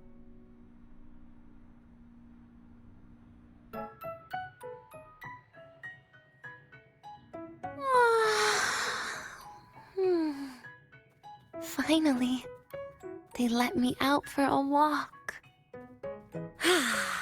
Feels kind of nice being a student, doesn't it, Rover?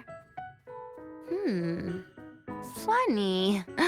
You'd think there'd be more people here on a weekend. Don't tell me. They heard I was coming and decided to hide.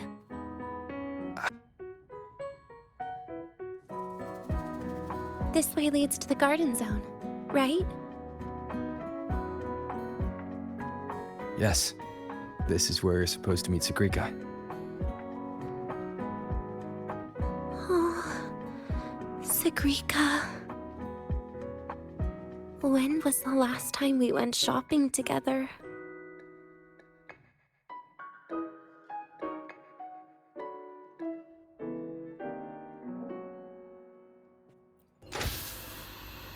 If the elevator breaks, do we get stuck here?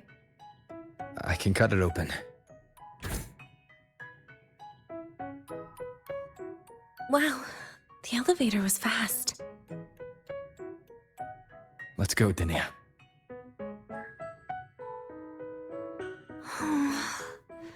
This feels like walking into an exam. You'll have my back when she starts asking questions, right?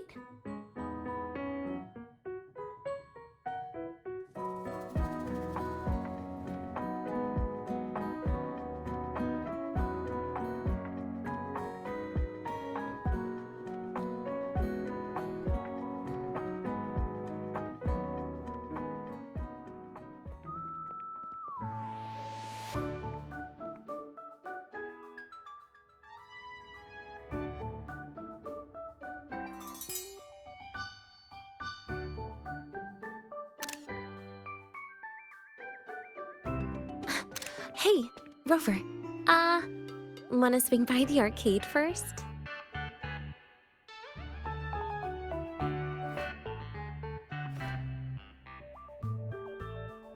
Are you trying to avoid Sagrika? Oh, so you saw... This is your own request. Give me a reason to cancel it. The reason is... I'm not feeling so great. Maybe we should just... Senior? Denia? Wow. Hi, Siki. Did I keep you waiting? No, I just got here too. Why are you with Denia today, Senior?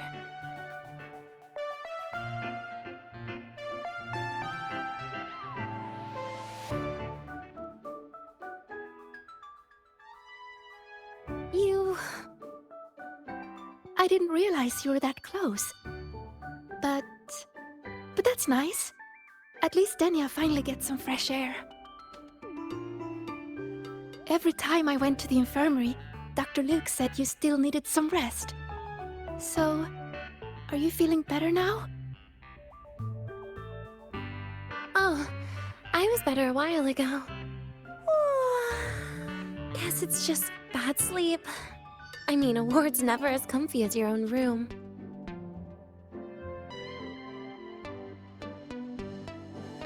Bad sleep? Have you been having nightmares again? I heard what happened last time really affected a lot of people. You don't think it's because of the void matter contamination, right? Of course not. I just pretended to be sick for a bit longer, so I don't have to get back to class so soon. Relax. Having Rover watch over me is plenty. Come on, Siggy. Didn't you want to go photograph the white bird in the garden? It'll be off duty if you don't hurry. Okay then. Make sure you catch up with us later on, Senior. Did you know, Nia? The photography fan club is planning to apply for a studio. They have budget for that? Was it the prize they won from the campus event? Yeah. They won't stop talking about how much they owe you.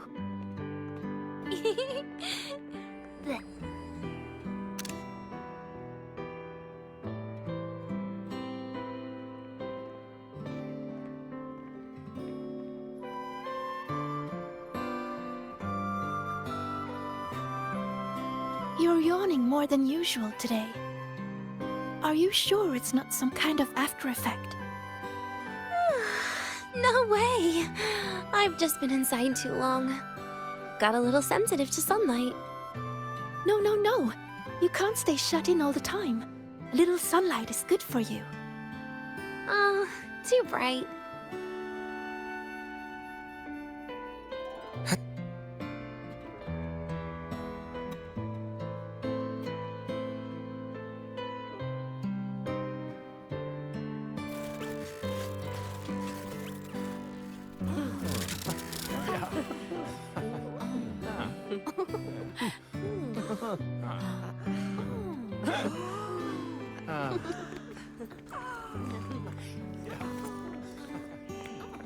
Look! The photography fan club's here. Wanna go say hi? I'll pass. A bunch of camera-obsessed weirdos. Their prize money has nothing to do with me anyway. What are you talking about? Without you, they would have shut down by now.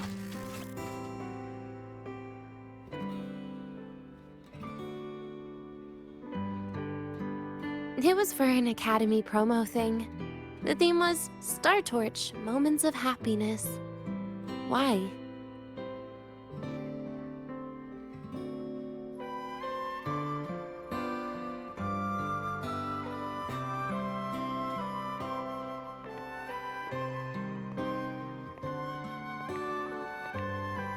I was the model, actually. Someone came to me and said they'd buy me a luxury buffet if I agreed to pose for a couple of photos while eating. For a moment, I genuinely believed they were being generous. I even skipped a meal on purpose. Turned out their luxury buffet was the cafeteria.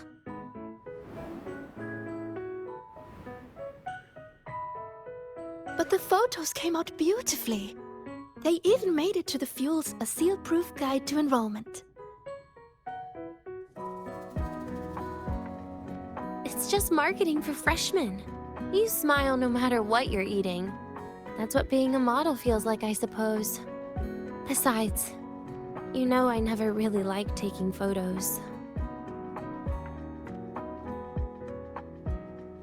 Yeah, you're right. The only time we took a group photo was when Nivora insisted.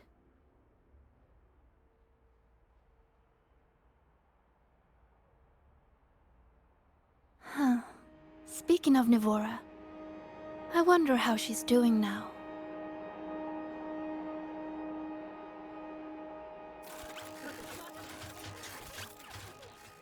Siggy?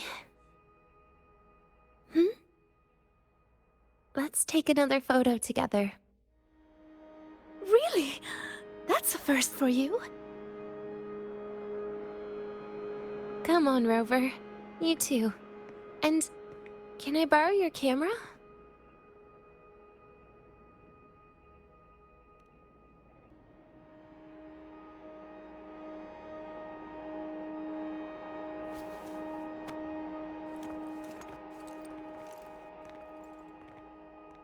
All right, ready? 3, 2, 1. Cheese!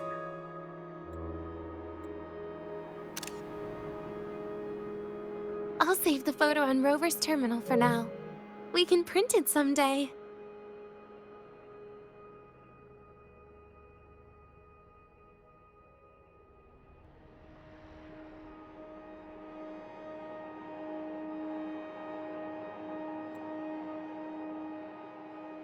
Look! In the photo! It's the white bird! It flew that way!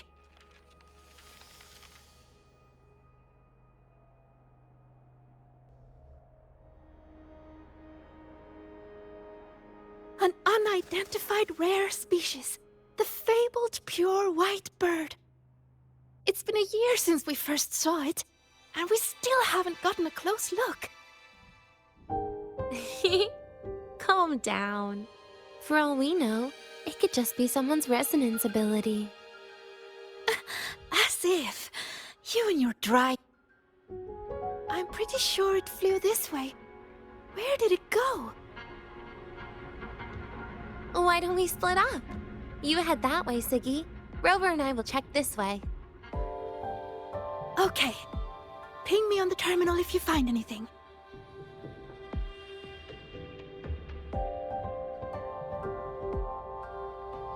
We've got the mind-bending herder, the eccentric traffic illuminator.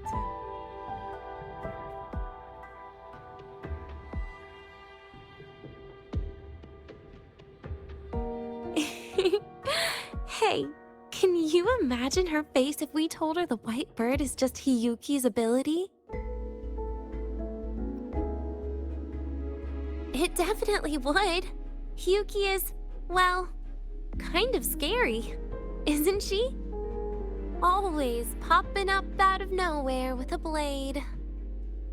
Will she be watching us like this the whole time today? Hiyuki is just doing her job. And she's kinder than she looks. I know. She sometimes reminds me of you. But unfortunately, that's my least favorite kind of person. What? Are you saying you care about my opinion, Rover? Sorry. Being straightforward doesn't do it for me. Okay. I'll stop. I wonder how Sagrika's getting on. Let's go find her. She headed this way, right? Where did she go?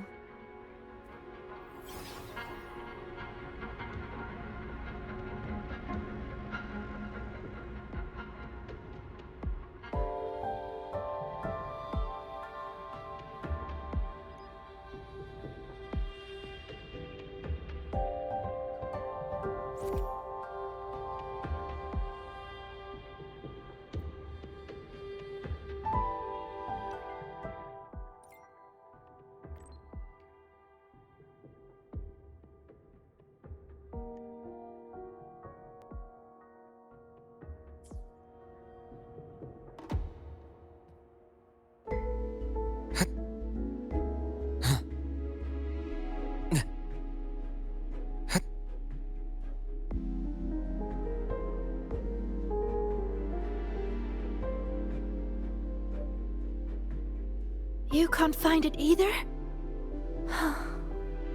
Maybe not today, then. Seriously, Siggy. If you went into biology, you'd be a legend by now. I just want to confirm a new species before I graduate. And you really don't come out enough, Denia. A little more activity would be good for you. Please, give me a break. I'm not exactly built for running or fighting like you are. Since when are you bad at fighting? Oh, right. Didn't you say you wanted to call home? The booth looks empty right now. Oh, it is. That's rare. There's usually a line here. Go on, before they start worrying. I've got some family matters to handle too, using Rover's terminal. Okay then. See you in a bit.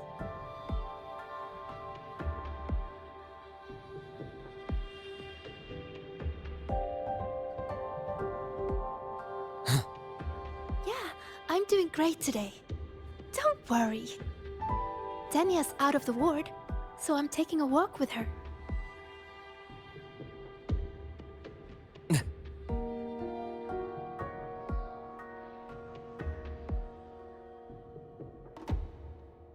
I know what you're worried about. I remember everything from back then. Why would I ever contact those people? Then who are you calling? This'll do. I'll just open the comm, and you can wait here with me for a while. Yeah, it was all made up, to keep her happy. But I didn't realize how much effort it takes to keep a simple lie going. This will only complicate things. But I can't be honest with her, can I? She's all cheerful on the outside, but she bears more than enough worries for her size. As her friend, That's the least I can do. And besides, having a sweet, trusting friend like her around is a great cover, isn't it? Oh, I thought you'd put it more gently. All right. Looks like she's finished her call. Let's head over.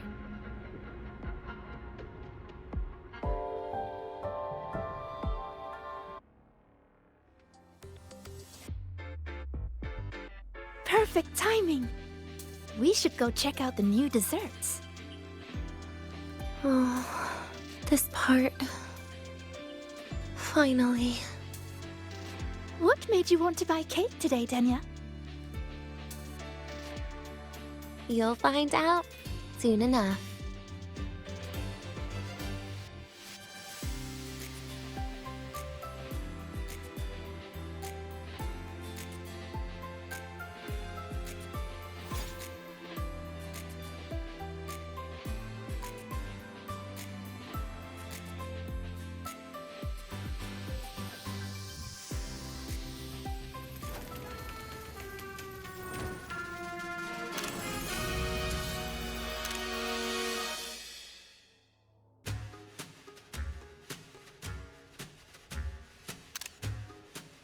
Today's new desserts include frostwort dumpling, fern spore kelp biscuit, pine needle lichen roll, and, on special, jarred fish muffin.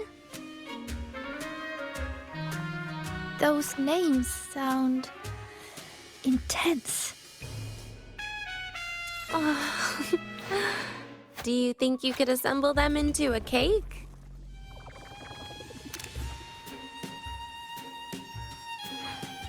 What a terrifying thought, Nia. Taste aside, the operational procedure was very clear about food intake. I should check with Armand.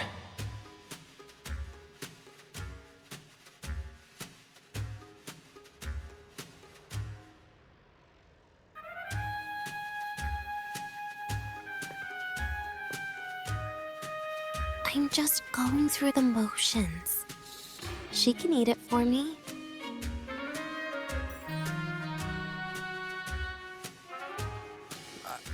I happen to know a team that specializes in desserts. We could order a cake from them if you want. What kind of style are you thinking of? Oh, really? Then can I add rainbow beam pop rocks?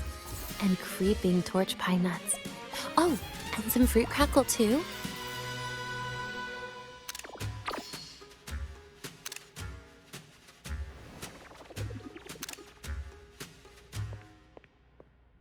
Denia, you can't put pop rocks on a cake.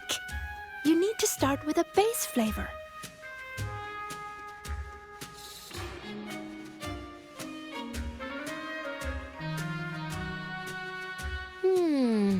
Okay.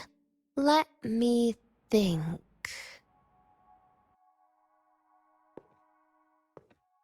Let's get an orange cake. I promised Sagrika we'd celebrate together. She likes oranges.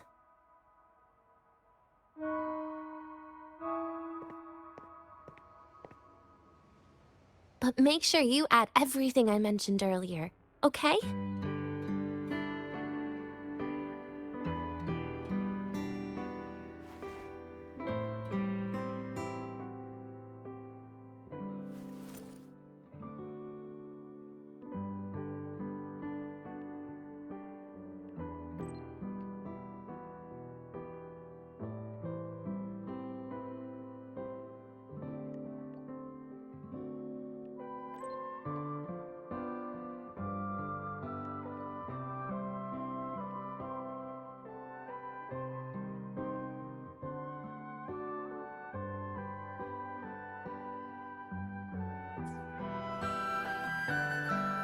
Have you decided yet?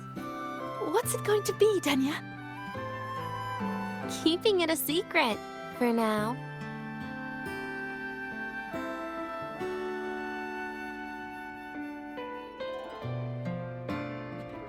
Tonight,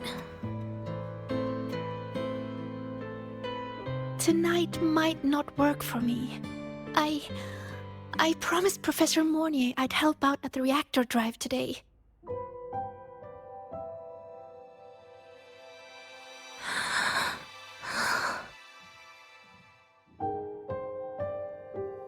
Well, that's a shame, Siggy. I was hoping to share the birthday cake with you, but I guess you'll just have to make do with the leftovers. Birthday cake? Wait, today's your birthday? So that's why Rover is...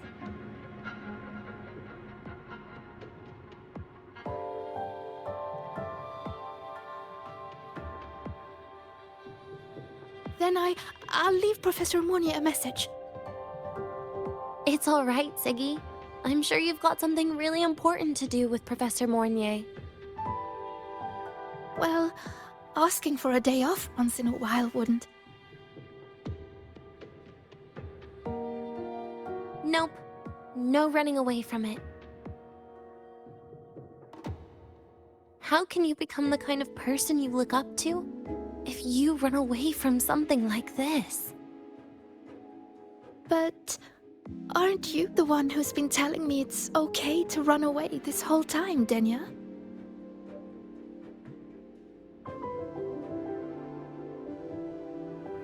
It was just to make you feel better. I say it to everyone.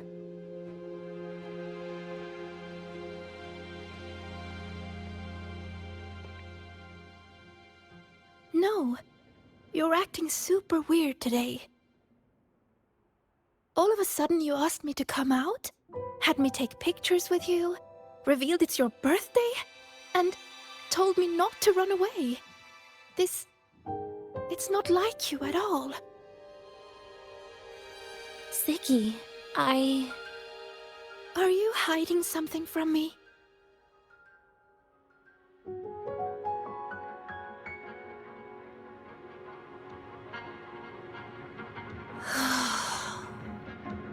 Couldn't you be a little less perceptive at a time like this, Sigrika?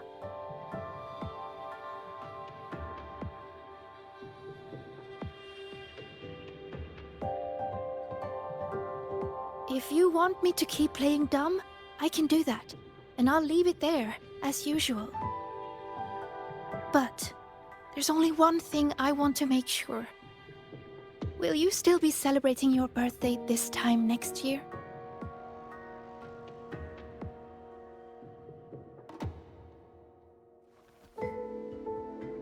I will. Then next year, we'll celebrate your birthday together. Promise?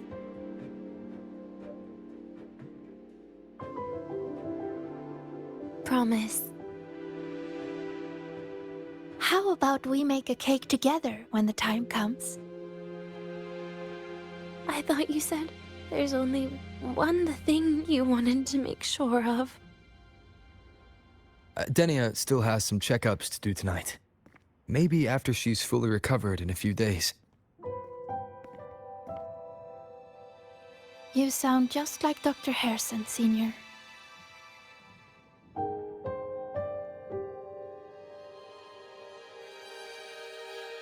It's fine. We've made a promise. Right. Off I go to sort out some files.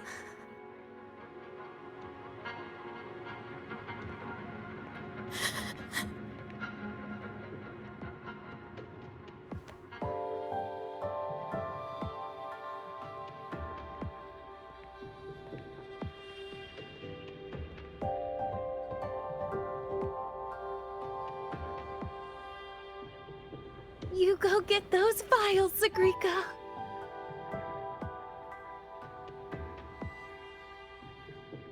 Happy birthday, Denia.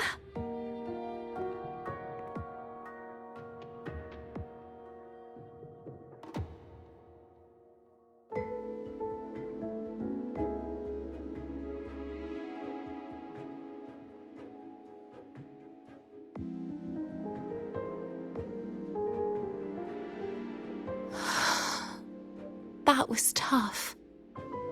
I'm never good at this with her around.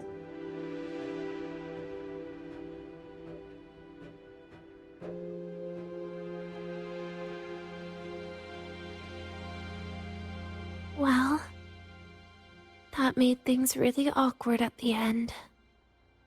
If you'd just listened to me and moved on.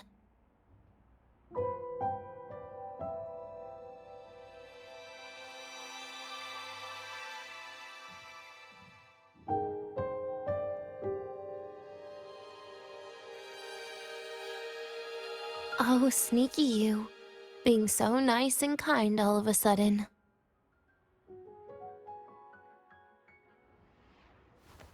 To be honest, I'm really impressed hearing those words from you. I suppose you must have gone through plenty of farewells, haven't you?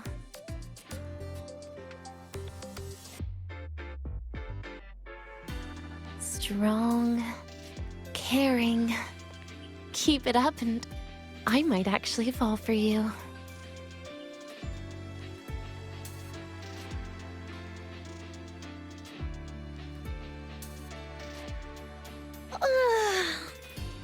Alright, break time's over. I almost died of boredom being stuck in the sickbed these past few days. How about you and I go play some video games, Rover?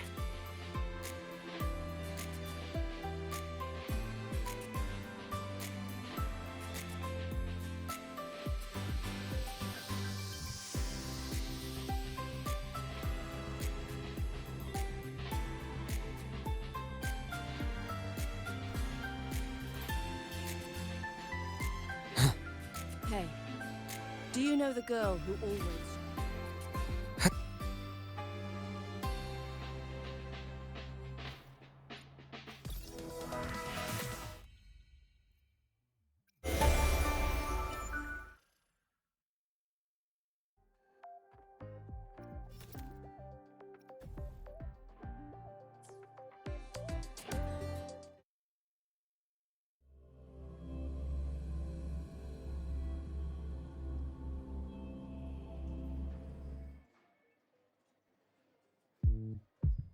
Look at all those games.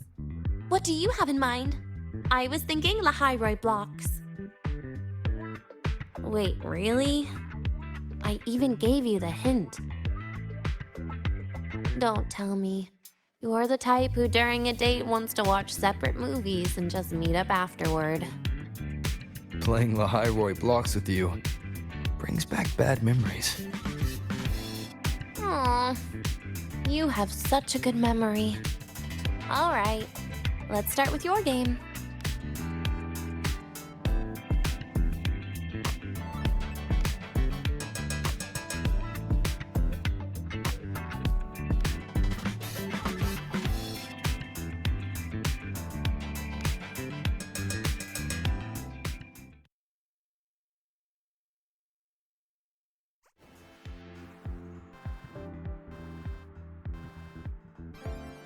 Wait, that character you're using, is that me?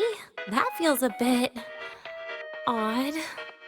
And is that Sigrika next to you? Oh, there's a cake coming down. Keep the joystick steady.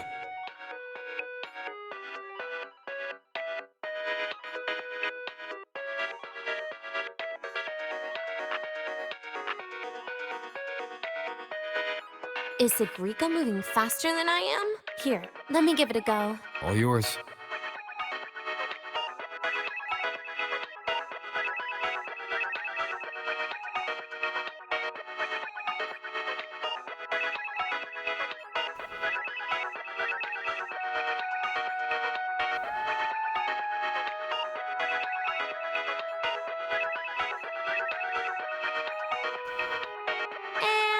I'm dead.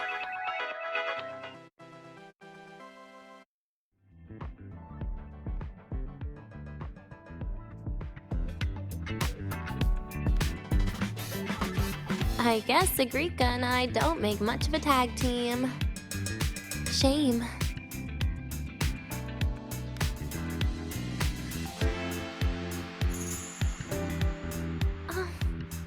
I haven't figured out these new games yet. Let's just go play Lahai-Roi blocks, Rover. How about we compete for high scores? I've been really good at it since I was a child, you know.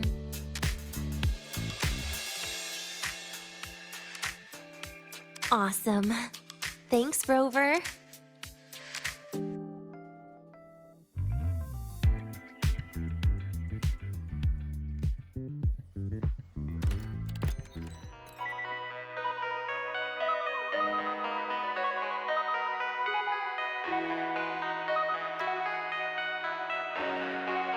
I didn't know you were this good. Well, anyway, I was wondering, how did you and Ziggy get acquainted, Rover? We met during the New Solar celebration. Ah, I heard Ziggy mention you were a great help. Any stories you mind sharing? You know what happened. Weren't you the ones behind it all? That wasn't my plan at all.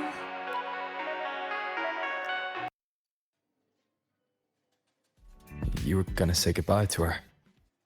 Right? I suppose. I wanted to treat her to some cake, and then get it off my chest when the time was right.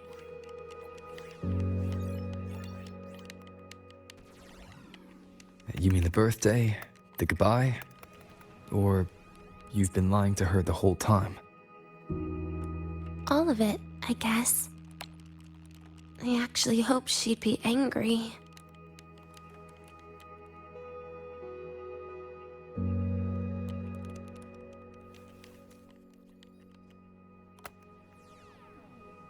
That way, by the time she realizes I'm gone, she won't feel as upset.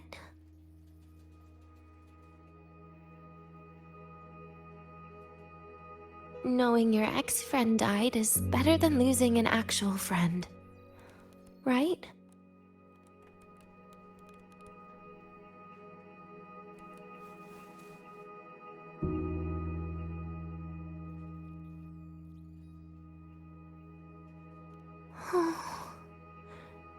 That is why I hate people like you. Keeping all the burdens on yourself when you know you can ignore them. The exact way of life I loathe.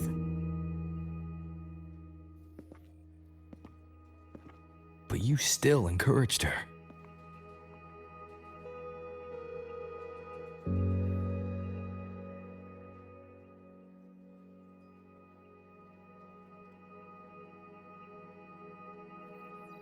Oh, sneaky you. Beating my score while I was distracted talking.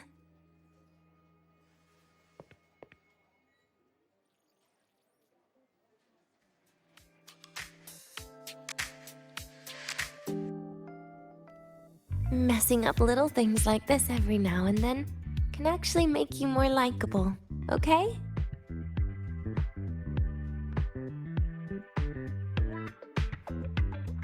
Anyway, it's getting late. We should keep moving. The archive is usually my favorite place for pastime. I'd like another visit.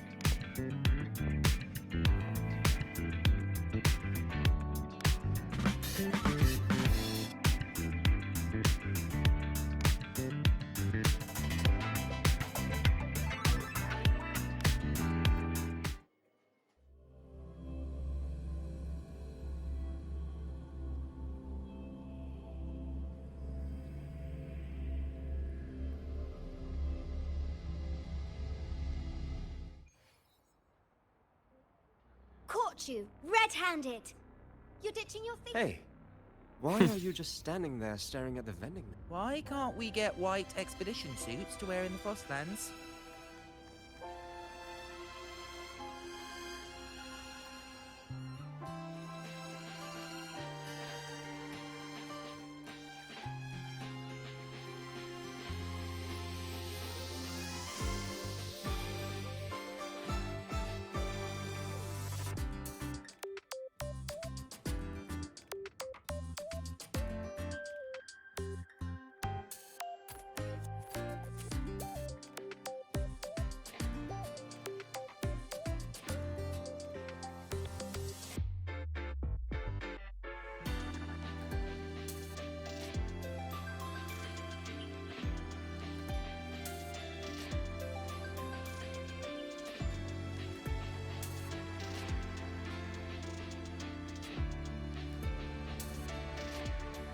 Why can't we get white expedition suits to wear? The bath's clear. Wow, Avra.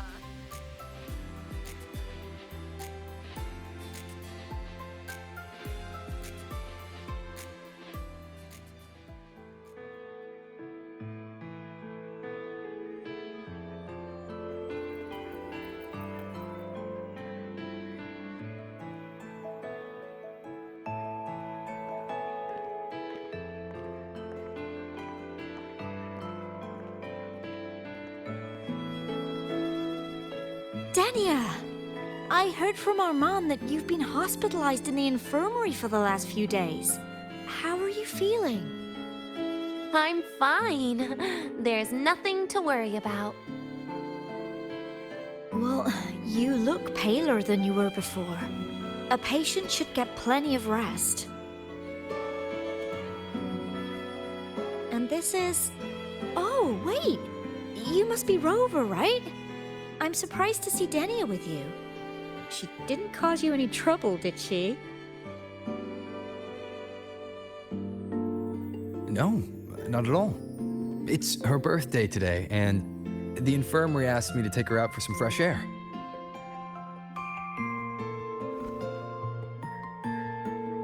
Did they now? That makes it sound even more suspicious.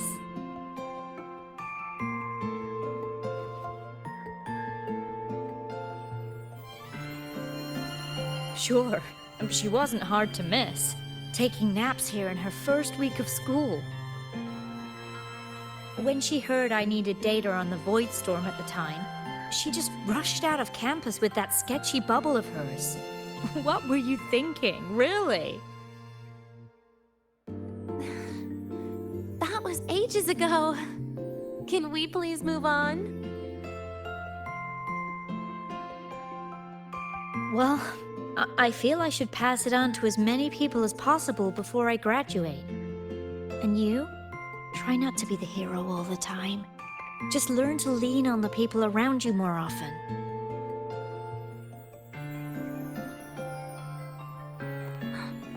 Graduate?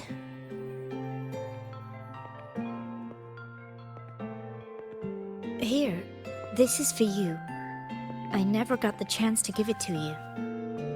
You were always nagging me about that Roy and Fairy Tales collection.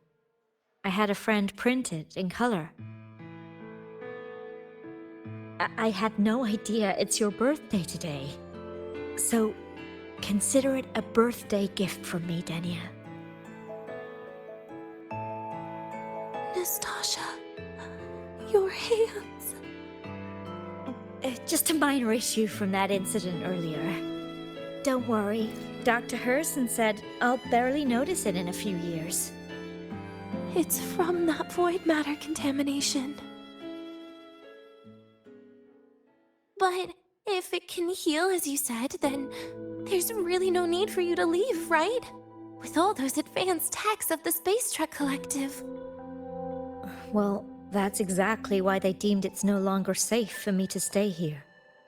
Something about Lahai-Roi's environment makes the contamination even worse for the nervous system. But... Who would have thought my own thesis would set me up for early retirement? But you once said your dream is to... unveil the secrets of void matter particles for all mankind? I recall saying something like that, yeah. But listen, Denia, dreams are sometimes just... No, that's not it. Even someone like me can tell. Everyone here.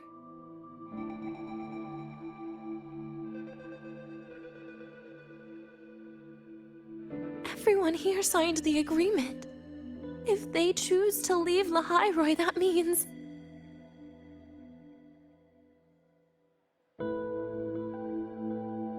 calling it quits. Not even close. Who knows, maybe I'll come back from the new Federation in a couple of years. It's too bad you'd have already graduated by then. That's not what I meant.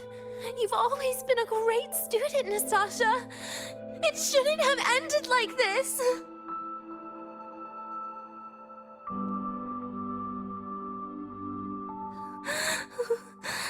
Everything that's happened...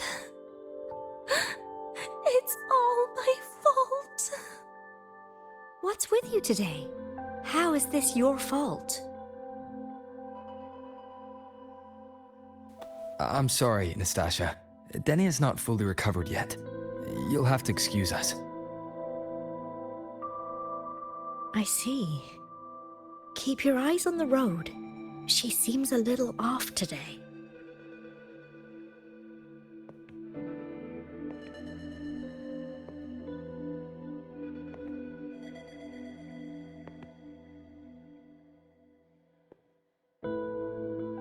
Oh, and happy birthday, Denia!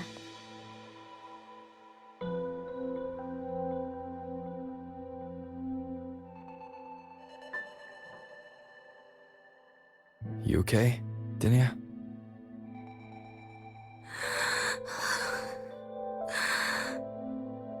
Your frequency is very unstable now. You should take your meds. Come with me.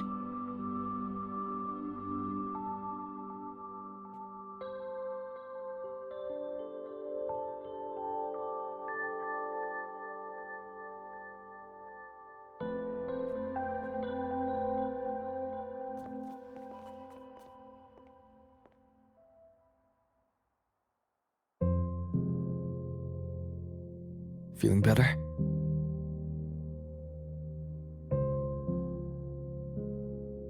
Based on the frequency shown during her complications, things are worse than what Armand said. At this rate, she won't even last a week. Is this why she chose today?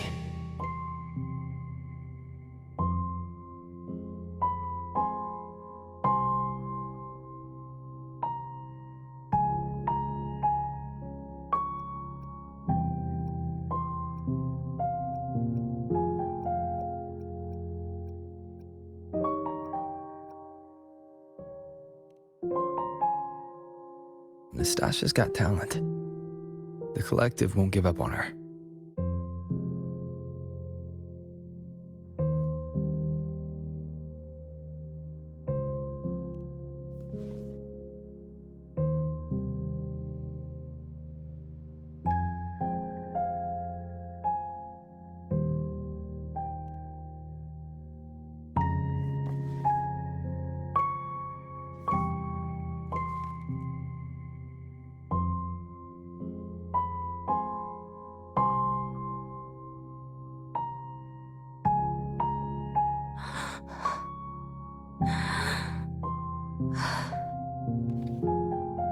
You're right. I've been lying to myself all along. I'm sorry. I lied to you. It's actually not my birthday today.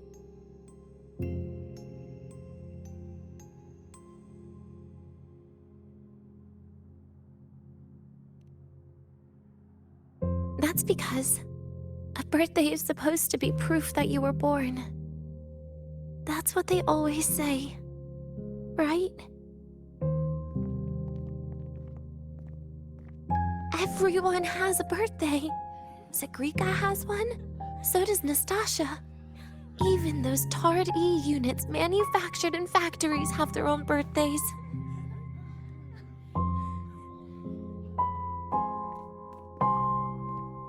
But I don't. The Fraxidus has no record of my birth. Nothing to prove my identity.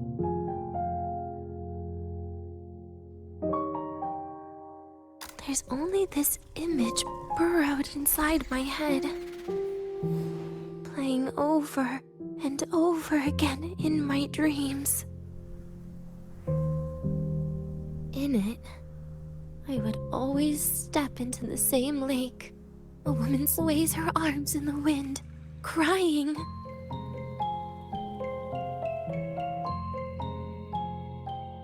She stares from afar, calling out to me.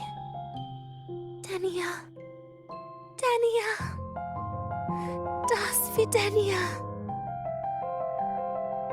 So if I truly had a name and a birthday, maybe I could then die as a real person. No?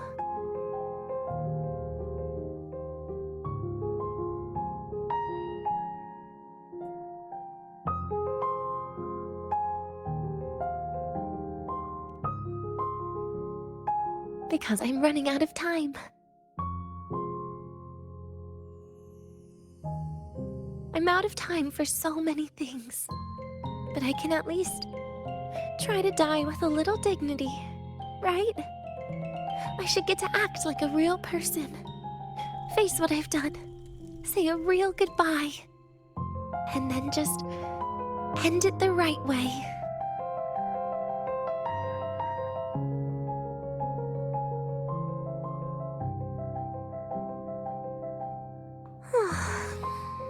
What a shame.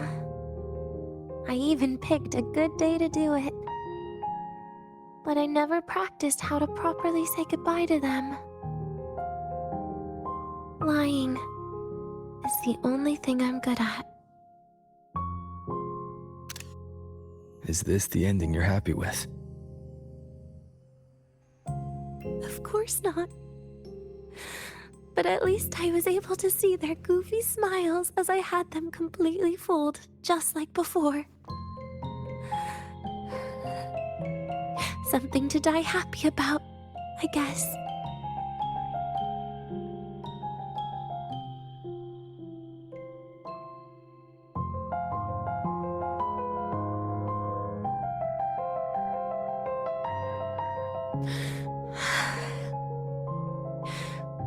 It's just a reaction. That's all. The idea that everything will just vanish, that it'll all go back to the void, it makes me cry. Instantly.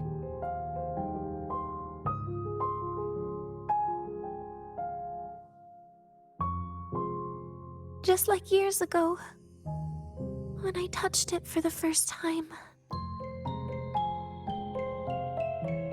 Even after you die, tomorrow, the sun still rises. Of course I know that. It's not like I think the world will change once I die.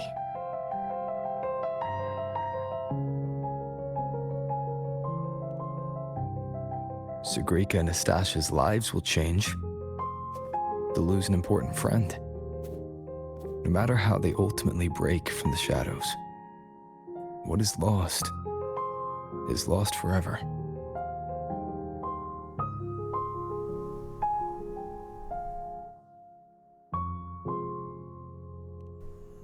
Do I deserve to? That's not for me to judge.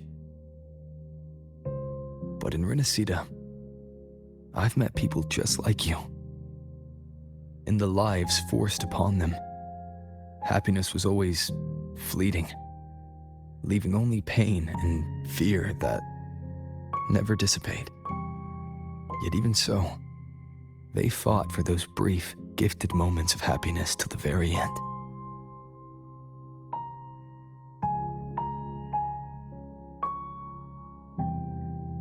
You once joked how the great Rover is a savior. But in Renacida,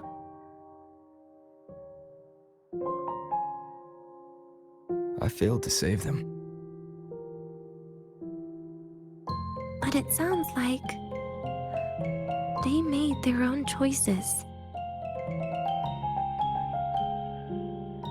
True. Just like when you tried to drive me away.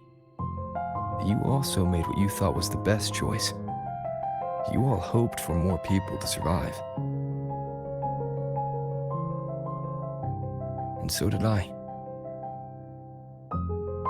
So, if the boundaries between humans and creations are already obscure, what is it that determines who we are?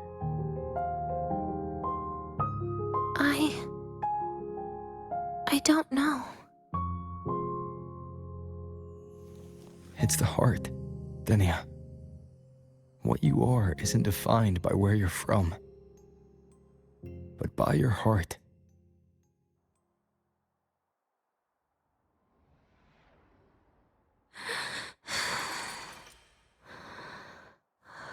The heart.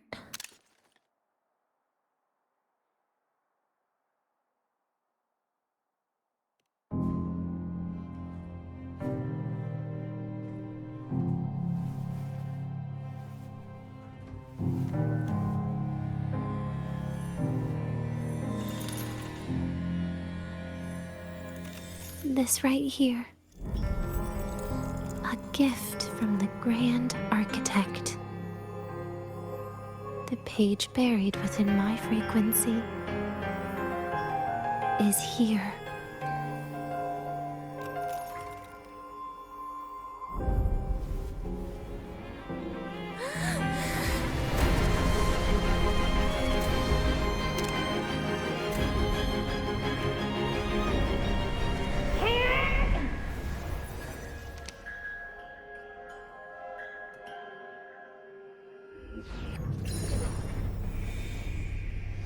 Could this be Leviathan?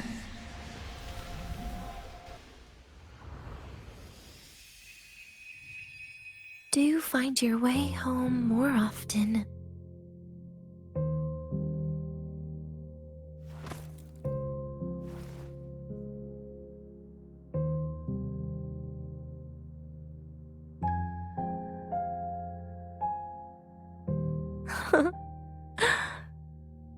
Just as I thought.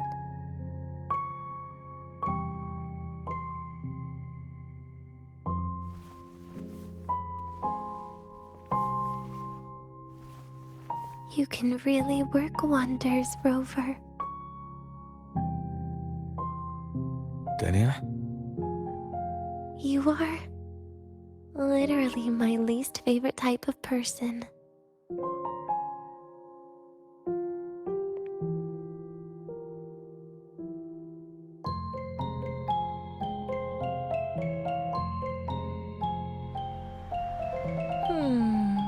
Where do I start?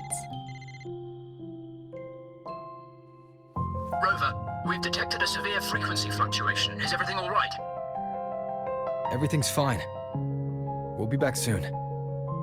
Very well. I'll see you soon. Sounds like Professor Armand is getting a bit impatient. We should head back.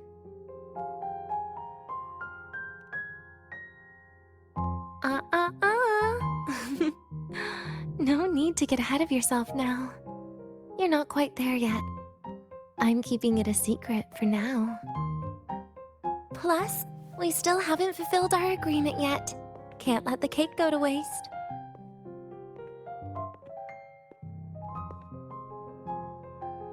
Would you want to come out with me again after tomorrow?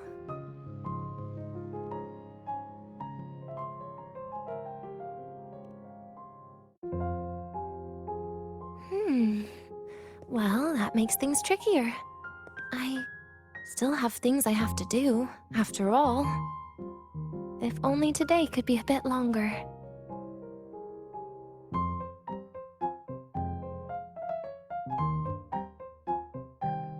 However, did it ever cross your mind that my being alive and staying here might be an even bigger problem?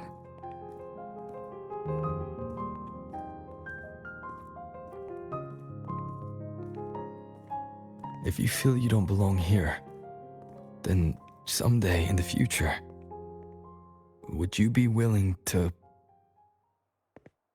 Stop right there.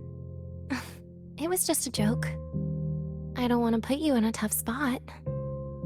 Easy. Today is my birthday. I won't be going anywhere. At least to you. This will be my last lie.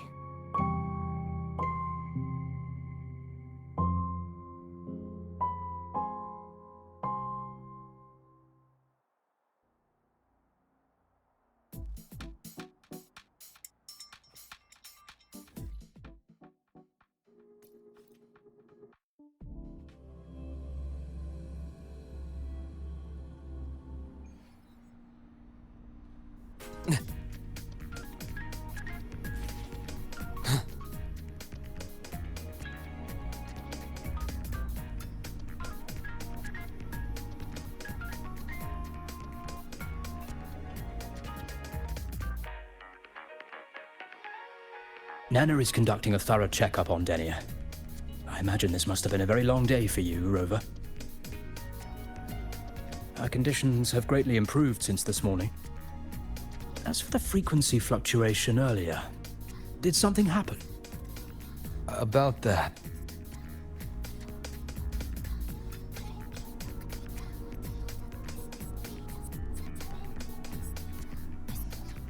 Residual energy of the Threnodian from Renacita.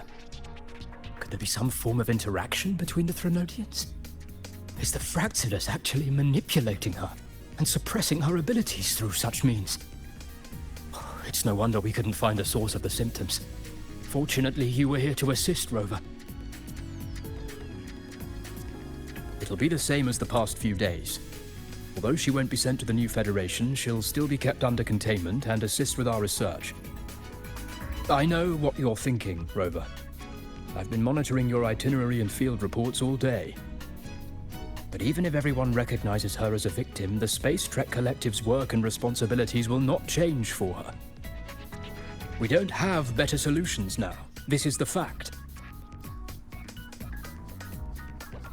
We haven't had a chance to get it yet. It's still with Zahira. You can only get that specific fruit crackle she requested from Zahira. But since she hopes you can accompany her on her birthday, I believe you should be the one to personally bring her the cake. We'll be waiting for you here.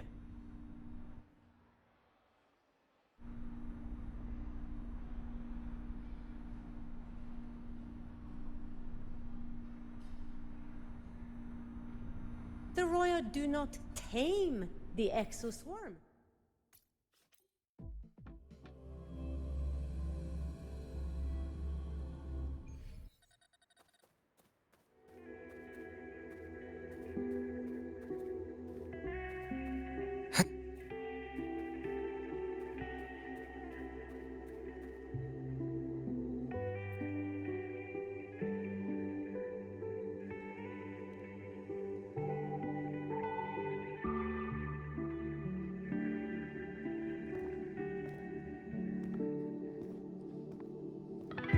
Are you here to pick up the birthday cake? One moment, please.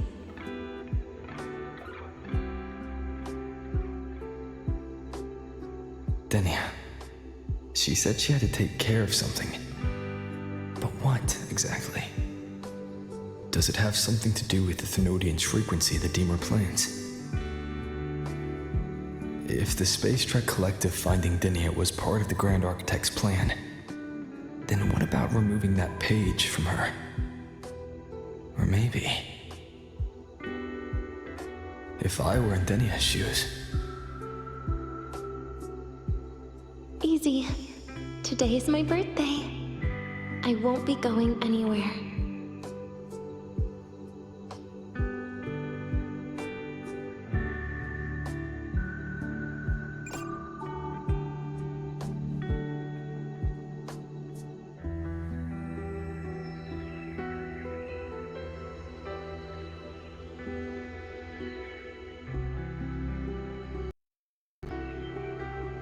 Here it is. I know it's a bit late, but I believe it's more than enough to convey your heart.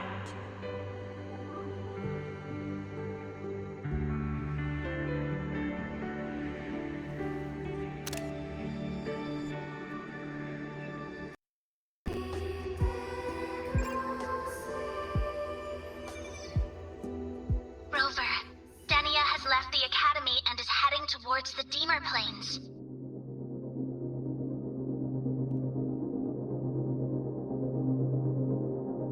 With her forte, we've detected residual particles at the platform. Professor Armand was trapped inside a bubble. Luckily, no broken bones. She hasn't removed her resonance suppression device and tracker yet. Should we initiate the emergency protocol? No. Give me her location. Understood. Good luck, Rover.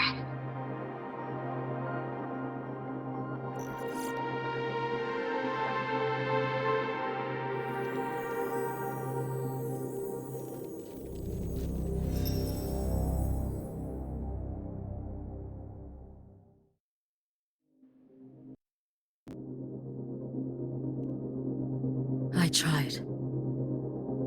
But with her condition now, she would die if I tried any harder.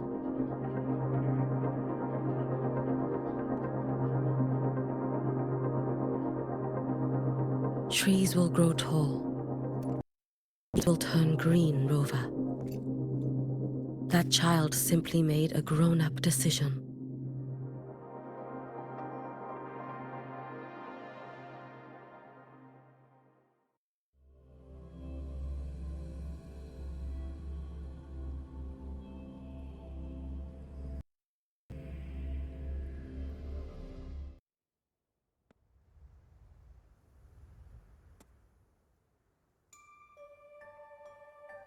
The Soul Vein Heartwood. Spectacular. No matter how many times I see it, will this be my last?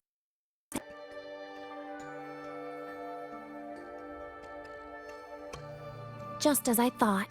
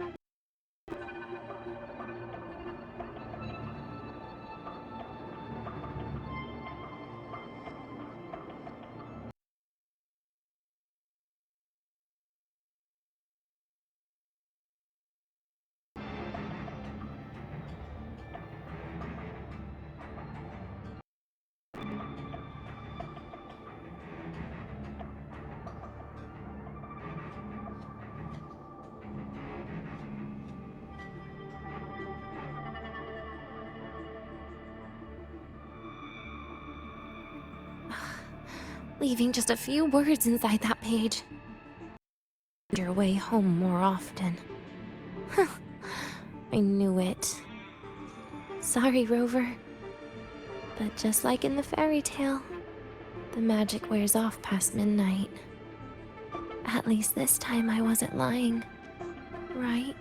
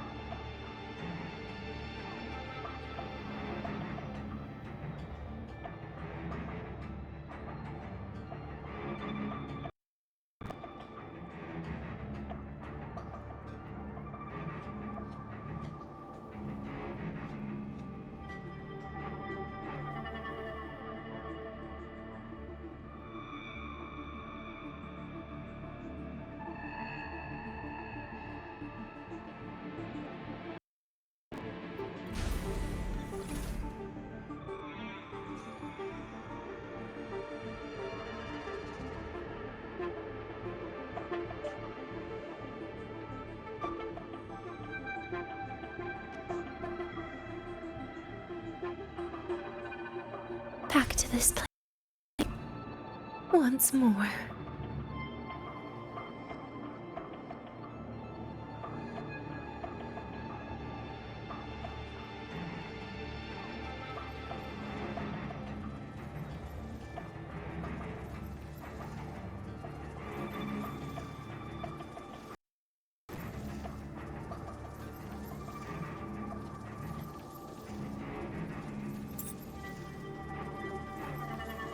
Is the elevator locked?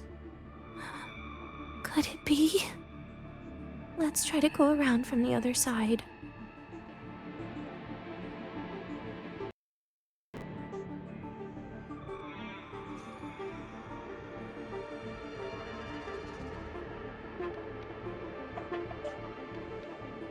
Denia. Where did you come from? And aren't you annoying to look at?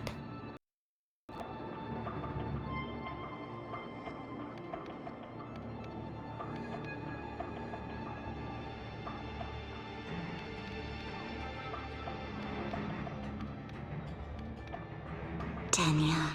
I told you a long time ago, didn't I? What was that?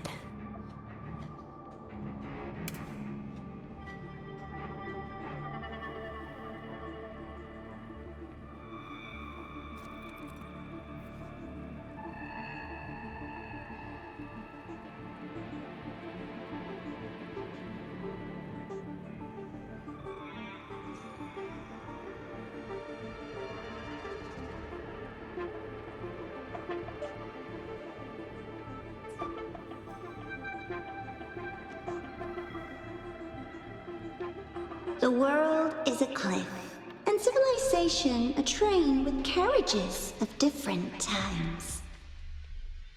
My attacks don't do anything. Does it not have a physical form? I see. As long as I keep my eyes on it, it'll behave.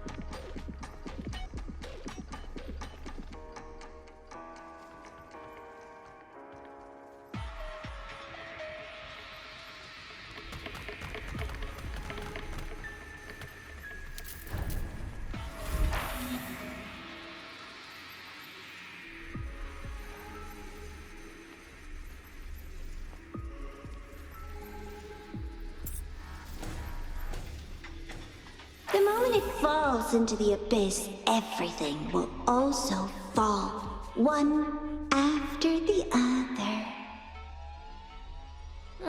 Locked. But there should still be an emergency key.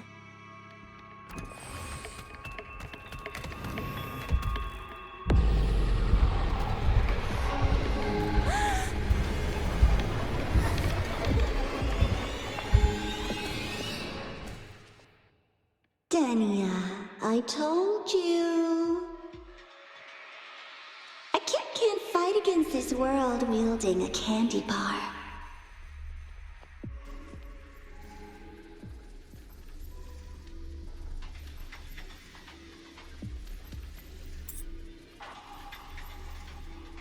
The moment it falls into the abyss, everything will also fall, one after the other. Locked. But there should still be an emergency key.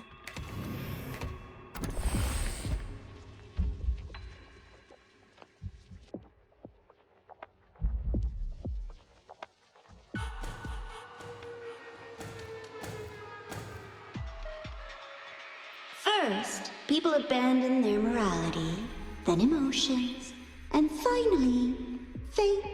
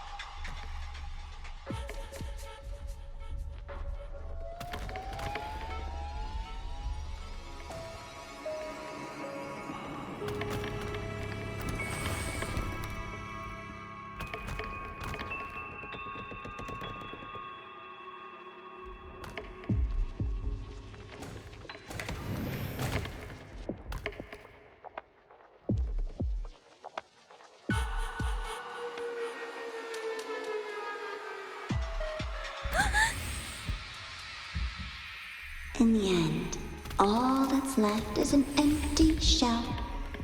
The ruins. What a pestering ghost.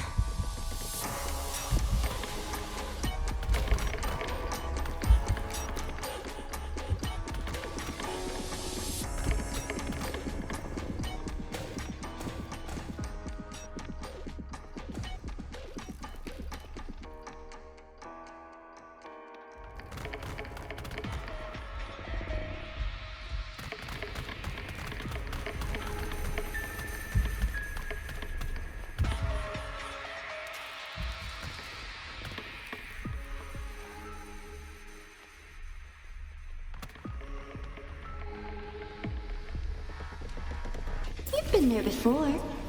You know how it feels.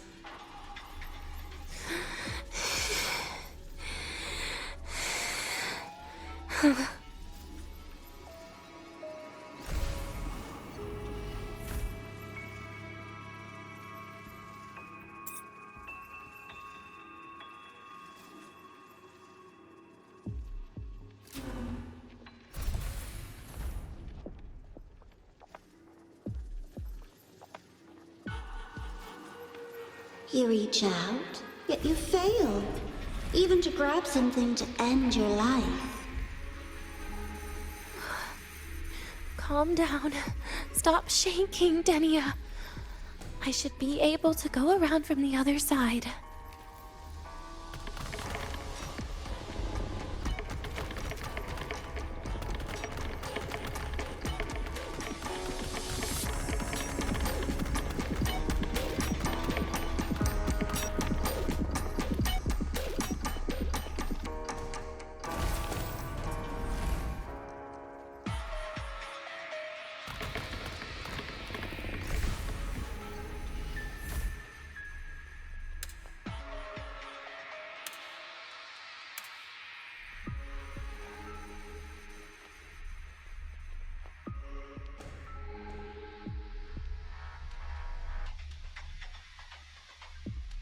There is where you will finally sink and rest. Okay. Straight through it.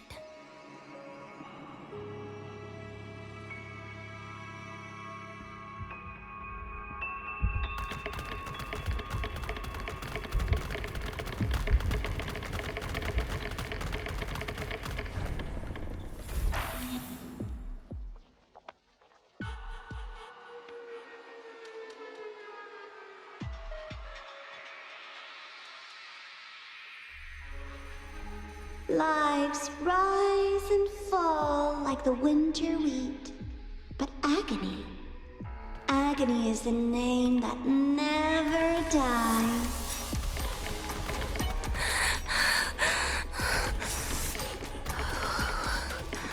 So what?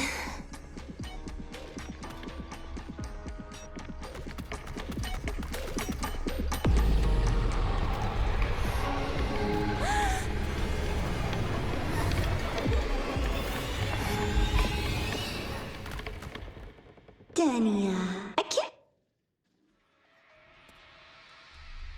Wait. Again?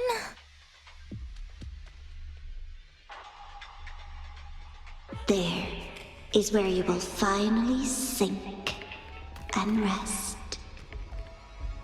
Okay. Straight through it.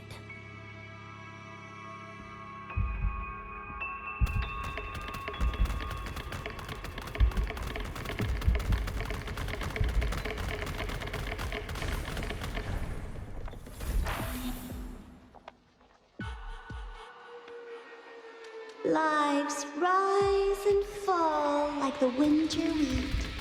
But agony, agony is the name that never dies.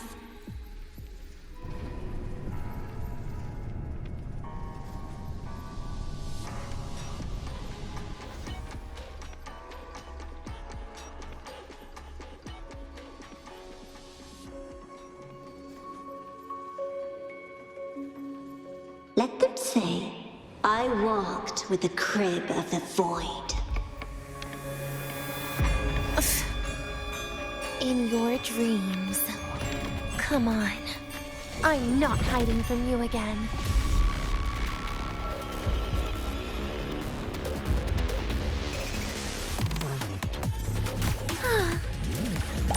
Do not leave. Stay. Lend me your hand.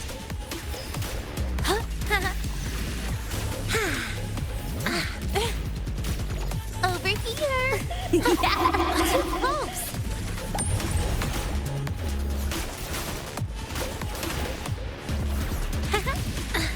Do you see? You're getting on my nerves.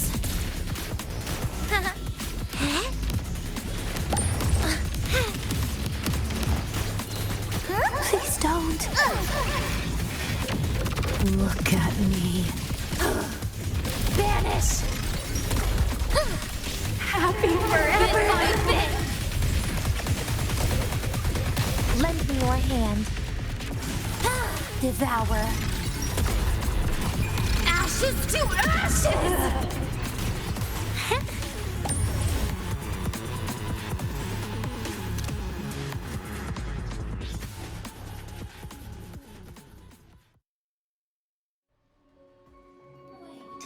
Again?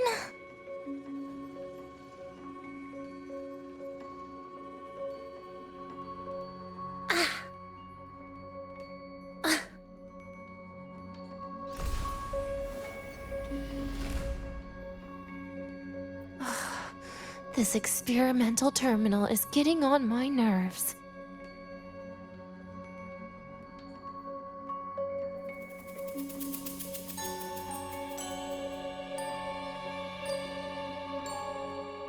I still feel the abnormal neural reflexes, even after an injection lately.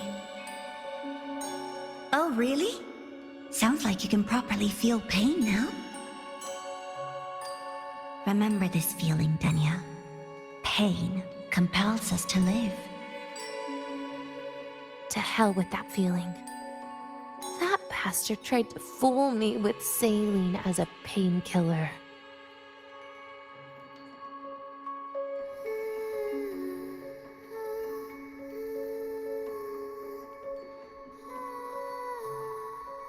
You're awake. I prepared a present for you, Denia. I put it in your heart. What's a present? A present is a commodity without a fixed price. You'll be a nice little rule follower with it. Rules? What?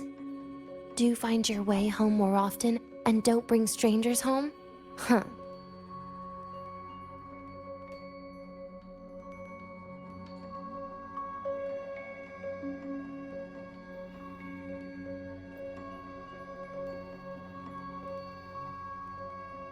The food here has been left untouched. Why is that, Denia? At Star Torch Academy, there's something called dessert. Eating it brings back that scene in my dream. Starting tomorrow, come home for dinner.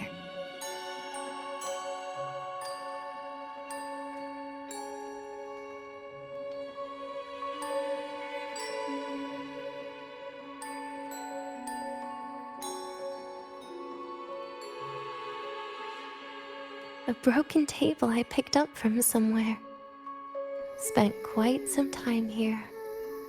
When was the last time I read a book? What was I reading? A professional guide to emotional performance? Oh, it became my draft paper anyhow. A textbook for void matter science. A seal-proof guide to enrollment. And the Lahai-Roi meteorology I borrowed from Nastasha. She even snuck a copy of the exam sheet inside. But she never mentioned it was from the previous year. I used all the wrong answers on the real thing. And she teased me about it for ages. Those academy courses were brutal. barely ever scored above a D, besides void matters. Strange. They just come rushing back at times like this. And what's this? A memory album from the photography fan club?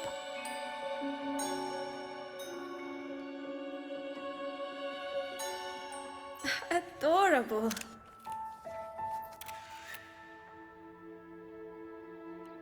But it'll turn out better if you smile. Hmm?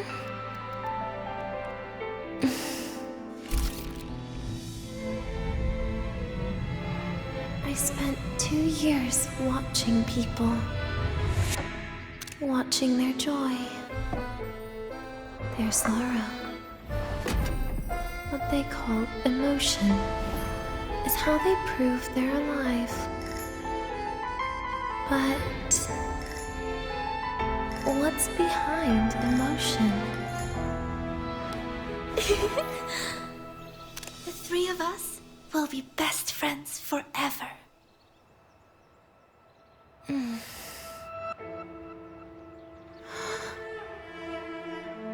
What's that look on my face?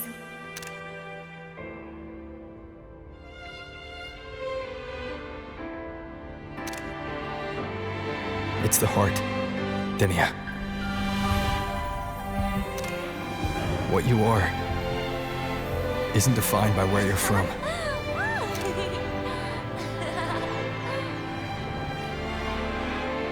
But by your heart.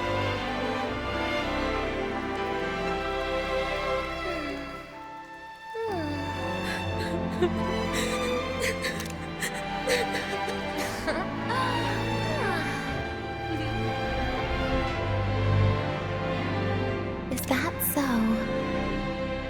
Then somewhere along the way...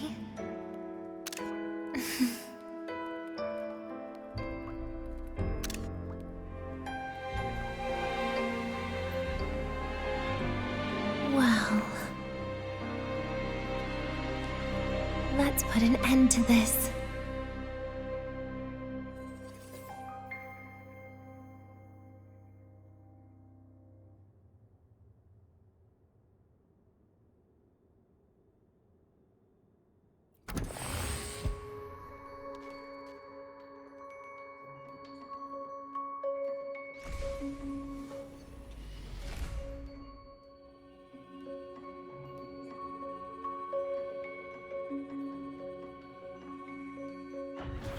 Happy birthday to you.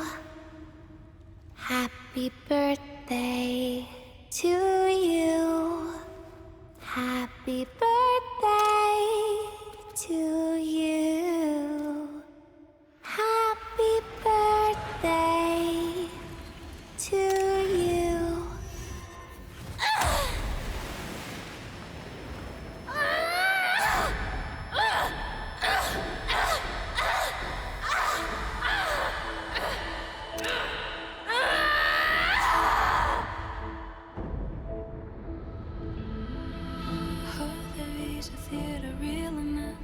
Ever thought about staying here with everyone?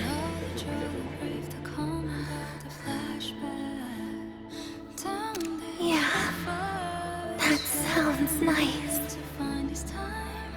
But... sorry, I just can't. However, there is one thing I can do for you all.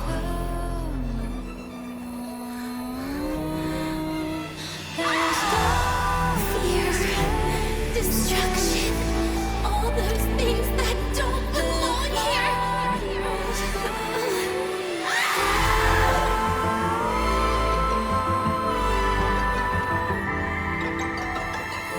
From now on, they'll be gone.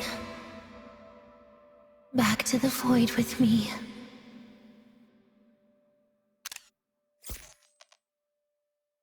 Oh, come to think of it, I haven't had cake yet. That's a bit of a shame.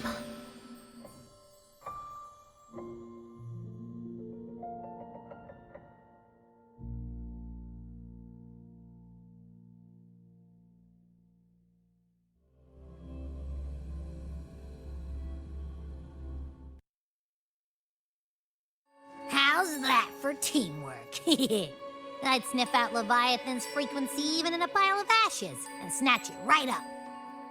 Great work, Abby. You're very much welcome. Quick, let's go inside and check it out. I hope Denia's okay.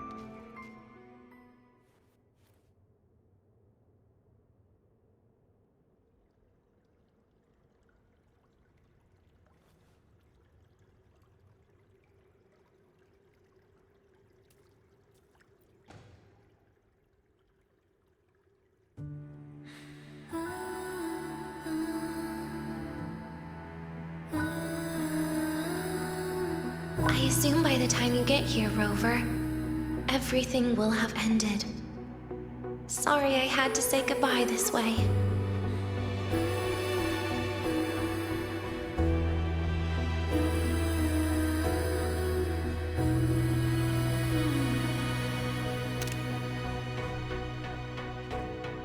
This is where it all started.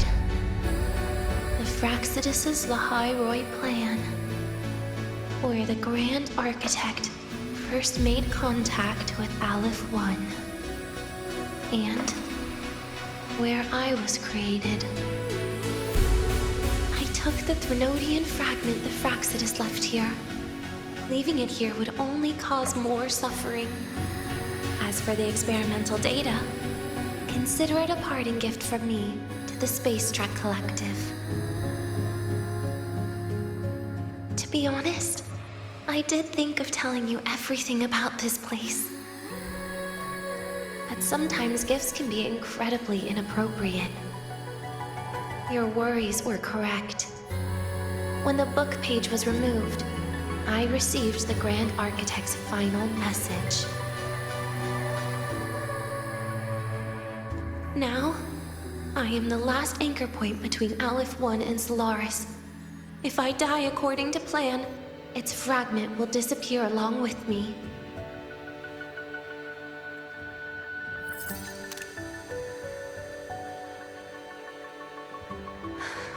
used to tell myself that was karma.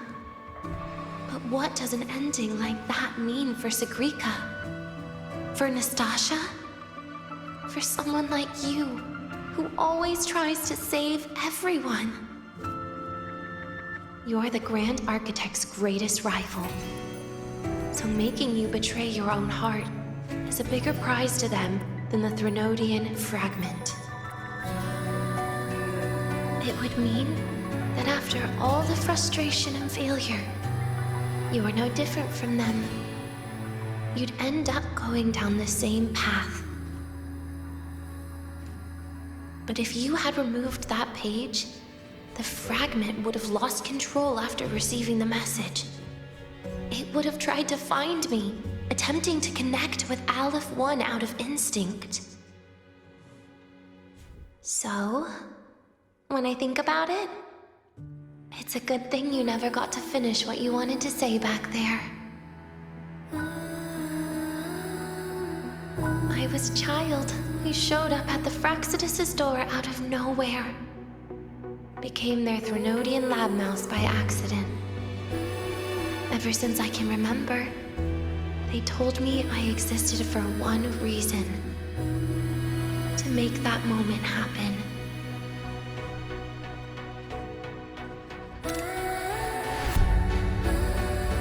I've questioned myself countless times. What is the point of everything that I've been through? The answer is always the same. There is no point. Birth, pain, struggle, death. None of these have meaning.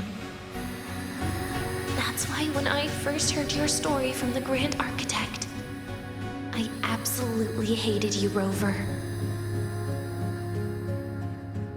If someone like that is actually out there, then where were they during the longest, most painful days of my life? And why? Why would you appear before me just as everything was about to end? You know what I hated most? Why did everything about you have to be so impossible? Our encounter was never fair. So, I hope you can forgive me for not saying goodbye. This is something I must put an end to on my own.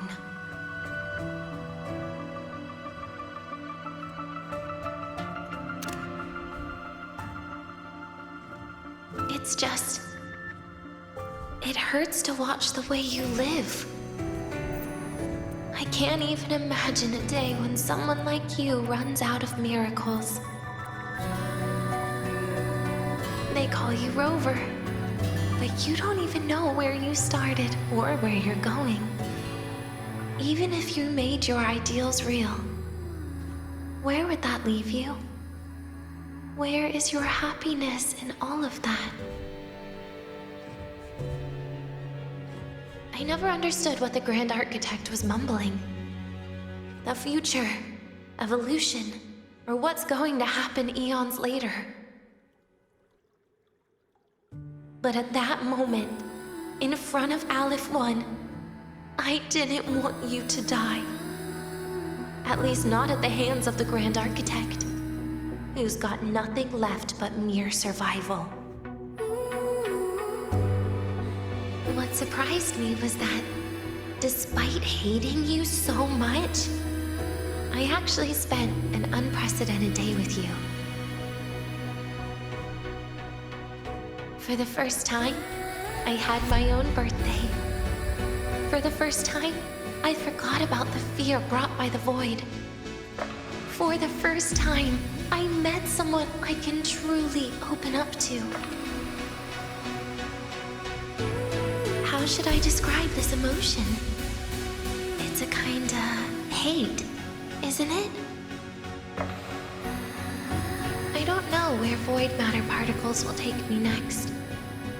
If I could start over, I'd like to visit the cities Nastasha talked about. To visit places where there are no void storms, and soulless skin.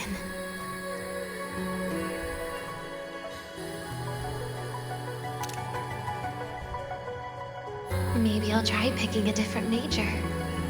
Try napping in different classes.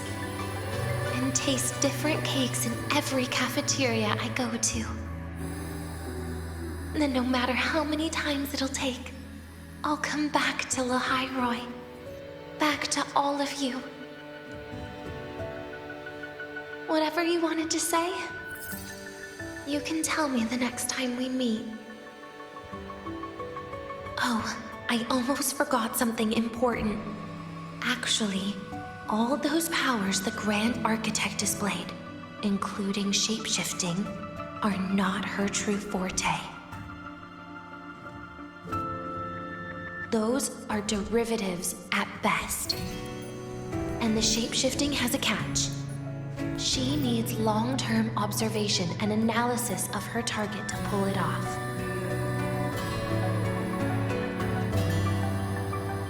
It's just the idea of her using my face to talk to you. It makes me sick. So let's have a code word, just between us. Next time, if it's truly me, all my old hates will become likes. Oh, and could you help me enjoy half of my birthday cake? You can save the other half for me, of course. But don't throw away any of the toppings.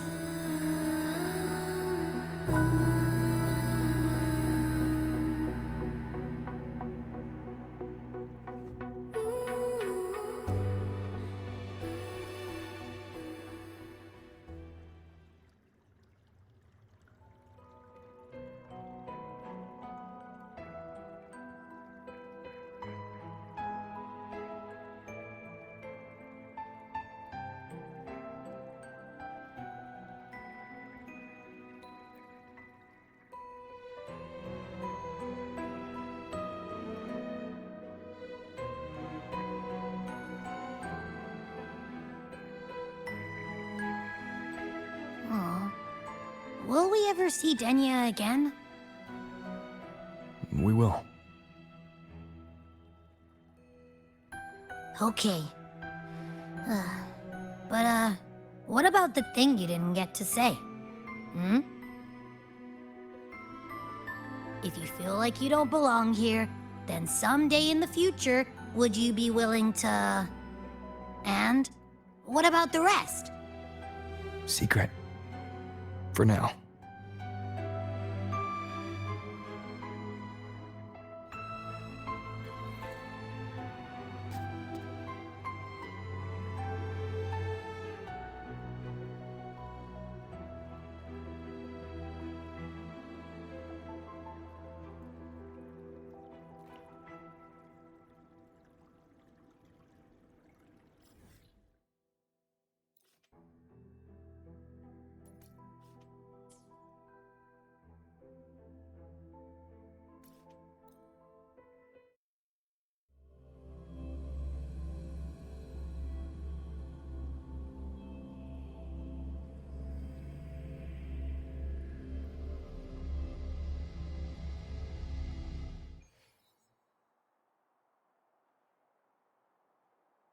Ah, you're early.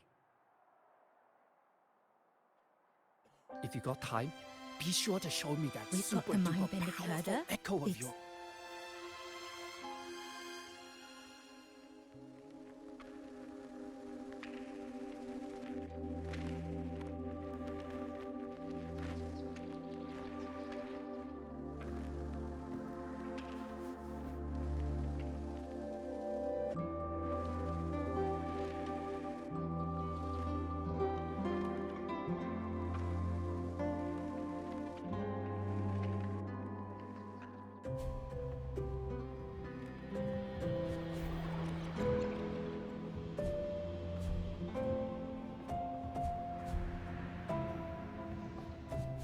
Denia, do you have any clues about that scene in your memory? Nothing. It was just a scene. Maybe from some movies I watched as a kid.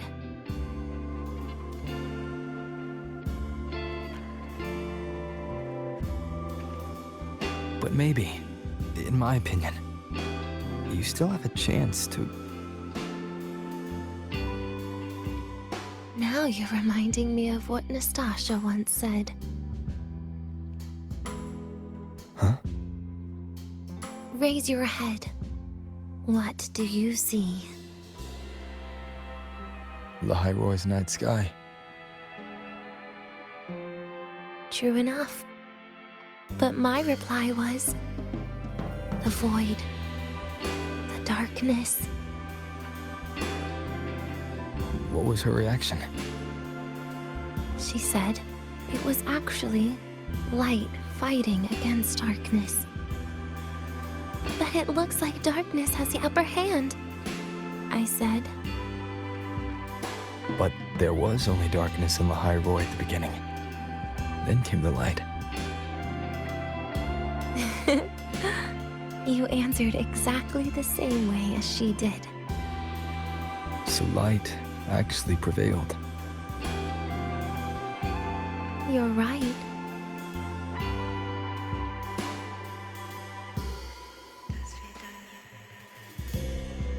I guess if you never give up, the story will one day have a good ending.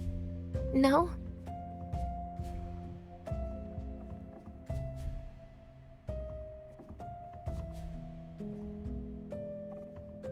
We've got the mind-bending herder.